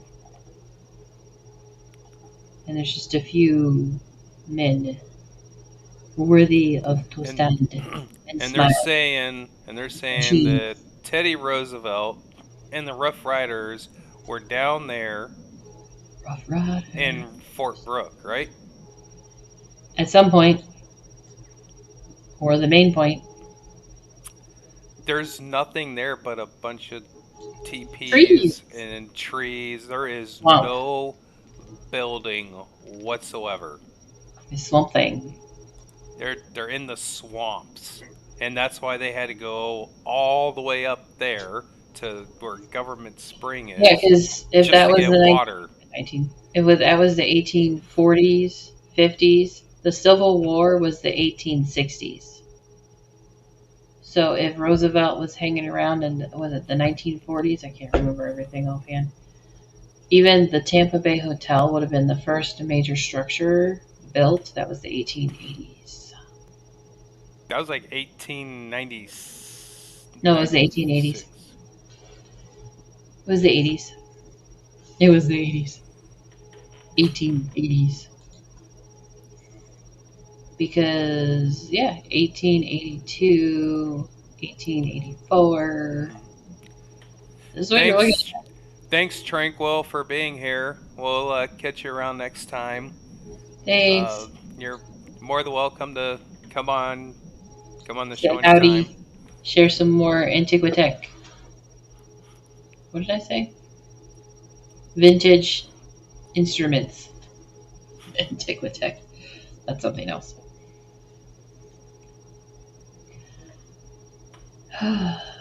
Population 400. That makes sense. It's just a little fishing village with some oranges and probably some tomatoes and watermelon maybe and overgrown weeping willow moss trees. But what was the population? Right here, 400. 400. Okay. So what we're doing the stream mainly about tunnels, and the question has always been, when was the tunnels built and how, so to speak? And I think it's 100 years off.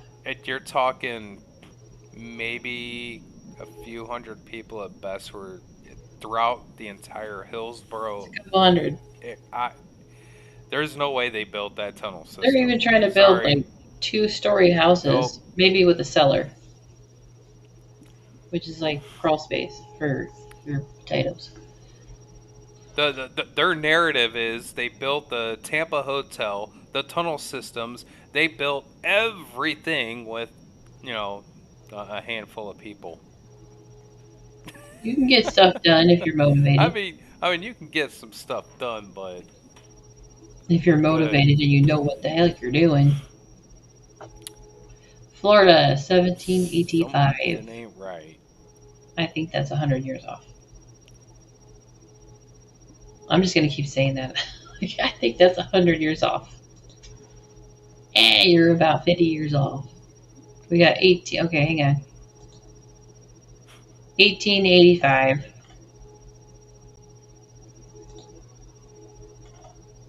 Did I say that wrong again? Yeah, you did. That was 1785. 17. Alright, there's a 5-year difference. Oh. 1780. Oh my goodness. Does that look different? I love how they spell golf. Yeah, Golphe. That is There's the different way I've seen golf spelled. yeah, they spelled golf in Mexico many different ways. Where's my... I can... Yep. Speech. There we go. 1593. Ponstellone. There's big fish out there. Careful, y'all. There's big fish. Now, if you go back to the very beginning of this wonderful segment, I briefly touch on Ponce de Leon. Ponce? Yeah.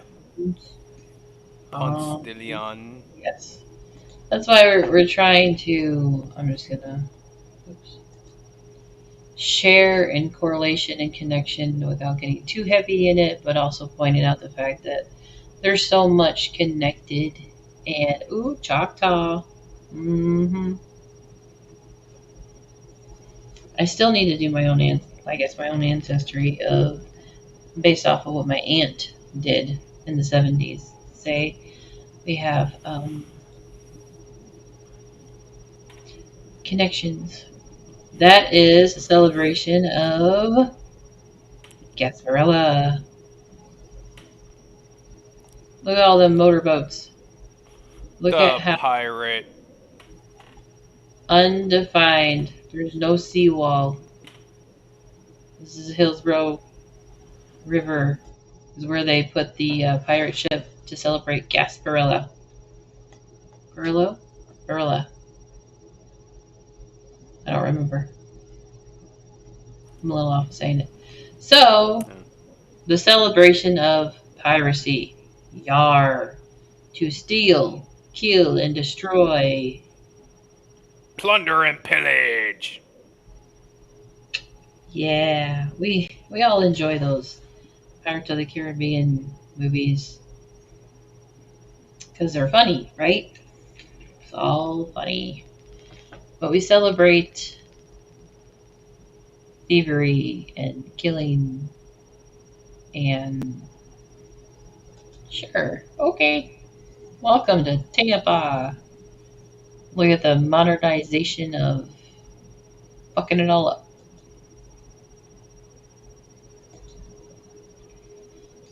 Here is the, I thought it would say it in here, Tampa Bay Hotel. The trees are a lot shorter and smaller. There is a seawall.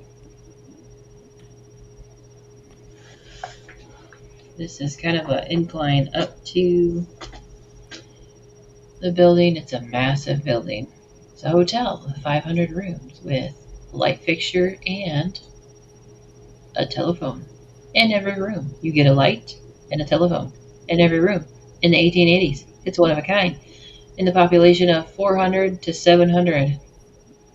But the man who built it also brought in the railway station to the west side. West. Here we go. This is, is that the date?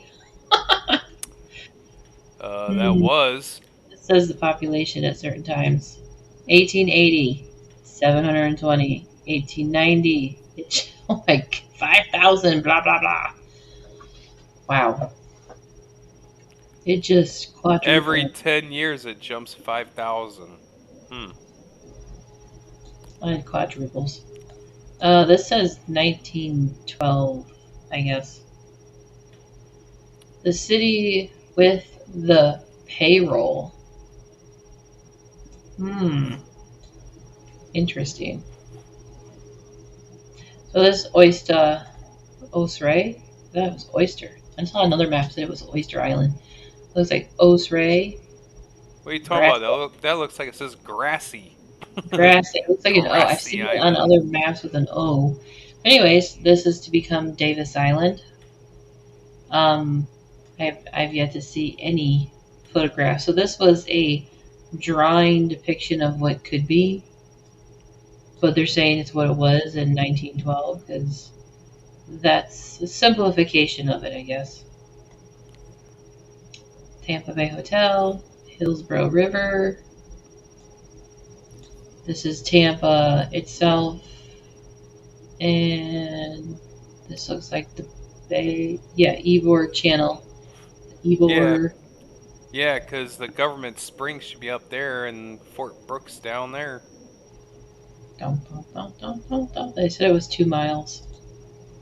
That looks farther than 2 miles. Oh, you know, the pencil got carried away. I think they messed that up It's too. Cedar Key. Cedar Key's nowhere near around Tampa. We looked that up. We were like, why? I don't know. Here's a great photograph inside a book of like mining, digging, and plundering. No, they're building a tunnel. Look. That's Right? how they built the tunnel. There you go. Look at that. They're getting these little bitty carts. They fill it up and then they drag it to the top. Look at that. They're building a tunnel right there, I tell you. It looks like it's going down. Whee! Dig a tunnel, dig a tunnel. Birth of an industry. The railroad. 1893. So, how many years did it take to put the tracks down? And where the hell did you make one of these? Was there like an assembly line like they did with the cars to make these things? Oh man, this is, yeah, 1886. I think it's 100 years off. I don't know where the factories are. Look at all that. This is dirt and rubble. Like, the dirt on top of the, it's not cobblestone, it's like red brick roads. It's like disheveled and falling apart. Otherwise, it's just a lot of dirt on it. Every time there's a flood, you've got debris. Which in Florida, you can say that left and right. So you live next to a river or a body of water, and it floods a lot or often.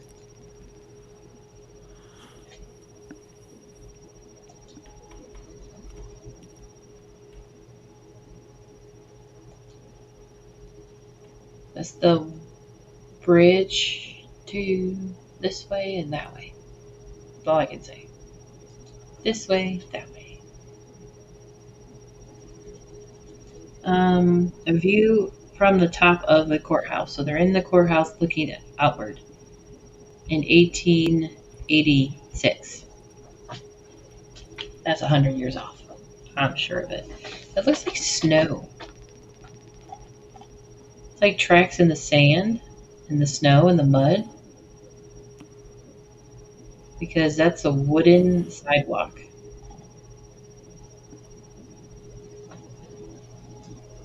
This is not one. That's really nice white sand. I know it's like certain pictures, especially black and white. The sand looks like snow, but then this is mud because it's dark.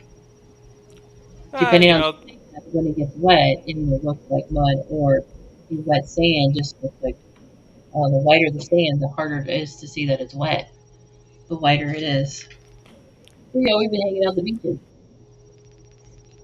We know. Depends on the sand. And the gravel. And the holy crap, what is that? Look at that building.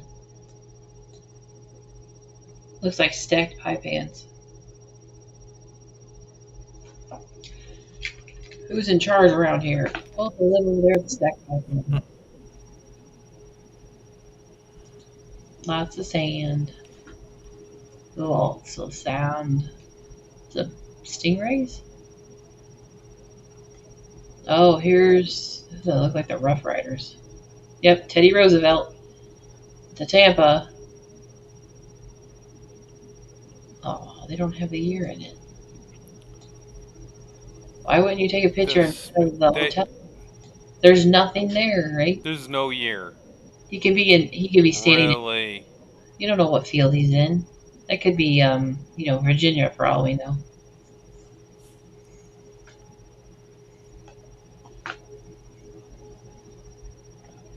It's a lovely, lovely book of photos. That is really detailed on that building. Wow.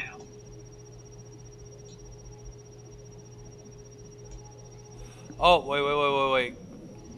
All right. All right. If you look at the text to the right,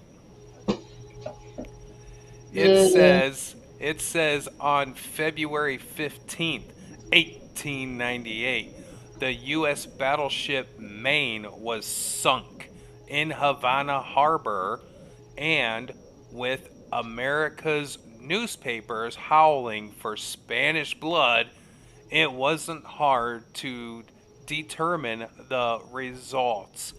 Now, if you go down a little bit, troops were all over Tampa, including a certain Teddy Roosevelt and his Rough Riders.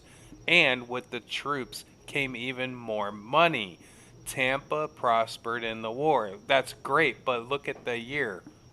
They just said on February 15th, 1898. And then a war was declared on April 24th. That would be 1898. So Teddy Roosevelt and the Rough Riders were around that area in 1898, is what that's saying. So if they were in Tampa around 1898, top and bottom of... Yeah. And they were going to Government Springs apparently for the water. Yeah. Hold on. These years, just the year of horse and buggy, trolley cars, horse and buggy, and trolleys. Trolley trains, trolleys.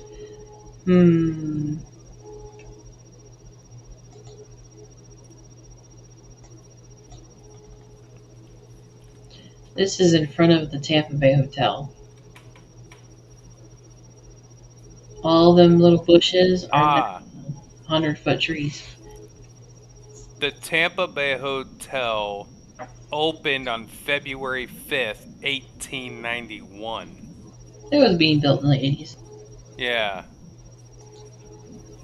And the Rough Riders were there 98. 97, 98. That was finished in 91 apparently. So look at all them oranges. Is that orange? Welcome to Florida, where the oranges grow.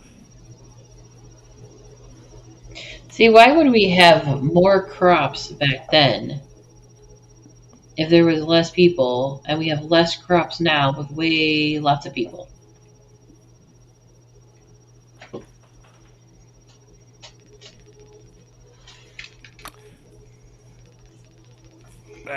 Yeah. 1895. There's been a lot of groves disappearing.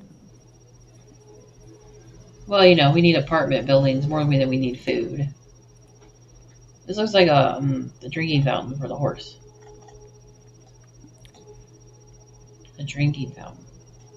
Hey, it's Fred. That's Wilbur. Oh, Wilbur. I'm gonna call Wilbur. Wilbur was the owner, but we'll call this one Wilbur.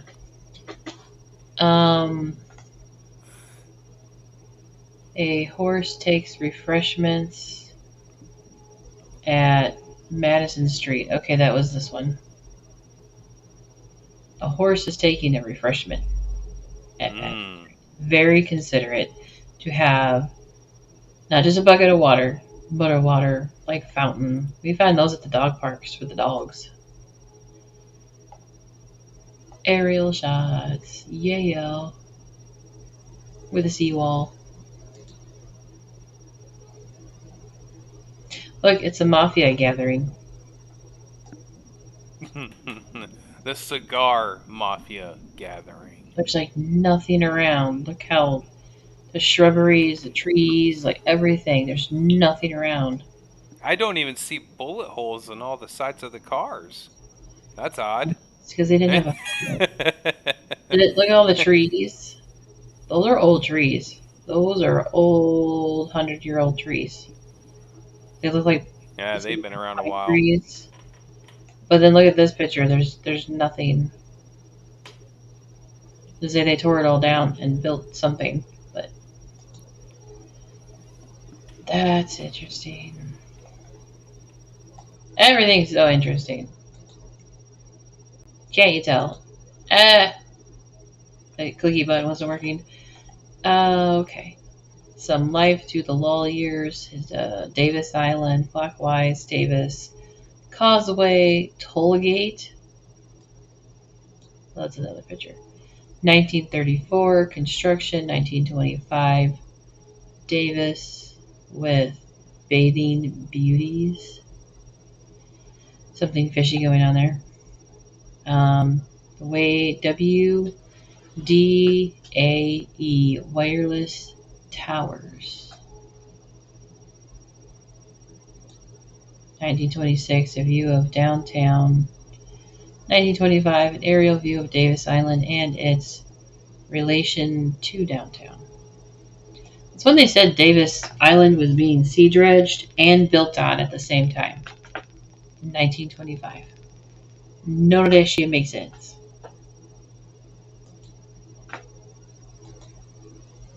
All in the same year. Site of the USF was part of a large industrial park. University of South Florida or United States something like alphabet soups. I-75 and I-4 converge in Tampa, and it only ends up being a catastrophe to this day. City Hall, 1916. That's cool with the cracked glass. And it still turned out really good. Thankfully, they didn't put any tape on it. The attractions at Busch Garden. Look at that people mover. Does it say what year? It's whenever it first opened, I guess. Oh, it's your cool people mover. They don't have that anymore.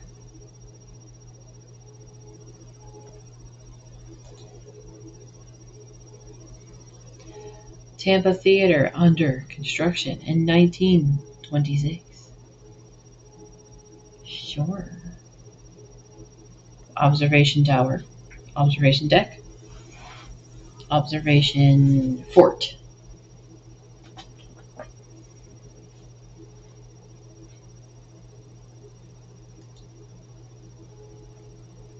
Wow, that thing looks really weird.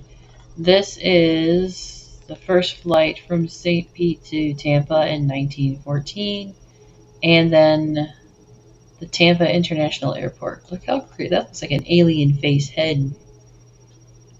It's crazy looking.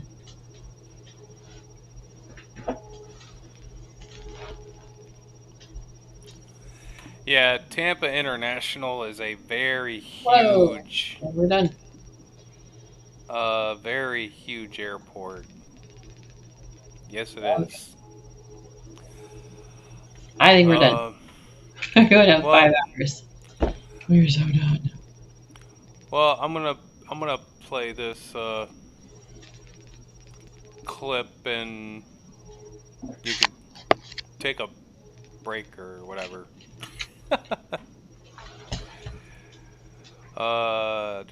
Here we go.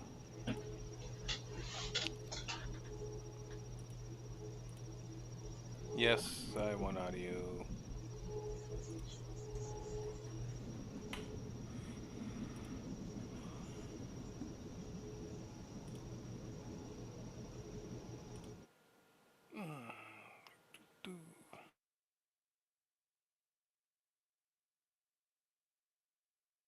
Approach.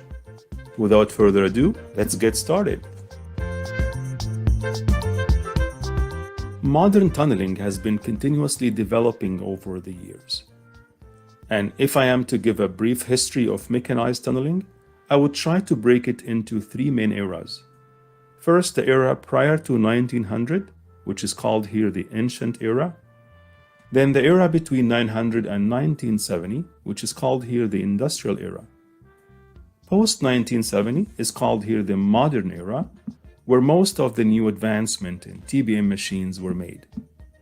The focus here is not to give an exhaustive coverage of tunneling machines, but rather to provide snapshots of the changes in technology across these three eras.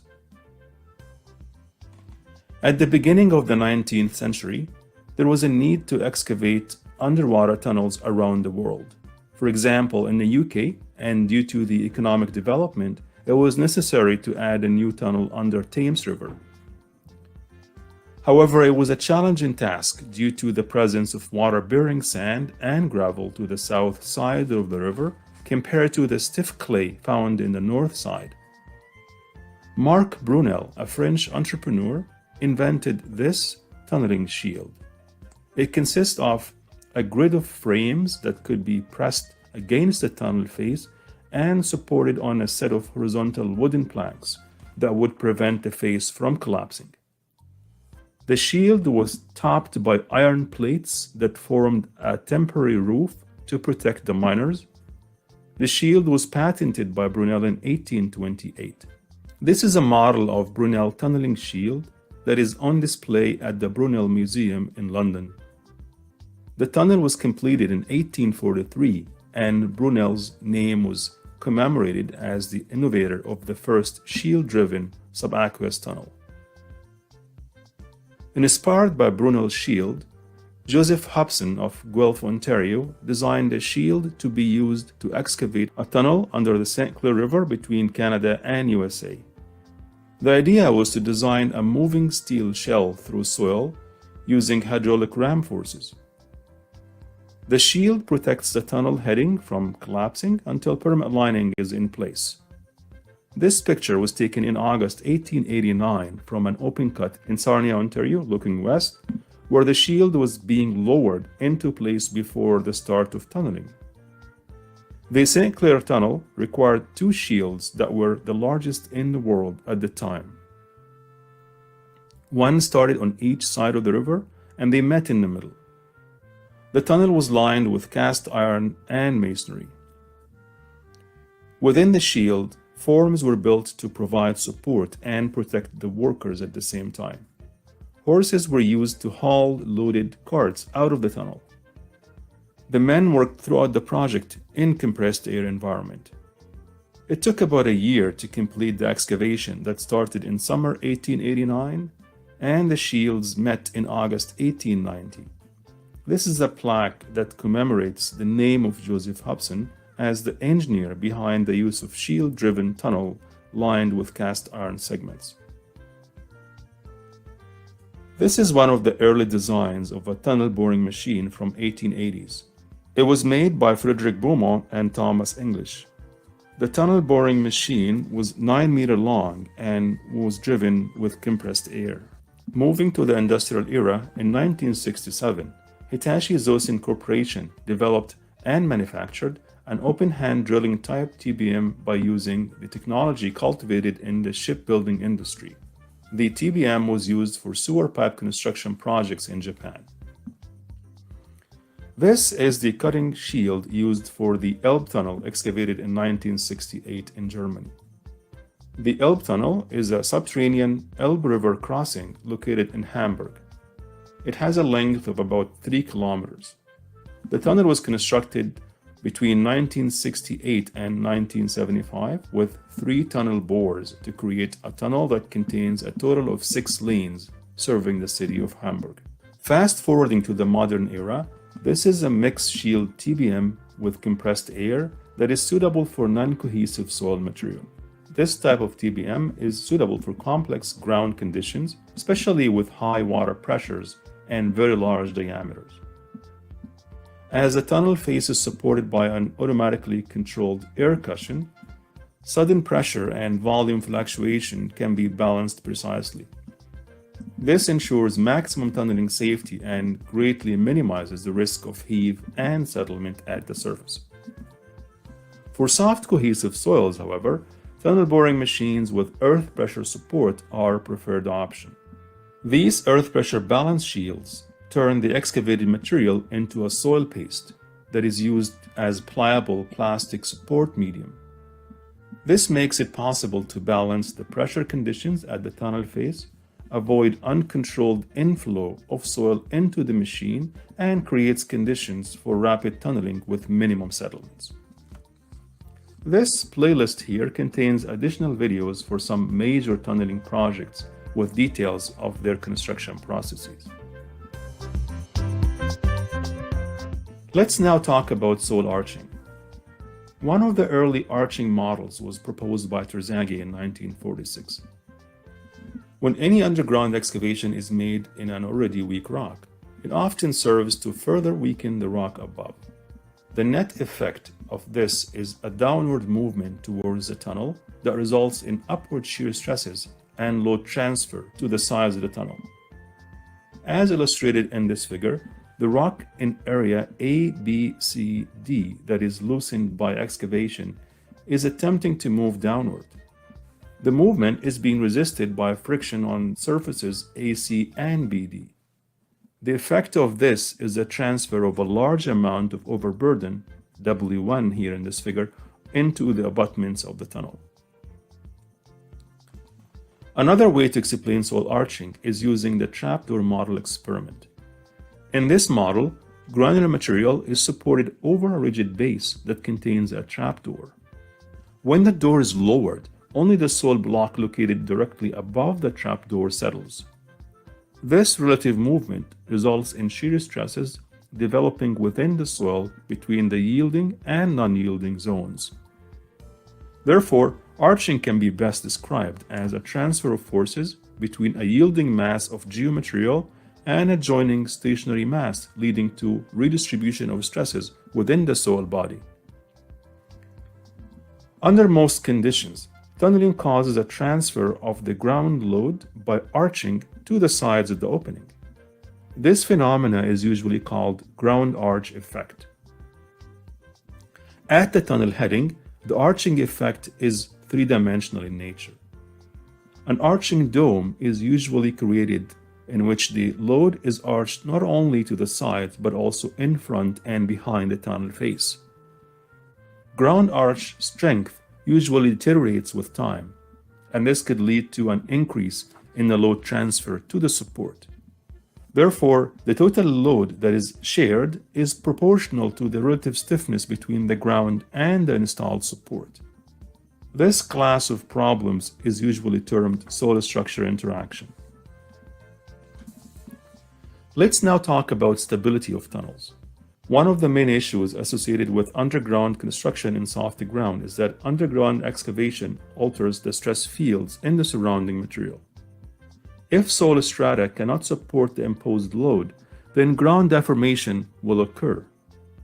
The most susceptible area to collapse is the tunnel face, which can result in a chimney-shaped failure shown here. Usually, failure initiates near the face and then propagates towards the ground surface until either a stabilizing arch is formed or it reaches the ground surface, causing cave-in. This cave-in phenomena can be very severe, particularly for shallow tunnels. In urban areas, even very small surface settlement can cause damage to above-ground structures, and therefore an understanding of tunnel stability is important. Face stability analysis of shallow circular tunnels driven by pressurized shield requires a good understanding of the pressure that needs to be applied by the shield. This pressure must avoid both collapse, called here active failure, or blowout, known as passive failure. Active failure is triggered when the surcharge and self-weight of the soil are more than the applied face pressure. Passive failure, however, results when face pressure exceeds the sum of surcharge and self-weight of the soil. Let's see a simplified approach that can be used to assess the stability of a tunnel face made in fine-grained soils such as clays and silts. This is a schematic of a circular tunnel of diameter D with soil cover C supporting a surcharge sigma S. The pressure at the face is expressed here as sigma sub T. In saturated fine-grained soils, the short-term stability is dominated by the undrained shear strength of the soil. Brahms and Bennermark in 1967 proposed the idea of a stability ratio, which compares the overburden stress to the undrained shear strength of the soil. The stability ratio is expressed as the sum of the applied load divided by the undrained shear strength of the soil. Peck in 1969 suggested that for stable tunnels, N value should range from 5 to 7. Later, the International Tunneling Association suggested these typical values where the tunnel face will be stable if N is less than or equal to 3. Care needs to be exercised when N is between 3 and 6, whereas tunnel face will be unstable if N is more than 6. Atkinson and Mayer in 1981 described a method for calculating the required tunnel face support pressure, sigma sub T, for coarse-grained soils above the groundwater table.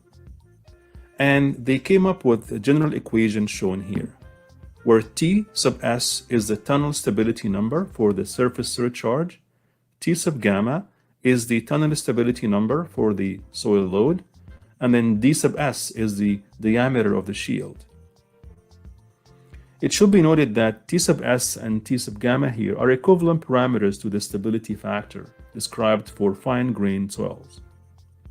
In this case, T sub gamma depends on the effective internal friction angle of the soil. Similarly, for tunnels below groundwater table, this is the equation that we can use, where gamma sub D is the unit weight of the soil above the groundwater table, gamma sub sat is the unit weight of the soil below the groundwater table, and gamma sub W is the unit weight of the water. H sub W is the depth of the tunnel crown from the groundwater table.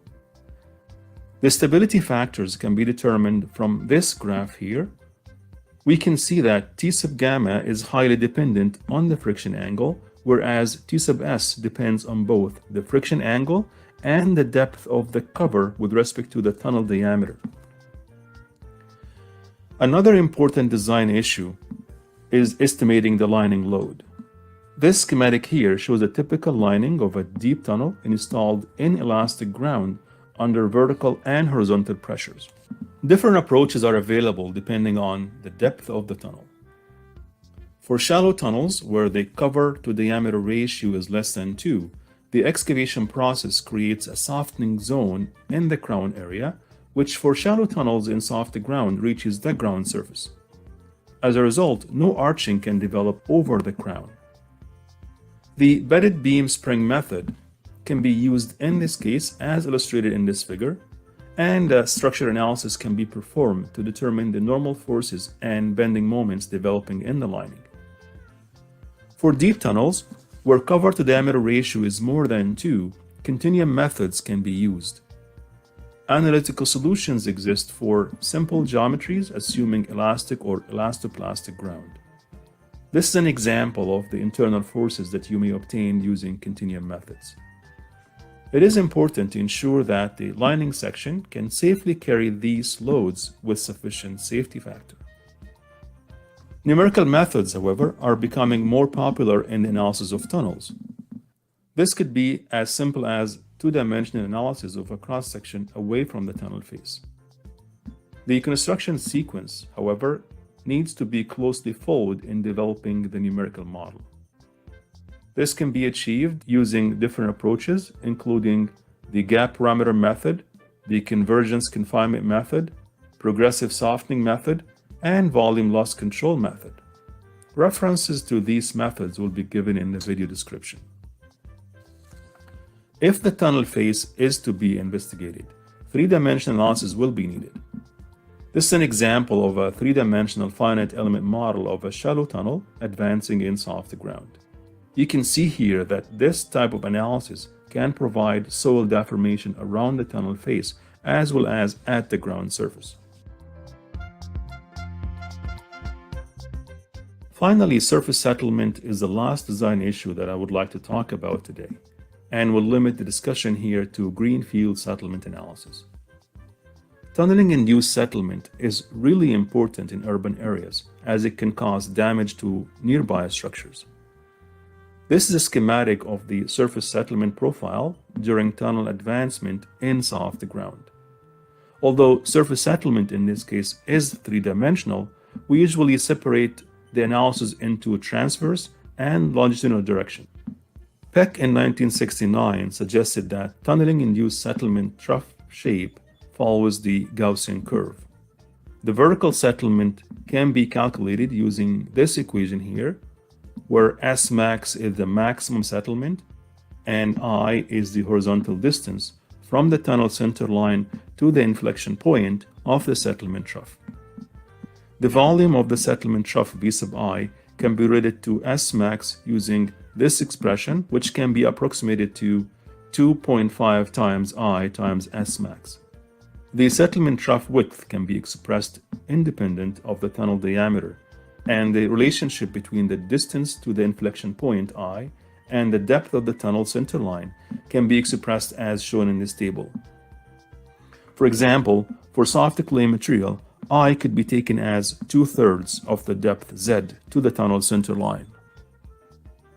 Let's now look at what happened in the other direction. This is a typical settlement profile that would develop during tunnel construction in fine-grained soils. The surface settlement above the tunnel face can be taken roughly as 50% of S max. This value will be reduced if the tunnel face is supported during excavation.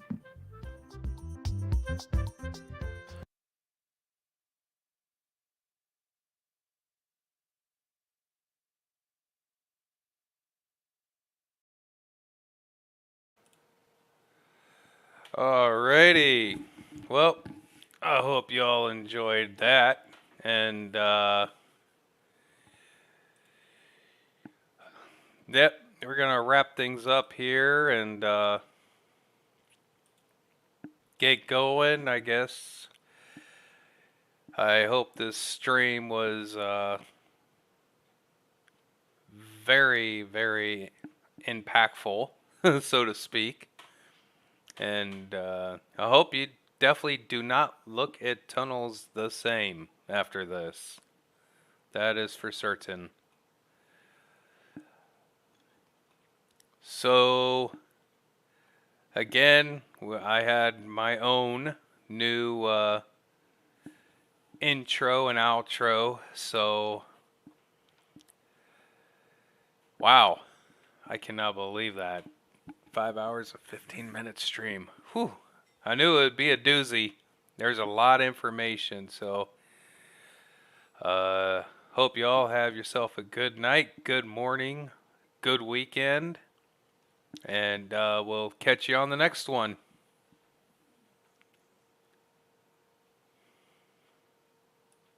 Quick, change the channel.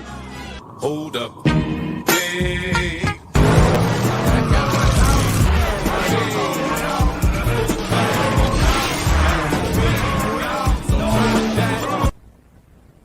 This must never be seen by anyone. Why?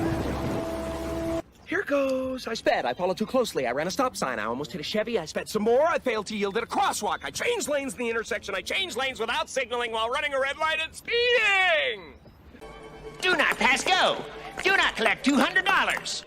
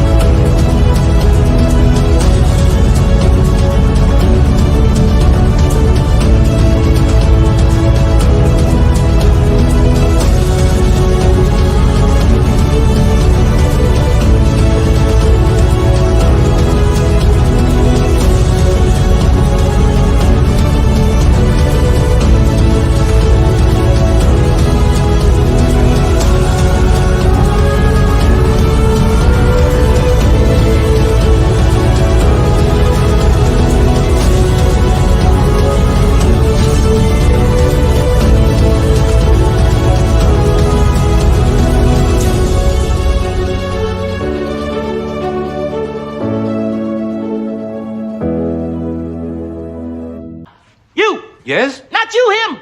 What's your name? Me. Yes, you. I am me. He's me. And I'm you. You, me, everybody. Morning. Good morning. Oh, and in case I don't see you, good afternoon, good evening, and good night.